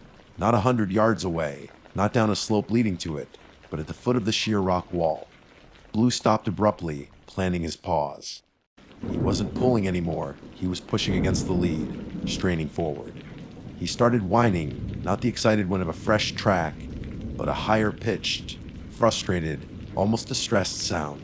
His nose was pressed tight against the cold, unyielding stone face of the cliff. He started pawing at it, a frantic, scraping motion, looking back at me with wide, questioning eyes, then back at the rock, as if to say, "Well, are you coming? It's right here." I stared at the cliff face he was indicating. It was impossible. This wasn't a slope. There was no scree field to scramble up, no winding goat path. This was a vertical, sheer rock face, hundreds of feet high, maybe more. Smooth in places, jagged in others, but utterly devoid of any discernible handholds or footholds that a person, even a skilled climber without gear, which we had no reason to believe she was, could possibly use to ascend. It was a wall of stone. "What is it?" I murmured, moving closer, running my hand over the cool, rough surface of the rock where his nose had been nothing. Nothing, just rock. Solid, impassive rock. He whined again, more urgently this time, nudging my hand with his wet nose, then returning to pawing at the cliff. He was insistent. The trail, according to Blue, went up. Up this impossible wall. It made no sense. Zero. My brain immediately started searching for rational explanations. Maybe the scent pooled here. Bounced off the rock face. Was carried down by strange air currents from above. I tried to cast him around the base, leading him left, then right in widening arcs away from that spot. "Find Blue! Go find!" But he wouldn't take the cast. Each time, after a few reluctant steps away, he'd circle back, pulling hard on the lead, dragging me back to that exact same spot at the base of the sheer cliff face. He'd whine, he'd paw, he'd stare up the vertical expanse, then look back at me with that look of desperate certainty. The scent was here. and it went up. It was unsettling. More than unsettling, it was fundamentally wrong. Blue doesn't do this. He doesn't fixate on nothing. He doesn't insist a trail goes where no trail possibly could. The sheer, unyielding rock face seemed to mock us, an impassive giant denying the reality that Blue was so desperately trying to communicate. The ground team started to arrive, moving through the brush towards us. They saw us standing there, at the base of the cliff, Blue still trying to climb the air in front of the stone. Their expressions mirrored my own confusion, quickly turning to concern as they saw Blue's unusual behavior. I explained what was happening, the words sounding hollow and ridiculous even as I spoke them. He says the scent goes up the cliff. The search coordinator arrived shortly after. He'd been doing this longer than any of us. He knelt down, tried talking to Blue, examined the rock face himself. You could see the gears turning in his head, running through every possible scenario, atmospheric conditions, scent pooling, maybe a thermal draft carrying scent downwards from the top. But none of it fit Blue's absolute certainty. His insistence that the trail was on that face, leading upwards. After a tense consultation, the decision was made. We couldn't waste more time trying to make sense of the impossible. We had to cover ground systematically. Blue, despite his protests, had to be pulled off the trail. "All right, Carter," the coordinator said, his voice tight with frustration and something else I couldn't quite place. Was it doubt? Or was it a flicker of that same unsettling feeling I had? "Pull him off. We'll send ground teams the long way around. Top of the cliffs first. Maybe she made it up there somehow." Thing fell. It's the only thing that makes any kind of sense. Pulling Blue away from that rock face was one of the hardest things I've ever done. He resisted, digging his paws in, letting out a mournful, frustrated howl that echoed strangely off the silent stone. It felt wrong, like we were abandoning a critical lead, ignoring his undeniable expertise. But what else could we do? We couldn't climb a sheer cliff face following a scent that shouldn't be there. As we walked away, leading the still whining, backwards, looking Blue through the brush, I couldn't shake the image of that sheer rock wall, or the feeling that Blue wasn't just tracking a scent. He was tracking something impossible, something that defied the very laws of physics and nature as I understood them, and the knowledge that Sarah Jenkins' scent had led him to that place. With that kind of frantic, smallest noises, impossible certainty sent a cold, heavy dread settling deep in my gut. We left the base of the great stone face, but the unsettling mystery of what Blue had tracked stayed with me, clinging like the damp chill of the air near the rock. And the worst part, we still had to find Sarah. Leaving the base of that cliff felt like a retreat, a surrender to the inexplicable. Blue was subdued as I led him away, head low, tail tucked slightly. He wasn't actively pulling back towards the rock anymore, but every few steps, he'd glance over his shoulder, a soft, mournful whine escaping him. It wasn't the sound of a dog who'd lost a trail. It was the sound of a dog who'd been told he was wrong when every instinct screamed he was right. It gnawed at me. Blue is a working dog, highly trained, but he's also incredibly sensitive to my mood, to the atmosphere around him. He knew something was deeply off, and the smallest noises and my own inability to understand or trust what he was telling me added another layer of tension. The next few hours were a blur of frustrating, grueling work. The search coordinator had deployed teams along the established trails that wound for miles to eventually reach the top of the Great Stone Face and the plateau beyond. It wasn't a quick route. It involved switchbacks, significant elevation gain, and traversing dense forest before finally breaking out onto the more open, windswept terrain atop the cliffs. Helicopters were scrambled for an aerial view, their rhythmic chopping echoing through the valley, a constant reminder of the urgency.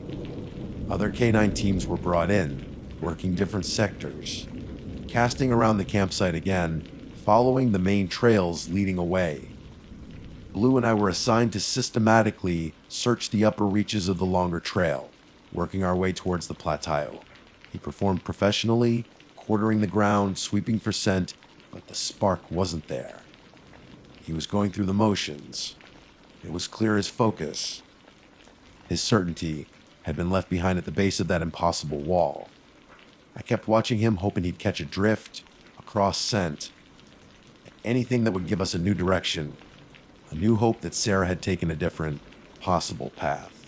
But there was nothing, just the smells of the forest damp earth, pine needles, decomposing leaves, the occasional deer or squirrel. Normal scents. Nothing human, nothing belonging to a missing young woman. My mind, meanwhile, kept replaying that scene at the cliff base. Blue's insistence. The sheer impossibility of it. I tried to rationalize it again and again. Maybe she'd touched the rock face before starting to climb down to the base from somewhere above, and Blue caught that lingering scent. No, he was tracking a trail, a continuous path of scent, not just a residual touch. Maybe the wine had created some bizarre updraft that pulled a scent column vertically. Possibly, in theory, the smallest noises, but for it to be so strong, so defined that Blue tracked it like a ground trail, and his behavior, the distress, the pawing, the absolute conviction it felt too deliberate for a mere atmospheric anomaly. It felt like he was tracking a person actively moving in that direction. Up. The hours dragged on. The sun climbed higher, then began its slow descent. The air grew cooler. Fatigue started to set in, a dull ache in my muscles, a heavy weight behind my eyes. Search and rescue is always physically demanding, but the mental strain, the frustration of hitting a dead, and rooted in the seemingly supernatural, was exhausting in a different way. Every step felt heavy, leading us further and further from the only concrete lead Blue had given us, however nonsensical it was. Then the call came over the radio. Code 1055. Possible deceased person found. Location on Plateau, approximately 2 miles west of the main scenic overlook, near the edge of the cliffs. My gut twisted. 2 miles west of the overlook that was a long way around from where Blue had indicated at the base. Miles and miles of difficult terrain, traversed via the circuitous trail system. It would have taken hours and hours to get there on foot from the campsite. We moved towards the location. The mood among the responders shifted instantly. The focused energy of the search was replaced by a somber, grim purpose. The helicopters landed nearby. Medical personnel and investigators converged on the scene. Blue, sensing the change, walked closer to my side, his low carriage returning. The scene was exactly what the coordinator had feared, and what the remote location and cliff proximity had suggested. Sarah Jenkins' body was found lying on the rugged, rocky ground of the plateau, perilously close to the sheer drop of the great stone face. There were clear signs consistent with a significant fall. The official assessment, made fairly quickly at the scene, was that she had somehow made it to the top of the cliffs and then, tragically, fallen from the edge. An accident. A terrible, heartbreaking accident. But as the investigators started their work, documenting the scene, something didn't sit right with me. It wasn't anything concrete initially, just a feeling. The way she was lying, the condition of the surrounding area, and the location itself. How did she get up here? It was miles from her campsite via any established, walkable route. To get here quickly would have required some incredible, superhuman feat of speed and endurance cross country over dangerous terrain. Or she would have to go up that sheer cliff face. I stood back with Blue, keeping him away from the scene itself out of respect and to allow the professionals to work. He was quiet now, watching the activity with intelligent, sad eyes. Was he picking up her scent here? Probably. The air was still, and it was a recovery, not a live find requiring him to track. But it didn't matter now. The trail had ended. Later, away from the immediate scene, while the difficult work of recovery was underway, I had a quick word with one of the investigators, a seasoned woman named Detective Miller. I told her about Blue's track at the base of the cliff, about his certainty, about the impossibility of it. She listened patiently, her expression unreadable.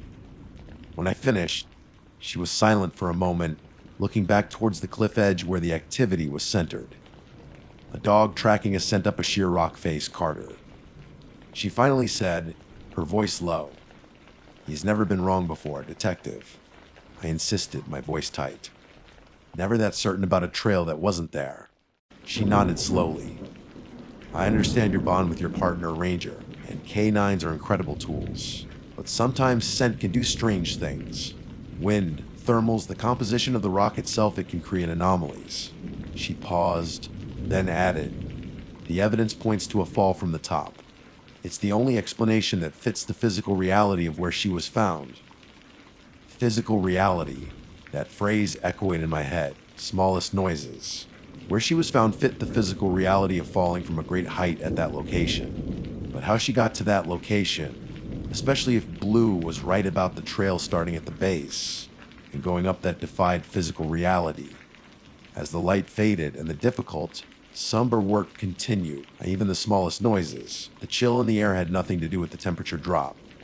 It was the cold dread of knowing that the rational explanation being form didn't account for the impossible truth Blue had shown me at the base of that silent, ancient stone wall. Sarah Jenkins was found at the top, but how did she get there? And what exactly was Blue tracking as her scent led him relentlessly, impossibly, up the sheer face of the great stone face? The mystery was just beginning to settle in, heavy and suffocating, and I had a terrifying feeling the answer wasn't going to be simple or natural. The official report was straightforward as expected. Sarah Jenkins, a young woman camping alone, had somehow accessed the plateau atop the great stone face and tragically fallen to her death from the cliff edge. Accident. Case closed, at least from a procedural standpoint. The park issued a standard press release about the dangers of venturing too close to cliff edges and reinforced trail safety warnings. Life, for most people, moved on. But for me, and I suspected for Blue, it didn't. The report, the official narrative, felt like a poorly written ending to a story that was still screaming for answers. How did she somehow access that plateau? Via the miles-long, circuitous trail that would have taken hours? Or had she gone cross-country over dangerous, untracked terrain in the dark or early morning? Neither scenario seemed likely for a solo camper, unless she was incredibly experienced and determined. Or running from something, or being led. And then there was Blue. He wasn't the same for a while. He still worked, still followed commands, but the absolute joy, the relentless drive he usually brought to a search was muted. He seemed withdrawn, haunted almost. He'd sometimes stare off towards the distant outline of the great stone face, a low whine rumbling in his chest.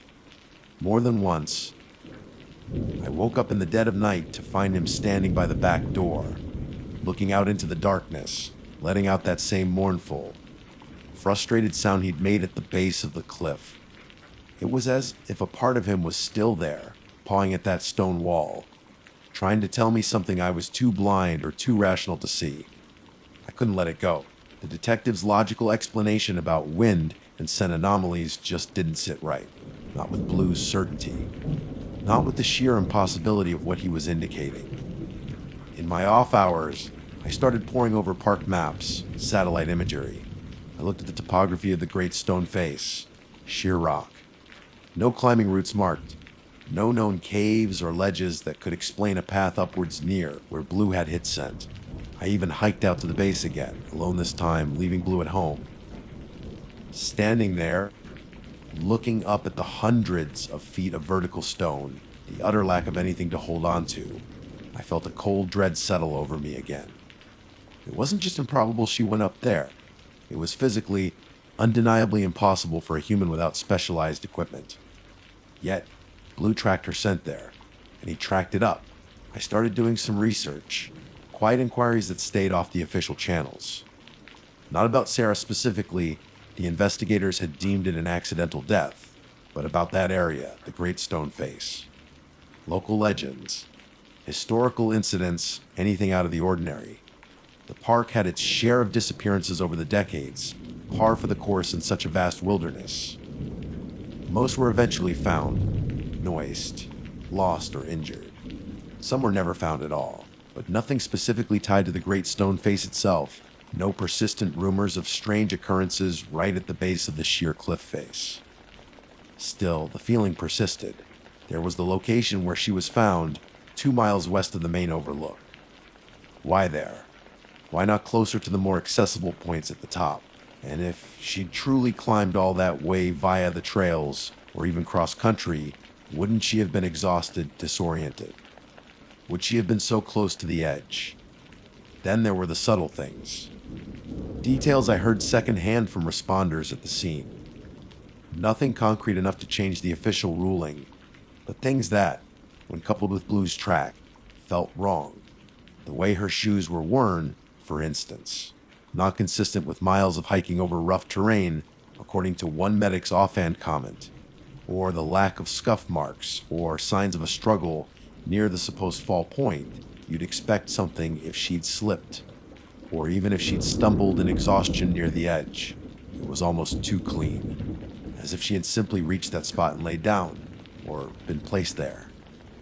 I knew these were just fragments, easily explained away by circumstance or observer bias, but they fed the unease that had taken root after they at the cliff base. They whispered that the simple explanation of an accidental fall from the top didn't encompass the whole, terrifying truth.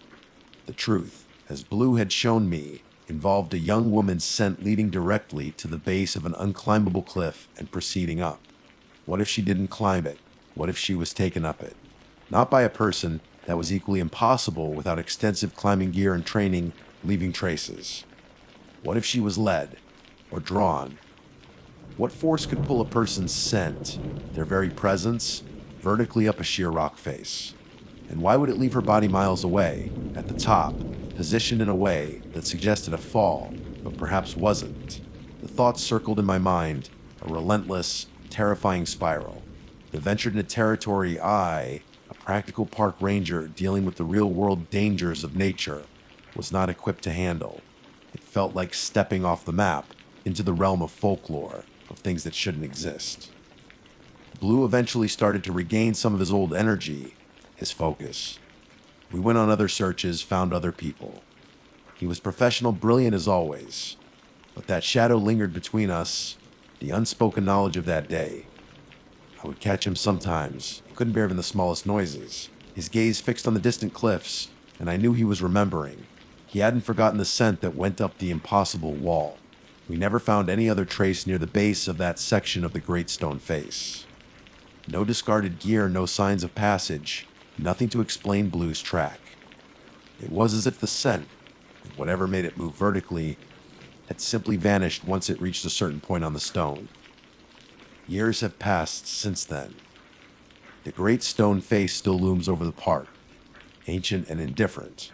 Tourists still admire it from safe viewpoints, unaware of the impossible mystery hidden at its base. I still work with Blue, still search the wilderness.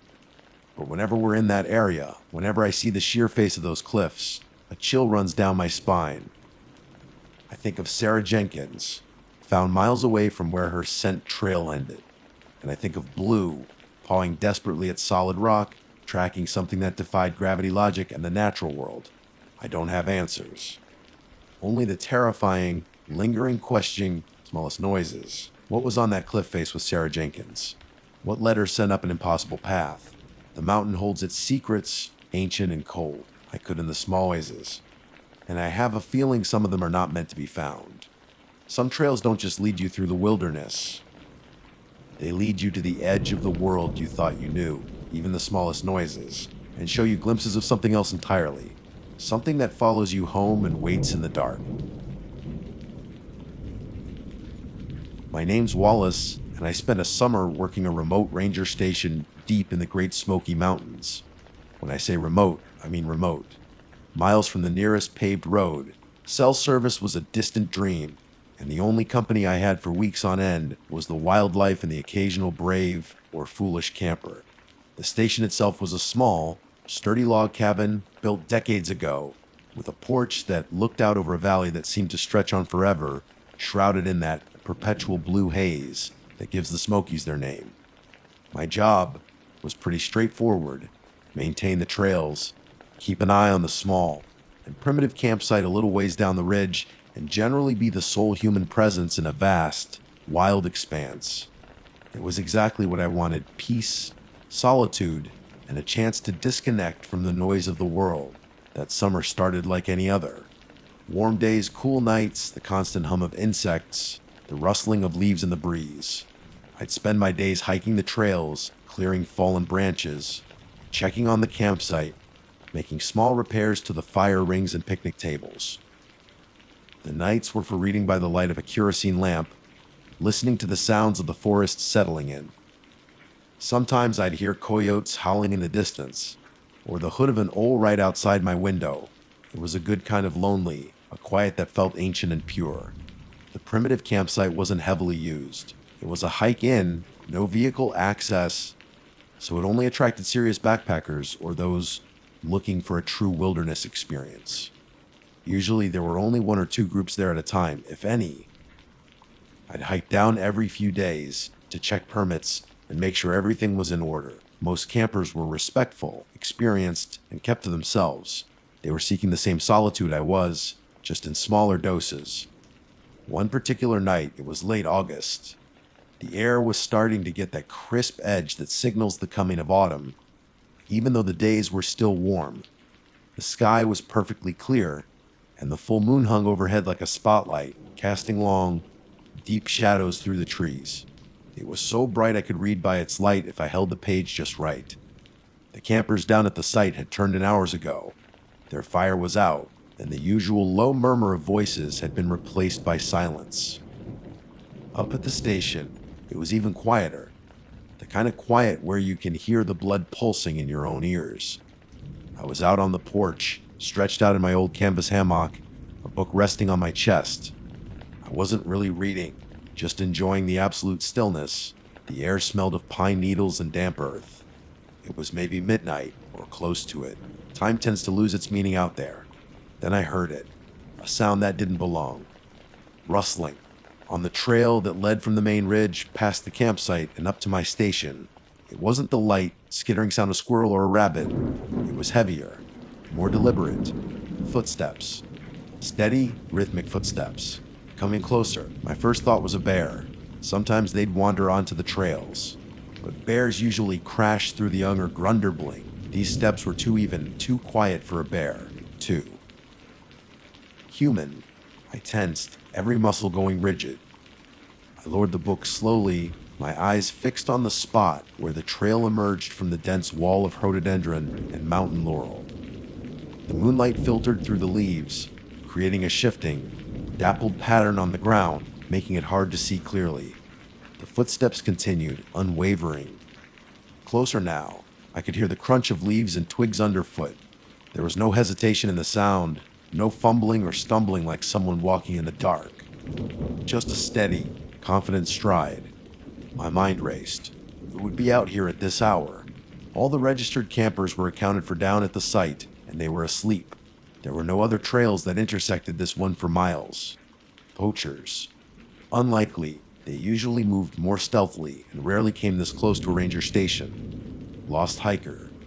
Maybe, but they'd be calling out, sounding disoriented. These footsteps were too purposeful. A figure emerged from the tree line. He was a man, average height, maybe a little thin, but it was hard to tell in the moonlight and shadows. He was wearing dark clothing, indistinct in the low light. But as he got closer, something struck me immediately. Something that sent a prickle of unease down my spine. He wasn't carrying anything. No backpack, no day pack, not even a small fanny pack. Nothing slung over his shoulder, nothing in his hands. Just walking. And then I noticed the other thing. The thing that made the prickle of unease turn into a cold, hard knot in my stomach. He had no light source. No headlamp strapped to his forehead. No flashlight beam cutting through the darkness. Nothing. He was just walking through the pitch black woods, miles from anywhere, in the middle of the night, with only the faint moonlight filtering through the canopy to guide him. He walked slowly, deliberately, following the trail as if it were broad daylight. His head was slightly bowed, and he didn't seem to be looking around. He didn't glance towards my station, didn't seem to notice me frozen in my hammock just off the porch. He just kept walking, his eyes fixed on some point ahead, towards the empty ridge beyond the campsite. There was no sound from him other than his footsteps. No heavy breathing, no rustling of clothes, no muttered curses or sighs of exhaustion. just the quiet, steady rhythm of his walk. It was unnerving. It was wrong. He walks alone in the deep wilderness at midnight without a light. And where was he going? The ridge beyond the campsite was just wilderness. There was no trail there, nothing but steep slopes and dense forest for miles. A profound sense of wrongness settled over me. This wasn't a lost hiker. This wasn't a poacher. This wasn't anyone I could easily explain away. There was something deeply unsettling about his presence, his silent, purposeful movement through the absolute darkness. I stayed in my hammock, didn't move, didn't make a sound. My heart was pounding against my ribs, a frantic drum in the oppressive silence. I watched him until he disappeared over the rise of the ridge, swallowed by the darkness. Even after his footsteps faded completely, I stayed there, frozen, listening. The forest sounds slowly returned, the chirping of crickets, the distant call of a night bird. But the feeling of unease lingered, a cold residue in the air. I didn't sleep much that night. Every creak of the cabin, every rustle of leaves, sent a jolt of adrenaline through me. I kept replaying the image of the man in my mind. His empty hands, his lack of light, his silent, determined walk into the absolute blackness. I never saw him again. Not that summer, not ever. But the memory of that night, of the man who walked in the dark, is etched into my mind. And sometimes when I'm alone in the woods at night, I still find myself listening for those steady, rhythmic footsteps on the trail. The silence that followed his disappearance was almost worse than the sound of his footsteps. It felt heavy, charged with something I couldn't name. I stayed in that hammock for what felt like an hour, though it was probably only minutes. My body rigid, my ears straining to catch any sound. Nothing. Just the normal night sounds of the forest slowly reasserting themselves. The crickets started chirping again, tentative at first, then louder. A distant owl hooted. The wind whispered through the leaves, but the feeling of being watched, of something being fundamentally wrong, didn't dissipate. It clung to the air like the thick mountain fog that sometimes rolled in, cold and suffocating. Eventually, the chill in the air, both physical and psychological, forced me to move. I swung my legs out of the hammock, my movements slow and cautious, as if any sudden noise might bring him back. I crept inside the cabin, locked the sturdy wooden door, and checked the windows. They were latched. It was a ridiculous gesture, I knew. If someone wanted to get in, a simple lock wouldn't stop them. But the act of securing the cabin, however futile, offered a small, flimsy shield against the vast, unsettling unknown outside. Sleep was impossible. I lay in my bunk, staring up at the dark ceiling, my mind racing. Who was he? Where did he come from? Where was he going? The questions circled endlessly, each one leading nowhere. A lost hiker made no sense, no gear, no light, no calls for help. A local. Unlikely this far out, and locals usually knew the trails, knew the dangers of the woods at night. A poacher. They were usually sneaky, avoiding the ranger station. This guy had walked right past, bold as day, rather bold as midnight. As the first hint of gray light in the sky, I finally drifted into a restless, dream-haunted sleep. When I woke a few hours later, the sun was up, streaming through the cabin windows, chasing away some of the night's shadows, but not the lingering unease. I made coffee, my hands still feeling a little shaky. The logical part of my brain tried to take over. Maybe he was just eccentric. Maybe he had a cabin hidden somewhere off trail, a place only he knew about, and he was just used to navigating the woods at night. Maybe he had some kind of night vision I couldn't see. My rational mind offered explanation after explanation, but none of them felt right. They didn't account for the profound sense of wrongness I had felt, the chilling certainty that this was not normal, not natural. After breakfast, I decided I had to go look. I grabbed my pack, checked my sidearm, standard issue for rangers in remote areas, though I'd never had to use it, and headed out. I followed the trail past the campsite, which was still quiet, the campers likely just starting to stir. I walked up to the ridge where I'd last seen him disappear. The ridge was just as I remembered, steep, covered in thick forest, no discernible trail leading off into the wilderness. I spent the next couple of hours searching. I looked for footprints, for broken branches, for any sign that someone had passed this way. The ground was covered in a thick layer of fallen leaves and pine needles, making it difficult to track, but I'm good at reading the woods. I found deer tracks, squirrel tracks, the occasional print from a larger animal I couldn't immediately identify. But nothing, absolutely nothing, that looked like a human footprint. It was as if he had simply vanished into thin air when he crested the ridge. I pushed further in, fighting my way through the dense underbrush. The woods here felt different in the daylight, less menacing than they had in the moonlight. But the absence of any sign of him was just as unsettling as his presence had been. How could someone walk through this terrain without leaving a trace? It didn't make sense. I spent the rest of the day trying to shake off the feeling. I went about my usual duties, checked the campsite. The campers were gone, leaving no trace either, which was normal but added to my feeling of isolation. Hiked a few miles of trail, did some minor repairs. But my mind kept drifting back to the man in the dark. Every time a branch snapped or a bird called out unexpectedly, I'd jump.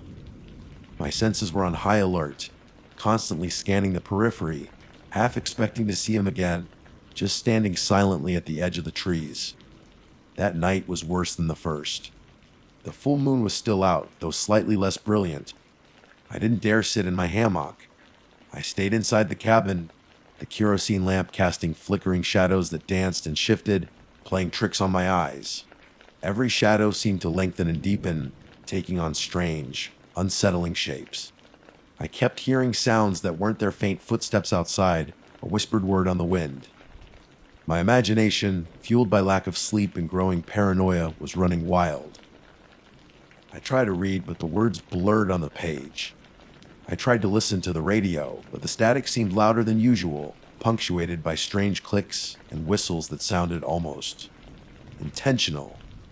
It felt like the wilderness itself was pressing in on me, no longer a source of peace, but a vast, dark entity holding its breath, waiting. The isolation that had once been a comfort now felt like a vulnerability.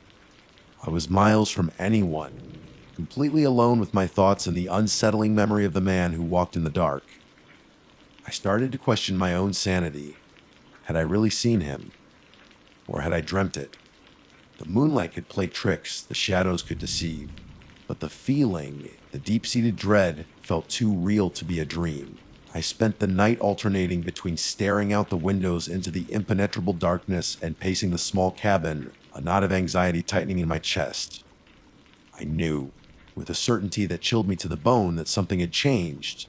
The peaceful solitude of my summer job had been shattered, replaced by a gnawing fear and the unsettling knowledge that I was not, in fact, alone out here.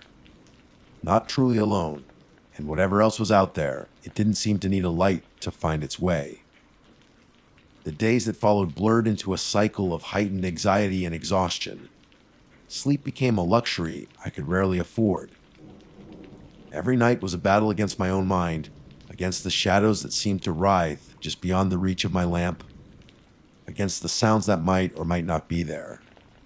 I'd wake up in a cold sweat, convinced I heard footsteps on the porch, or a faint scratching at the door. I'd sit up in the dark, listening, my heart hammering, until the first hint of dawn brought a fragile sense of relief. During the day, the fear receded slightly, pushed back by the sunlight and the routine of my job, but it was always there, a cold weight in my gut. I found myself constantly scanning the tree line, jumping at sudden noises, my hand hovering near the city arm I now kept on my belt at all times, even when I was just making coffee. The peace I had sought in the wilderness was gone, replaced by a pervasive sense of dread. I tried to talk myself down. Stress, isolation, lack of sleep, these could all play tricks on the mind. Maybe I had just imagined the man, or misinterpreted something mundane. But the image of him, walking silently into the absolute dark without a light, was too vivid, too deeply unsettling to dismiss. And the feeling of profound wrongness, that wasn't something I could rationalize away. I considered contacting my supervisor, telling them what I'd seen. But what would I say? I saw a guy walking at night without a flashlight, and it freaked me out. They'd think I was cracking under the isolation.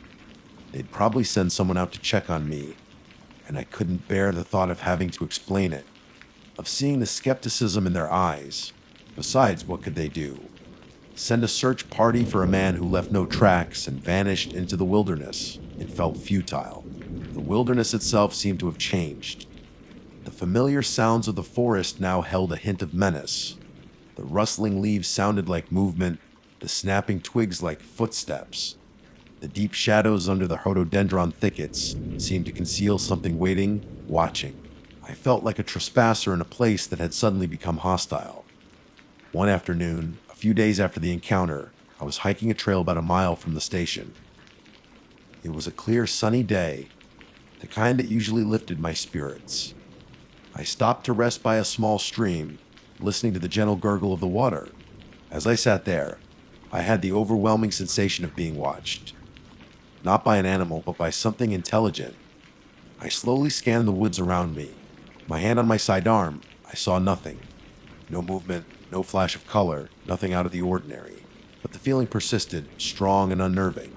It felt like eyes on my back, cold and assessing. I didn't stay long. I got up and hiked back to the station at a brisk pace, constantly looking over my shoulder.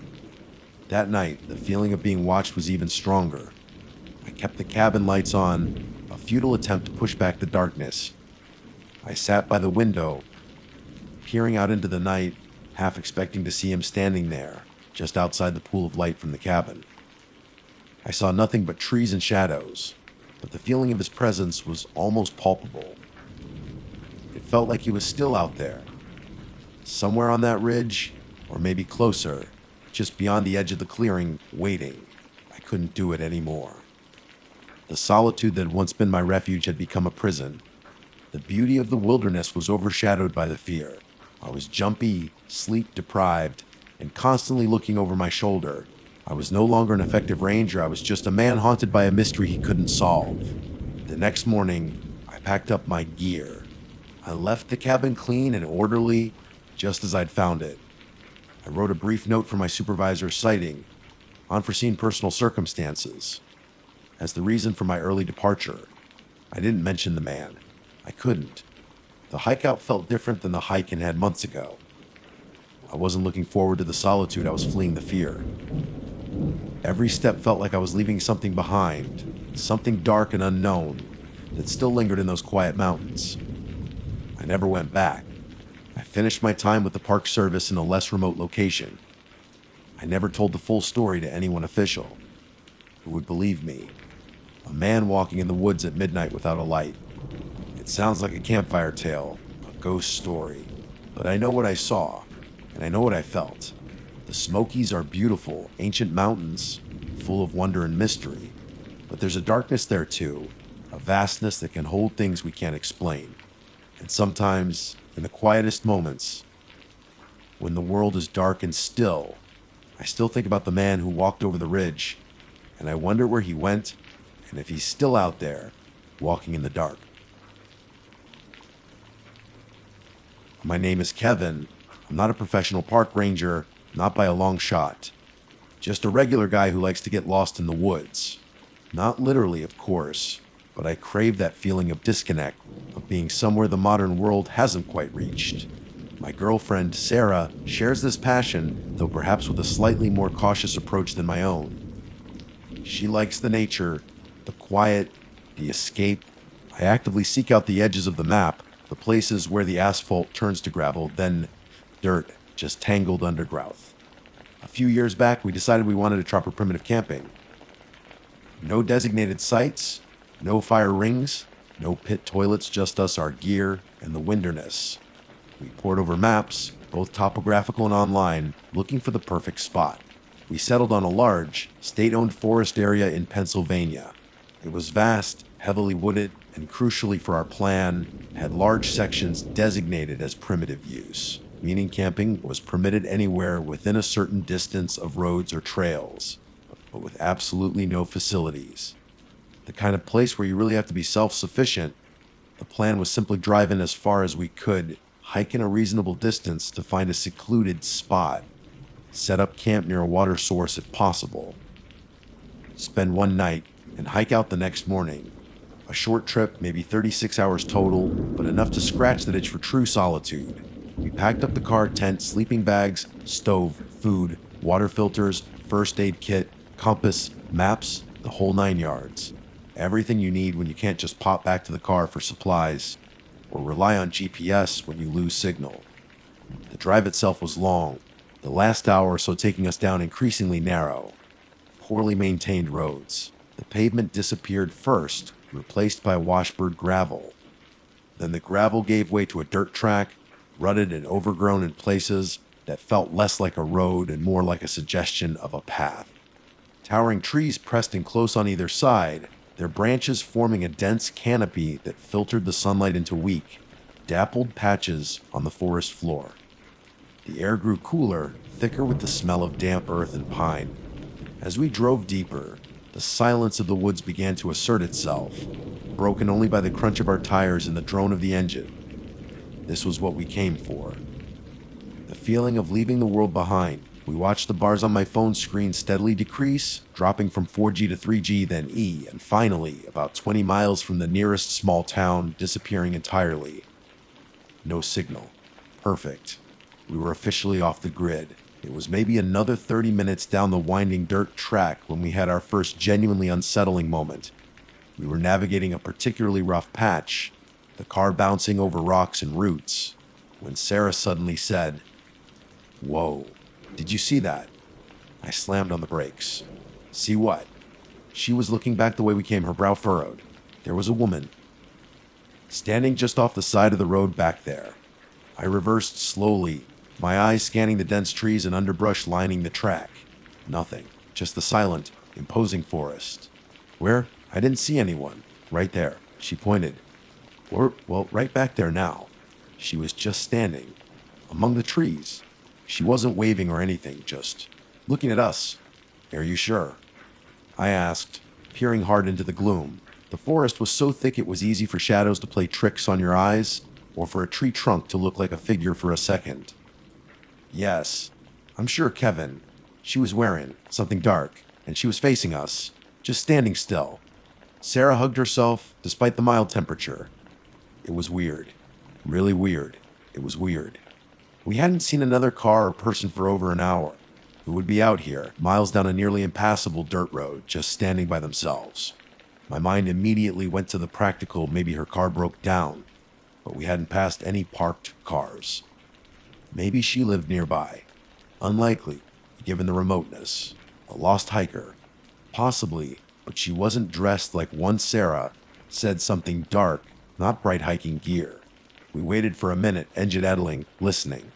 Only the sounds of the forest, the rustling of leaves, the distant call of a bird. No sign of anyone.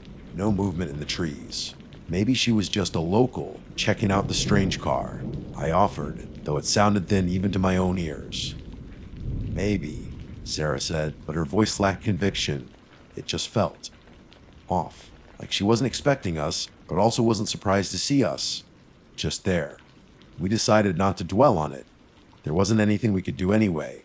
And the thought of getting out of the car and searching felt more unsettling than just driving on. We were here to disconnect, not get involved in whatever strange situation a person standing alone miles deep in the woods might represent.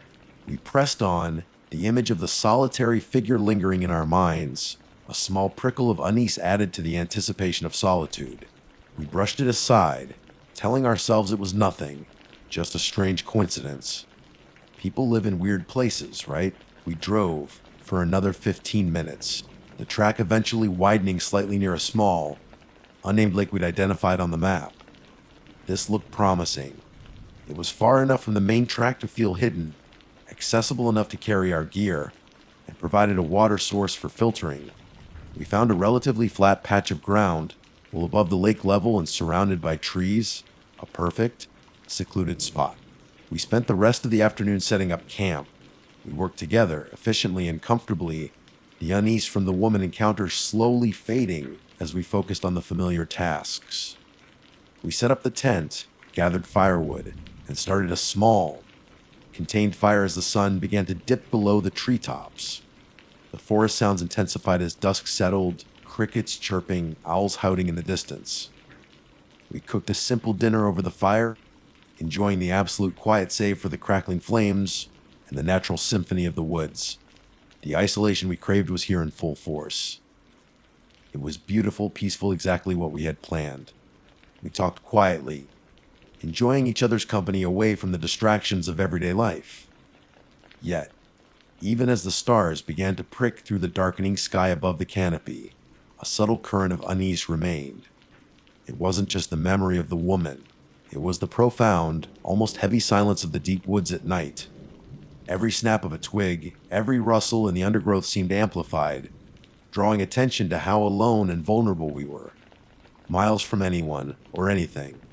The feeling was less one of peaceful solitude and more one of being utterly, completely exposed. We zipped ourselves into the tent, the thin nylon feeling like a fragile barrier against the vast, dark unknown outside. We drifted off to sleep, the image of the standing woman a faint, unwelcome flicker at the edge of my thoughts.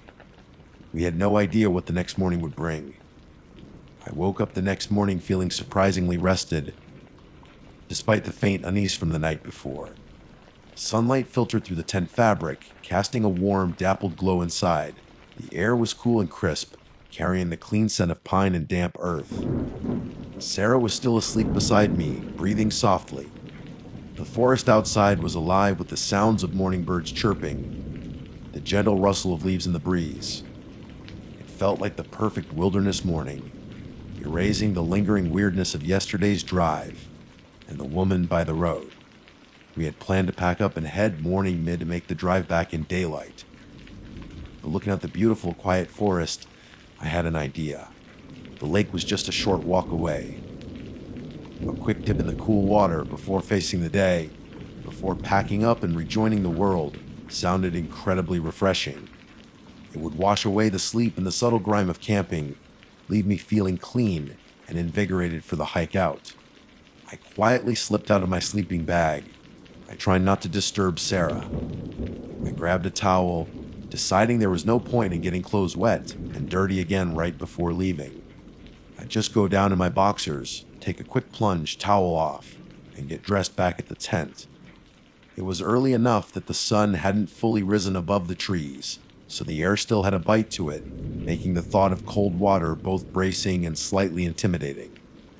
Stepping outside the tent, the fresh morning air felt amazing. I stretched, taking a deep breath of the pure forest scent. Sarah stirred inside the tent. "Morning," she mumbled sleepily. I whispered back, "Just gonna take a quick dip in the lake. Be back in a few." "Okay," she murmured, already drifting back to sleep. I left the campsite, walking towards the direction of the lake we'd scoped out yesterday. There wasn't a clear trail, just a gentle slope down through the trees. The ground was soft with fallen leaves and pine needles, pleasant underfoot. I dodged branches, stepped over roots, listening to the sounds of the waking forest. A squirrel chattered somewhere overhead. A bird called out a melodic tune. It was peaceful, serene. This is why we came here, I thought. This feeling of being completely embedded in nature, far from anything man-made. As I got closer, the trees thinned slightly, and I could see glimpses of the lake's surface through the trunks, a smooth, dark mirror reflecting the gray morning sky. I started to unbutton my shirt as I walked, anticipating the bracing cold water. The air grew damper as I approached the water's edge. I was maybe 10, 15 feet from what I thought was the bank, where the ground met the water. It looked solid enough, covered in the same damp leaves and brown earth as the rest of the forest floor. I stripped off my shirt, letting it fall to the ground, and was about to take off my boxers when it happened. One moment I was walking, the next the ground directly in front of me, where I was about to step, just vanished. It didn't crumble or erode, it simply gave way, like a trapdoor opening into something unseen beneath the leaf litter. My forward momentum carried me with it. I remember a split second of confusion, of stumbling forward into empty space, before the impact. It wasn't water. My world immediately exploded in a symphony of the most utterly vile, gag-inducing sensations I have ever experienced. I plunged down, landing not in cool lake water, but in something thick, viscous, and sickeningly yielding. It grabbed at me, pulling me down, the stuff rising rapidly up my legs, past my waist, reaching my chest, my armpits. It was cold, but not with the clean coldness of water. It was a heavy dead cold, thick and greasy. And the smell, oh God, the smell. It hit me like a physical blow, overwhelming every other sense. It was a smell so profoundly disgusting, so fundamentally wrong, that my body immediately reacted. I gagged violently, doubling over in the muck, trying desperately not to inhale. It was the smell of decay. Yes, but not just simple decomposition. It was the smell of rot on an industrial scale, fermenting flesh, putrid organs, stale blood with hair, and something else, something sharp, metallic, like old pennies mixed with vomit and sewage. It was overwhelming, clinging, burning the inside of my nose and throat, making my eyes water. It wasn't just a bad, it was an active assault on my senses, designed to repel, to horrify. My hands flailed out, trying to find something solid, some edge to grip, but they just sank deeper into the disgusting sludge. The texture was thick, lumpy, filled with things. Soft, yielding masses, hard, sharp points, stringy, tangled matter. As I struggled, I could feel things brush against my skin cold. Slippery surfaces, rough matted clumps, rigid, brittle shapes. It took maybe 2 or 3 seconds for my panicked brain, reeling from the smell and the shock, to begin processing what I had fallen into. I managed to push myself up slightly, lifting my head out of the worst of the miasma, though the air above the pit was only marginally better. My eyes, stinging from the fumes, darted around the edges of the hole I was trapped in. The ground had collapsed into a pit, maybe 6 feet across and just as deep. And it wasn't filled with water, it was filled with everything that was wrong. As my eyes focused through the haze of horror and disgust, I could see the contents of the pit. It wasn't sludge. It was a sickening, rolling mass of death and decay. Hides, matted fur, some still attached to ragged scraps of flesh. Guts, dark, slick, coiled masses. Bones, bleached white femurs, cracked ribs, shattered skulls, antlers. And a thick, dark, greasy liquid that seeped from it all, filling the spaces between the solid matter, rising to the surface where I now floundered. It was a pit filled to the brim with the rotting remains of animals. Deer. So many deer. The sheer volume was immediately apparent even through the fog of my revulsion. There were enough remains in that pit to account for dozens, maybe scores of animals. It looked like it had been used as a dumping ground for a long, long time. The realization slammed into me this was a poacher's pit, a place to dispose of the parts of the animals they didn't want, the hides, the guts, the less valuable cuts, deep in the woods where no one would find them.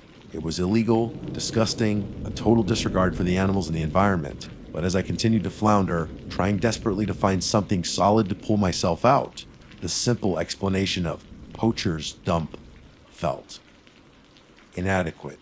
The pit was deep, specifically dug, or maybe a natural depression that had been deliberately chosen. And the sheer, unbelievable volume of remains suggested not just a few kills, but industrial-scale slaughter over a prolonged period. The immediate need to escape this full prison overwhelmed any deeper thought. The smell was making me actively sick. I felt like I was drowning in decay. My skin crawled with the horrifying knowledge of what I was submerged in. Panic surged. Raw and animalistic. I had to get out. Now. I scrabbled at the edges of the pit, the earth and roots slick with the foul fluid. My fingers sank into the putrid earth, finding no purchase. I tried to push off the bottom, but it was too soft, too deep, giving way beneath me. I thrashed every movement, churning the horrifying contents, releasing fresh waves of the noxious odor. My mind screamed G-T-O-U-T-E-T, G-T-U tech. Finally, my hand closed around a thicker root near the edge. It was slick, but firm. I used it, desperately pulling, kicking my legs in the thick, vile muck. The struggle was immense, every inch gained a fight against the sucking, viscous substance that wanted to hold me. It felt like the pit itself was trying to keep me, a hungry mouth unwilling to release its meal. With a final desperate heave, using the root as leverage and scrambling on the edge, I pulled myself out. I flopped onto the leaf-covered ground next to the pit, gasping, retching, coughing. My body convulsed, trying to expel the stench, and the psychological trauma I had just endured. I lay there for a moment, chest heaving. It covered the two in the most disgusting filth imaginable. It coated my skin, matted my hair, soaked my boxers, filled the creases of my elbows and knees. The smell wasn't just around me, it was on me, in my mouth, up my nose, seemingly seeped into my very pores. It was overwhelming, nauseating. Slowly, shakily, I pushed myself up onto my hands and knees, then stood, trembling. I stumbled a few steps away from the edge of the pit, turning back to look at the gaping hole in the earth, still processing what had just happened. The pit was a dark, glistening cavity filled with the visual confirmation of the horror I had just experienced. Matted fur, pale bones, dark, viscous fluid, and the smell rolled up from it in waves, a physical presence in the air.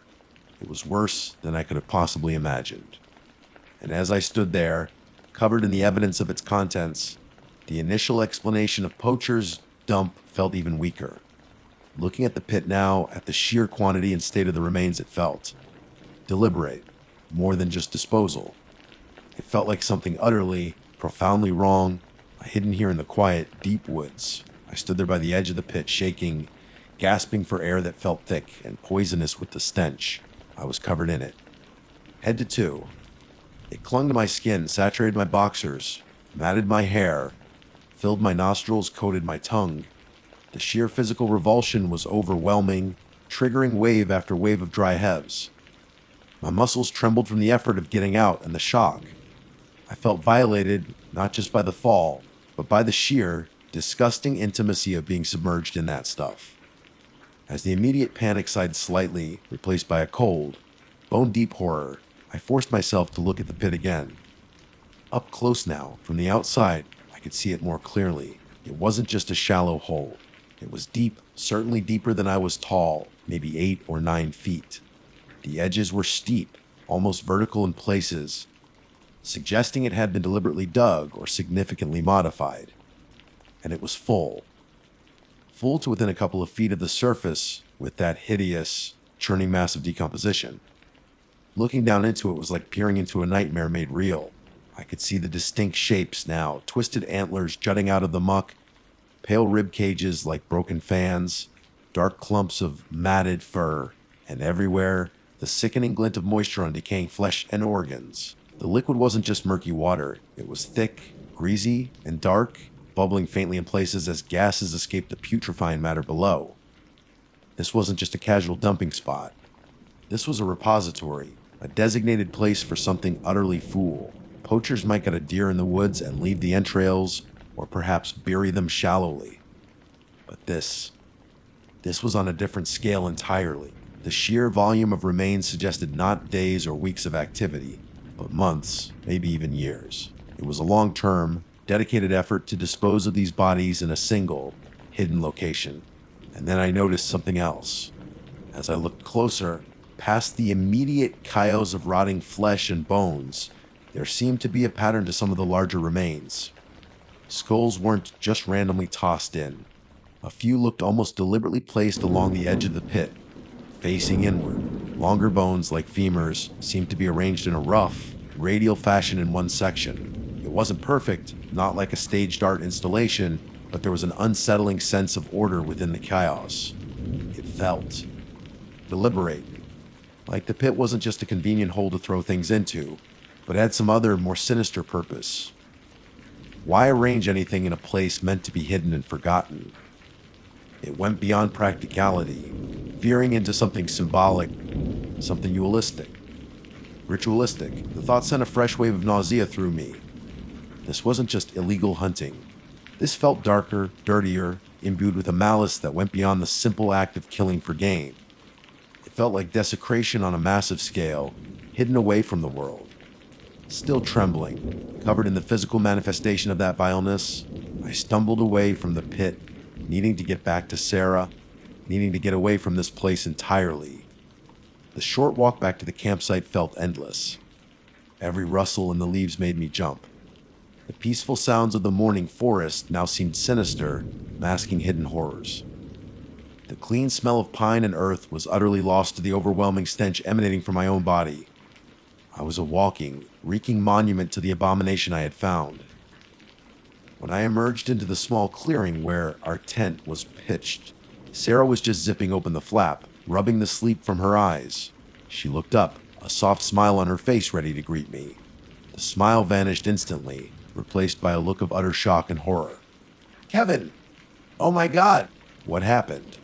she cried, scrambling out of the tent. She took one step towards me, then stopped dead, clapping a hand over her mouth. The smell had hit her. Her eyes widened in disgust and alarm. "What is that smell?" The ground. It gave way. I choked out, my voice raspy from gagging. Near the lake. I fell in. "In what?" she asked, cautiously approaching, though her face was etched with revulsion. "A pit," I said, the word feeling inadequate. "A pit filled with deer. Guts and bones and hides. Rotting. It's a poacher's pit, I think. But it's worse than that, Sarah." As I spoke, the full horror of my appearance hit her. I was coated in a dark, viscous layer of grime. Bits of what looked like matted hair and unidentifiable organic matter clung to my skin and clothes. The smell was overwhelming, filling our little campsite, turning the fresh morning air toxic. She tried to help, grabbing the water bottle we'd set aside for washing up, but it was useless. Pouring clean water over this level of filth only made it worse, creating streaks of foul, smelling runoff that soaked into the ground around my feet. The smell was embedded. It was part of me now. We stood there for a moment, the beautiful, secluded campsite utterly tainted by the horror I had brought back from the edge of the lake. The unspoken decision was made instantly. There was no way we were staying here. Not for another minute. Not with that pit nearby, and not with the knowledge of what was in it and what it represented. The peace was shattered, replaced by a desperate, overriding need to escape. "We need to go. Now," Sarah said, her voice firm despite her pale face. "Yes. Pack everything. Fast." I agreed, already moving towards the tent, trying not to brush against anything clean. We packed in a frenzy, throwing gear into bags with no regard for order. The smell from me contaminated everything I touched, the tent fabric, our backpacks, the inside of the car later. Sarah kept a distance when possible, not out of cruelty, but necessity. The smell was truly unbearable up close. The serene, peaceful atmosphere of just an hour ago was completely gone, replaced by frantic urgency and a pervasive sense of dread. Every sound in the woods now seemed to be mocking us, reminding us of the secret horror hidden within them. We were loaded into the car in record time, leaving the small, now horrifying clearing behind. The moment I sat down, the interior of the car was filled with the sickening odor. It was inescapable. The drive-out felt different from the drive-in. The towering trees felt less majestic and more like silent, indifferent witnesses to the vile secret they sheltered. The deep woods no longer felt like an escape, but a place where awful things festered, hidden just out of sight. I kept glancing at the tree line, half expecting to see the woman from yesterday standing there again, watching us leave, a knowing look on her face. Was she connected? Was she just another strange, unsettling part of this particular patch of wilderness?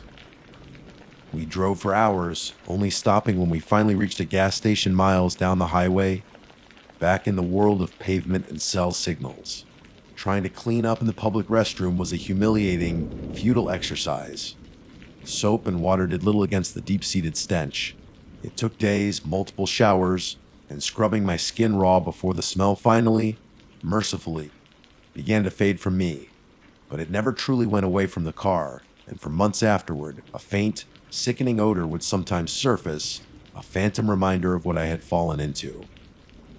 The physical filth eventually washed away, but the image of that pit and the feeling it evoked is burned into my mind forever. I haven't been able to primitive camp since.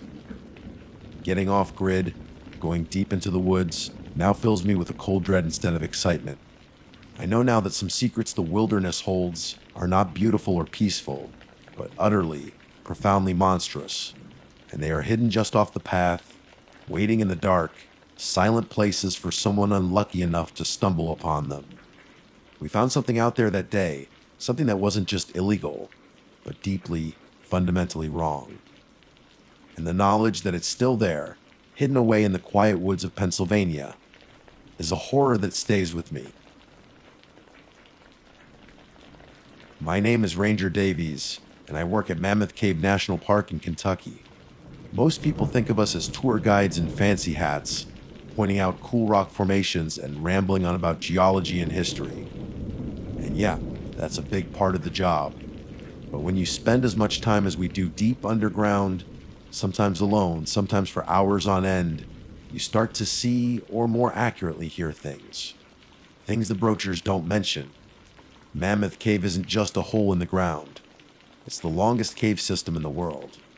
Hundreds of miles of explored passages, countless more likely undiscovered.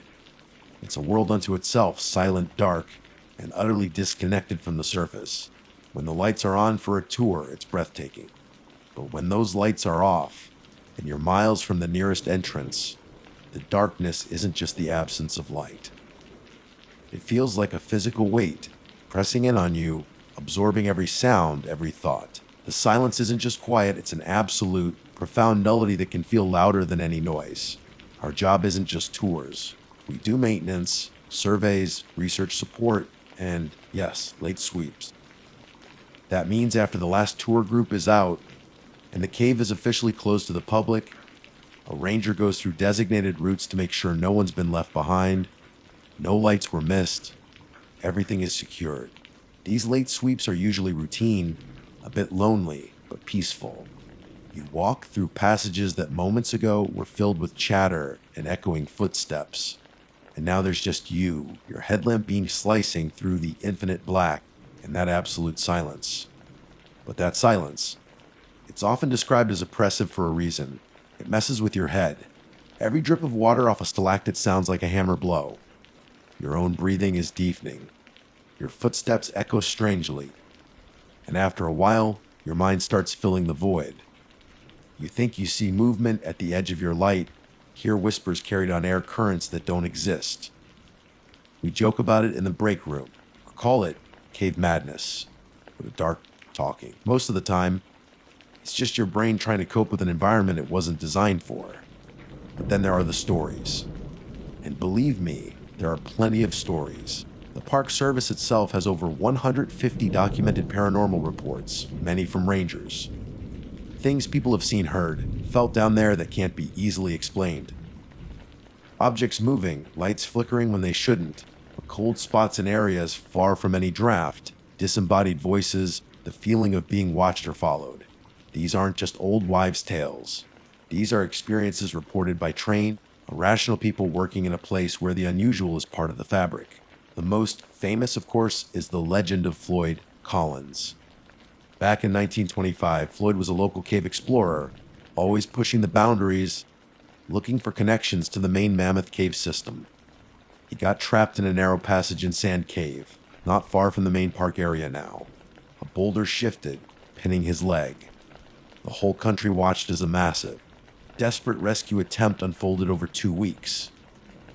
Engineers, mineers, reporters, it was a media circus above ground, while Floyd was trapped alone in the dark, slowly dying, just a few feet below rescuers who couldn't reach him in time. He died down there.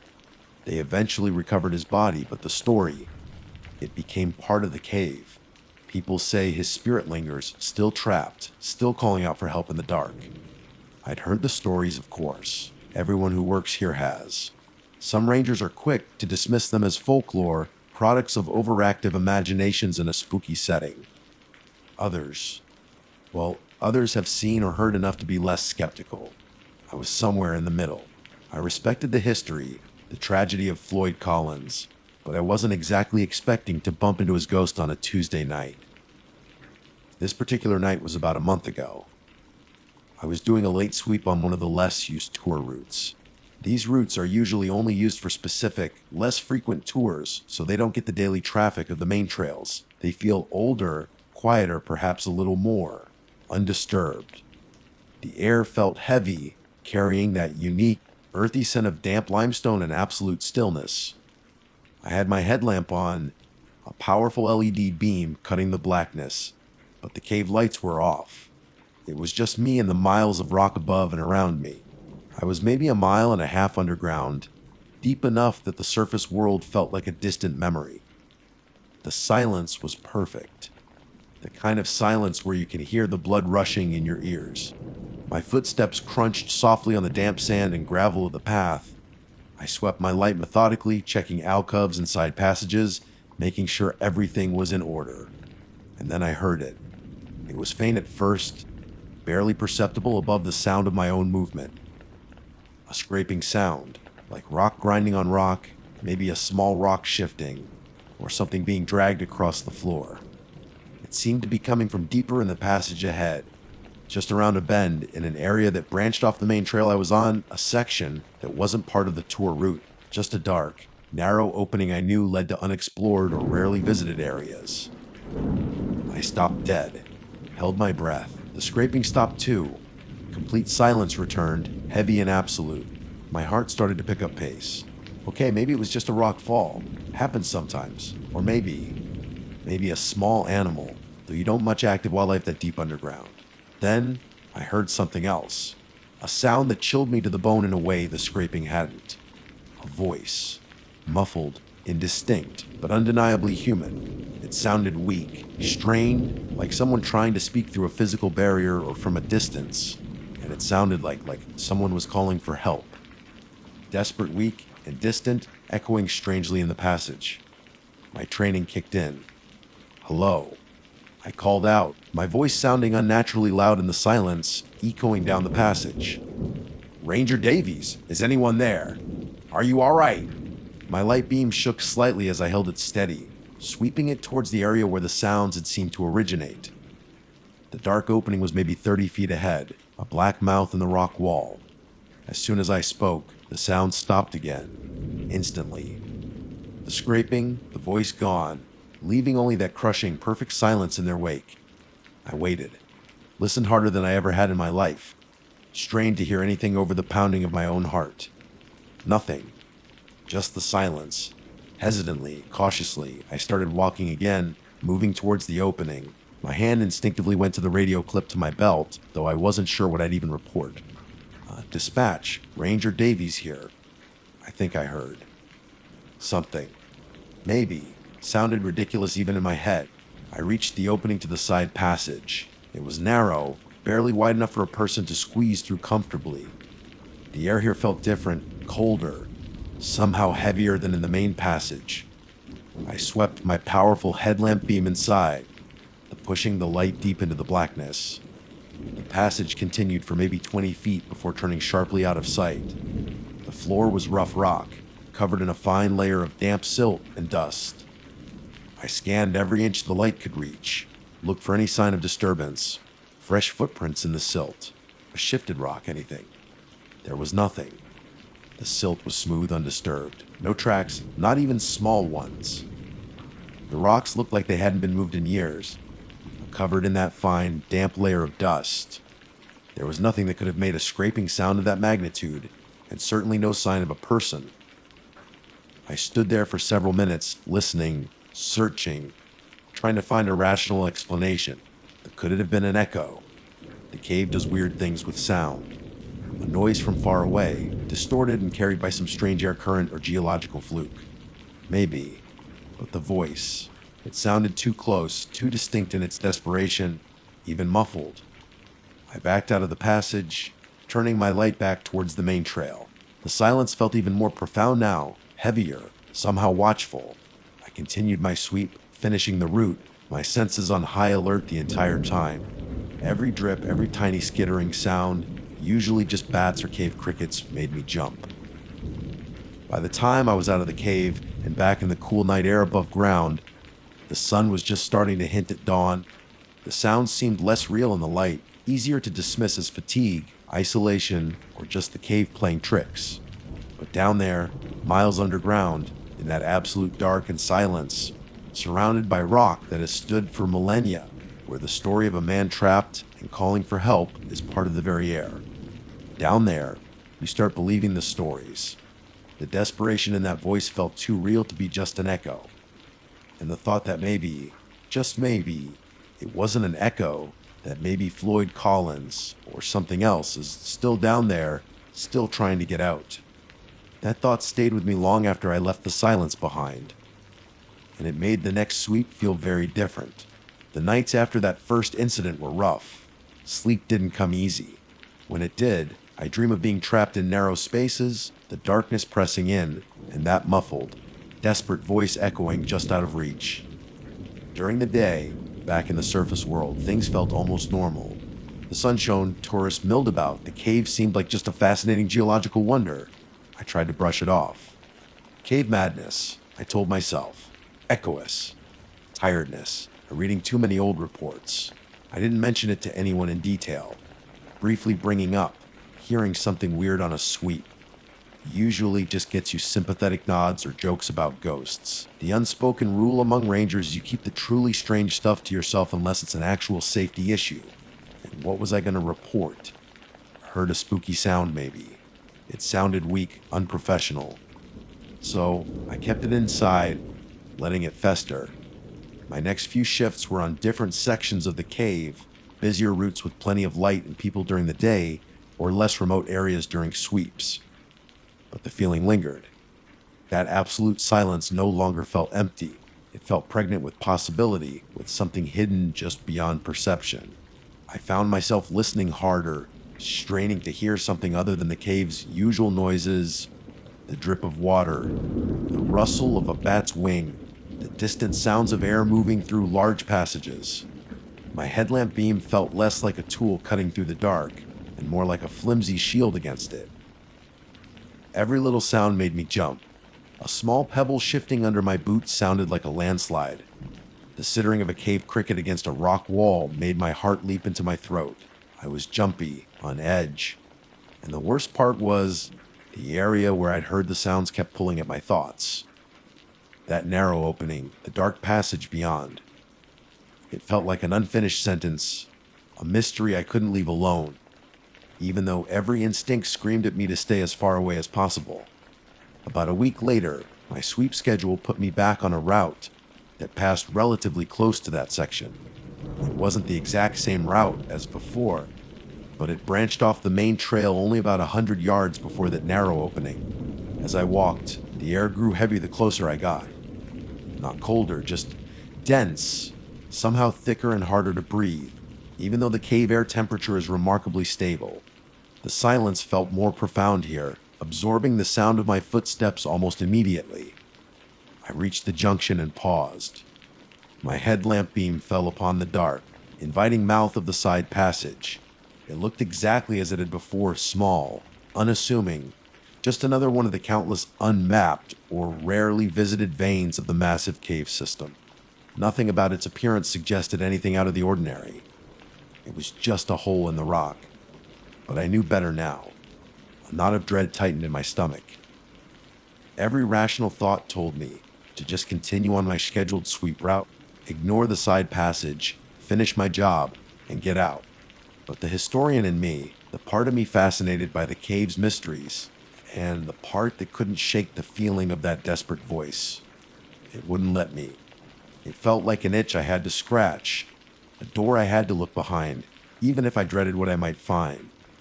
Against my better judgment, I turned off the main trail and approached the opening. My boots crunched on the same damp silt I remembered. I stopped at the entrance, sweeping my light inside. Still nothing visible, just darkness swallowing the light a short distance in. I stood there listening, straining to hear anything over the blood pounding in my ears. The silence was immense. Then I heard it again. Faint at first, almost like it was come deep within the rock itself. That same scraping sound. Rock on rock. It was definitely coming from within that passage, further in than my light could reach from the entrance. It was slower this time, more deliberate maybe. Not a frantic scrabbling, but a slow, heavy grind. My breath hitched. It wasn't cave madness. It wasn't an echo. Not unless echoes could reproduce the exact same specific sound a week later when nothing had changed. And then, the voice. This time it wasn't a muffled call for help. It was more like a choked gasp, followed by a low, guttural sound like a painful cough or a groan. It was still distant, still seemed to come from deeper within the passage, but it felt closer than last time, more immediate, more real. My heart hammered against my ribs. My hand was back on my radio, but again, I hesitated. What would I say? The ghost of Floyd Collins is cuffing in passage G14. I needed to be sure. Or at least I told myself I needed to be sure. In reality, I think I was just morbidly curious, and perhaps foolishly brave, or perhaps just stupid. "Hello," I called out again, voice shaking slightly despite my attempt to keep it steady. "Ranger Davies! I can hear you! Are you hurt?" The sound stopped instantly, just like before. The scraping, the groaning cuff vanished into the absolute silence. Okay, this was beyond coincidence now. Whatever this was, it reacted to my presence, to my voice. It stopped when I acknowledged it. I had to go in. Taking a deep breath that did little to calm my nerves, I squeezed into the narrow opening of the side passage. The air inside was noticeably colder now. A damp, penetrating chill that felt wrong, different from the natural coolness of the cave. I moved slowly, my headlamp beam bouncing slightly with my hesitant steps. The passage floor was rougher here, the silt thicker. I reached the point where the passage bent sharply to the left, the part I couldn't see around from the entrance. This was likely where the sounds had been coming from. My light played over the rock walls as I shuffled forward, my shoulder scraping against the damp stone. Just as I rounded the bend, my light fell upon nothing. The passage continued, looking exactly like the section behind me. Rough walls, damp floor, disappearing into darkness ahead. No sign of a person, no freshly moved rocks, no disturbance in the silt. It was like the sounds had emanated from empty space. But then, my light caught something small on the floor, right where the passage turned. It was a piece of rock about the size of my fist. Nothing unusual in a cave, rocks fall. But this one looked clean. Cleaner than the surrounding rocks, which were coated in that fine layer of cave dust. It looked like it had been freshly broken, or perhaps recently moved. And right beside it, in the silt, was a faint line, a slight drag mark that disappeared after only a few inches. It was so subtle, you'd miss it if you weren't looking. It could have been anything. A small animal. A coincidence. Or it could have been the source of the scraping. Something heavy, being moved slowly. I knelt down, examining the rock and the mark.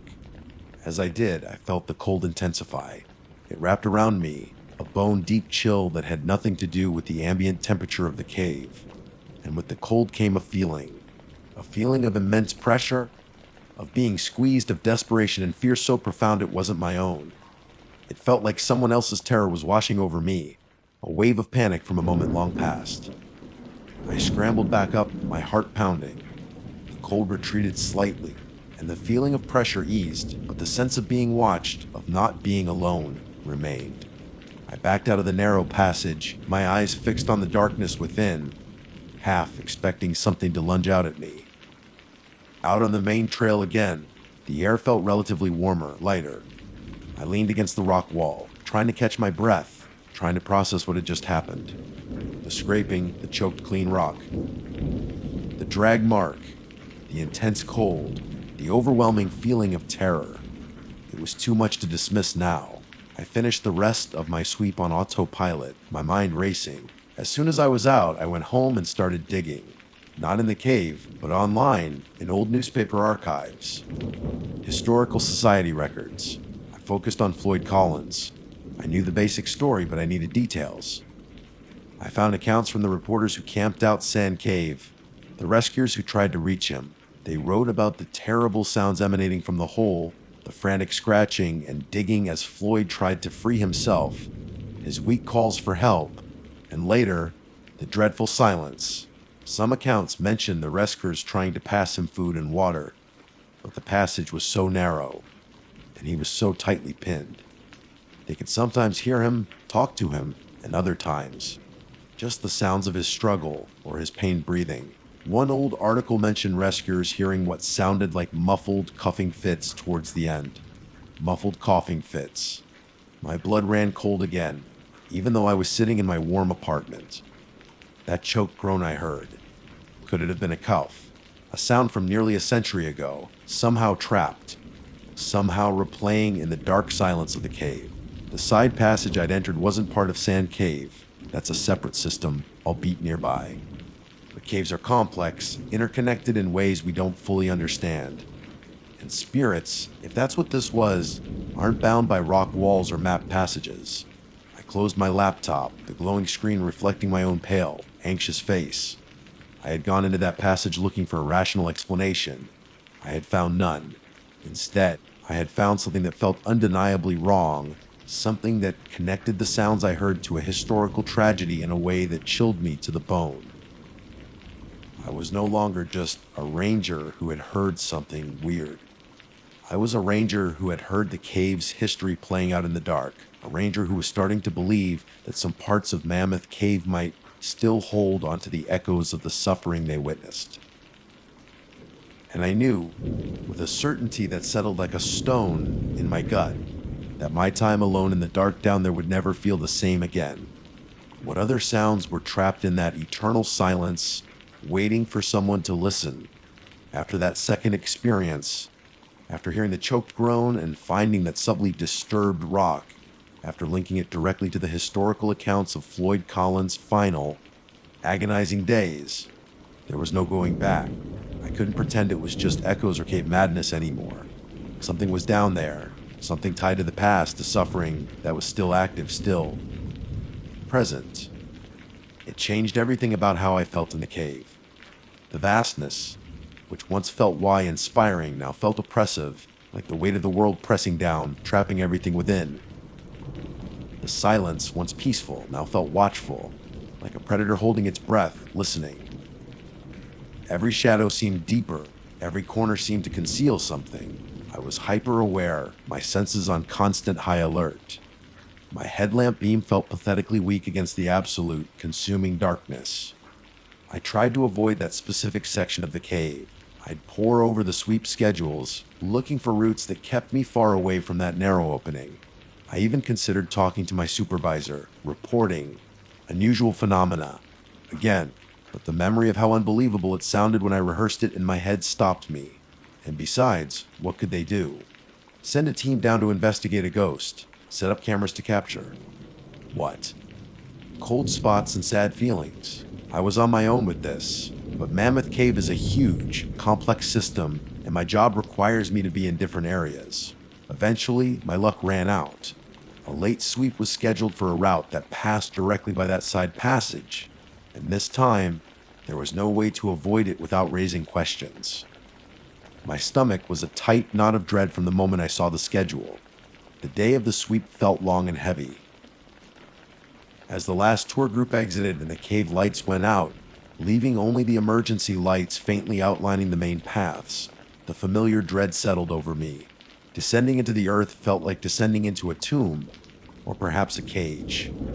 As I walked the route, the usual sounds of my boots on the gravel seemed amplified in the silence, but they were also swallowed quickly, the cave absorbing them. I could hear my own breathing, too loud in my ears. The air grew colder as I got closer to that junction, that unnatural chill that I now associated with it. My heart was pounding as I approached the turnoff to the narrow passage. I swept my light over the entrance again. It looked just as it always had, a dark, unassuming slit in the rock, harmless to anyone who didn't know what it held. I stopped maybe 20 feet from the opening, listened. The silence was absolute, broken only by the frantic beating of my own heart. I stood there for what felt like an eternity, paralyzed by fear and a strange, terrible anticipation. Part of me wanted to run, to turn around and sprint back towards the entrance in the surface world. Another part, the part that was perhaps morbidly curious or desperately seeking an explanation, felt compelled to approach. I took a hesitant step forward. As soon as my boot crunched on the gravel, it started. Not faint this time. Not distant. It was loud, immediate, and terrifyingly close. The scraping. It sounded like fingernails on rock, frantic, desperate, right there in the opening of the passage. It was rapid, sickening sound, accompanied by the distinct, but chilling sound of rock grinding on rock, heavy and relentless. And the voice, it wasn't muffled anymore. It was clearer than before, though still strained, raw with pain and desperation. It wasn't a full sentence, but a series of broken, agonized sounds. A gasp, a choked sob, and then actual words whispered raspy, full of suffering. Cold, sold, stuck, held, please. It sounded like it was coming from right inside the opening, just beyond the reach of my light, just out of sight around that first bend. The words were laced with an unbearable agony, the sound of someone in unimaginable pain, utterly alone and trapped. And with the sounds came that profound, a penetrating cold, colder than anything natural in the cave, wrapping around me like icy hands. It felt like the air was being sucked out of my lungs, replaced by an ancient, stagnant chill. The feeling of pressure returned, too, not just on my chest, but all around me, like the very rock walls were closing in. For a split second, the edge of my headlamp beam seemed to waver, to distort, almost like the air itself was shimmering, showing something just out of focus in the periphery of my vision. Pure, unadulterated terror seized me. This wasn't a trick of the light, or an echo, or madness. This was real. This was the trapped man, or whatever remained of him. Screaming into the void 99 years later, I didn't hesitate this time. I didn't call out. My training vanished, replaced by primal fear. I spun around, stumbling slightly on the uneven ground, and ran. I ran back down the main trail, my headlamp beam bouncing wildly, plunging sections of the passage into terrifying darkness behind me. The sounds didn't seem to follow, but the feeling did. The cold, the pressure, the distinct sense of being watched, of having disturbed something that was meant to remain undisturbed. I ran until my lungs burned and my legs ached, not stopping until I was much further down the route, in a section that felt, if not safe, then at least further from that. I finished the rest of the sweep in a blur of adrenaline and lingering fear, my senses still screaming, every creak and drip sending jolts of panic through me. Getting out of the cave that night felt like being reborn, stepping from a world of suffocating darkness and trapped suffering into the cool, clean air of the living world. I still work at Mammoth Cave National Park. It's my job, and despite everything, I love the cave's natural wonders, but my relationship with it is forever changed. I've seen things the tourists don't see, heard things the science can't explain. I avoid that section of the cave. Absolutely. I'll trade shifts, make excuses, whatever it takes. I can't go near that narrow opening anymore. The memory of those sounds, that voice, that unbearable cold and pressure is burned into my mind. I don't talk about it openly, not really. Not the full terrifying truth. But sometimes, late at night in the break room, or after a particularly long, silent sweep, you catch the eye of another ranger. Maybe they've been here a long time. Maybe they've done a sweep near that passage. There's a look that passes between you, a flicker of understanding, a shared knowledge of the things that lurk in the deep dark. We don't need to speak. We know. Mammoth Cave is the longest cave system in the world. Ancient, vast, and silent. But it's not empty. It holds history, geology, and darkness. And some of that darkness holds onto its past inhabitants. Floyd Collins died in the dark, alone and trapped, crying out for help that never came. They say his spirit lingers. I don't know if it was his spirit I heard. Maybe it was just the cave itself. Remembering the suffering it witnessed, replaying the sounds of a man's final agony for anyone unfortunate enough to be listening in the absolute dark. All I know is that the silence down there isn't empty. It's full of the past, full of fear, full of things that are still trapped, still waiting, still calling out in the dark. And I'm always listening now, always listening to the silence, just in case the cave decides to whisper its secrets again. Because once you've heard it, you can never unhear the sounds that are trapped in the dark.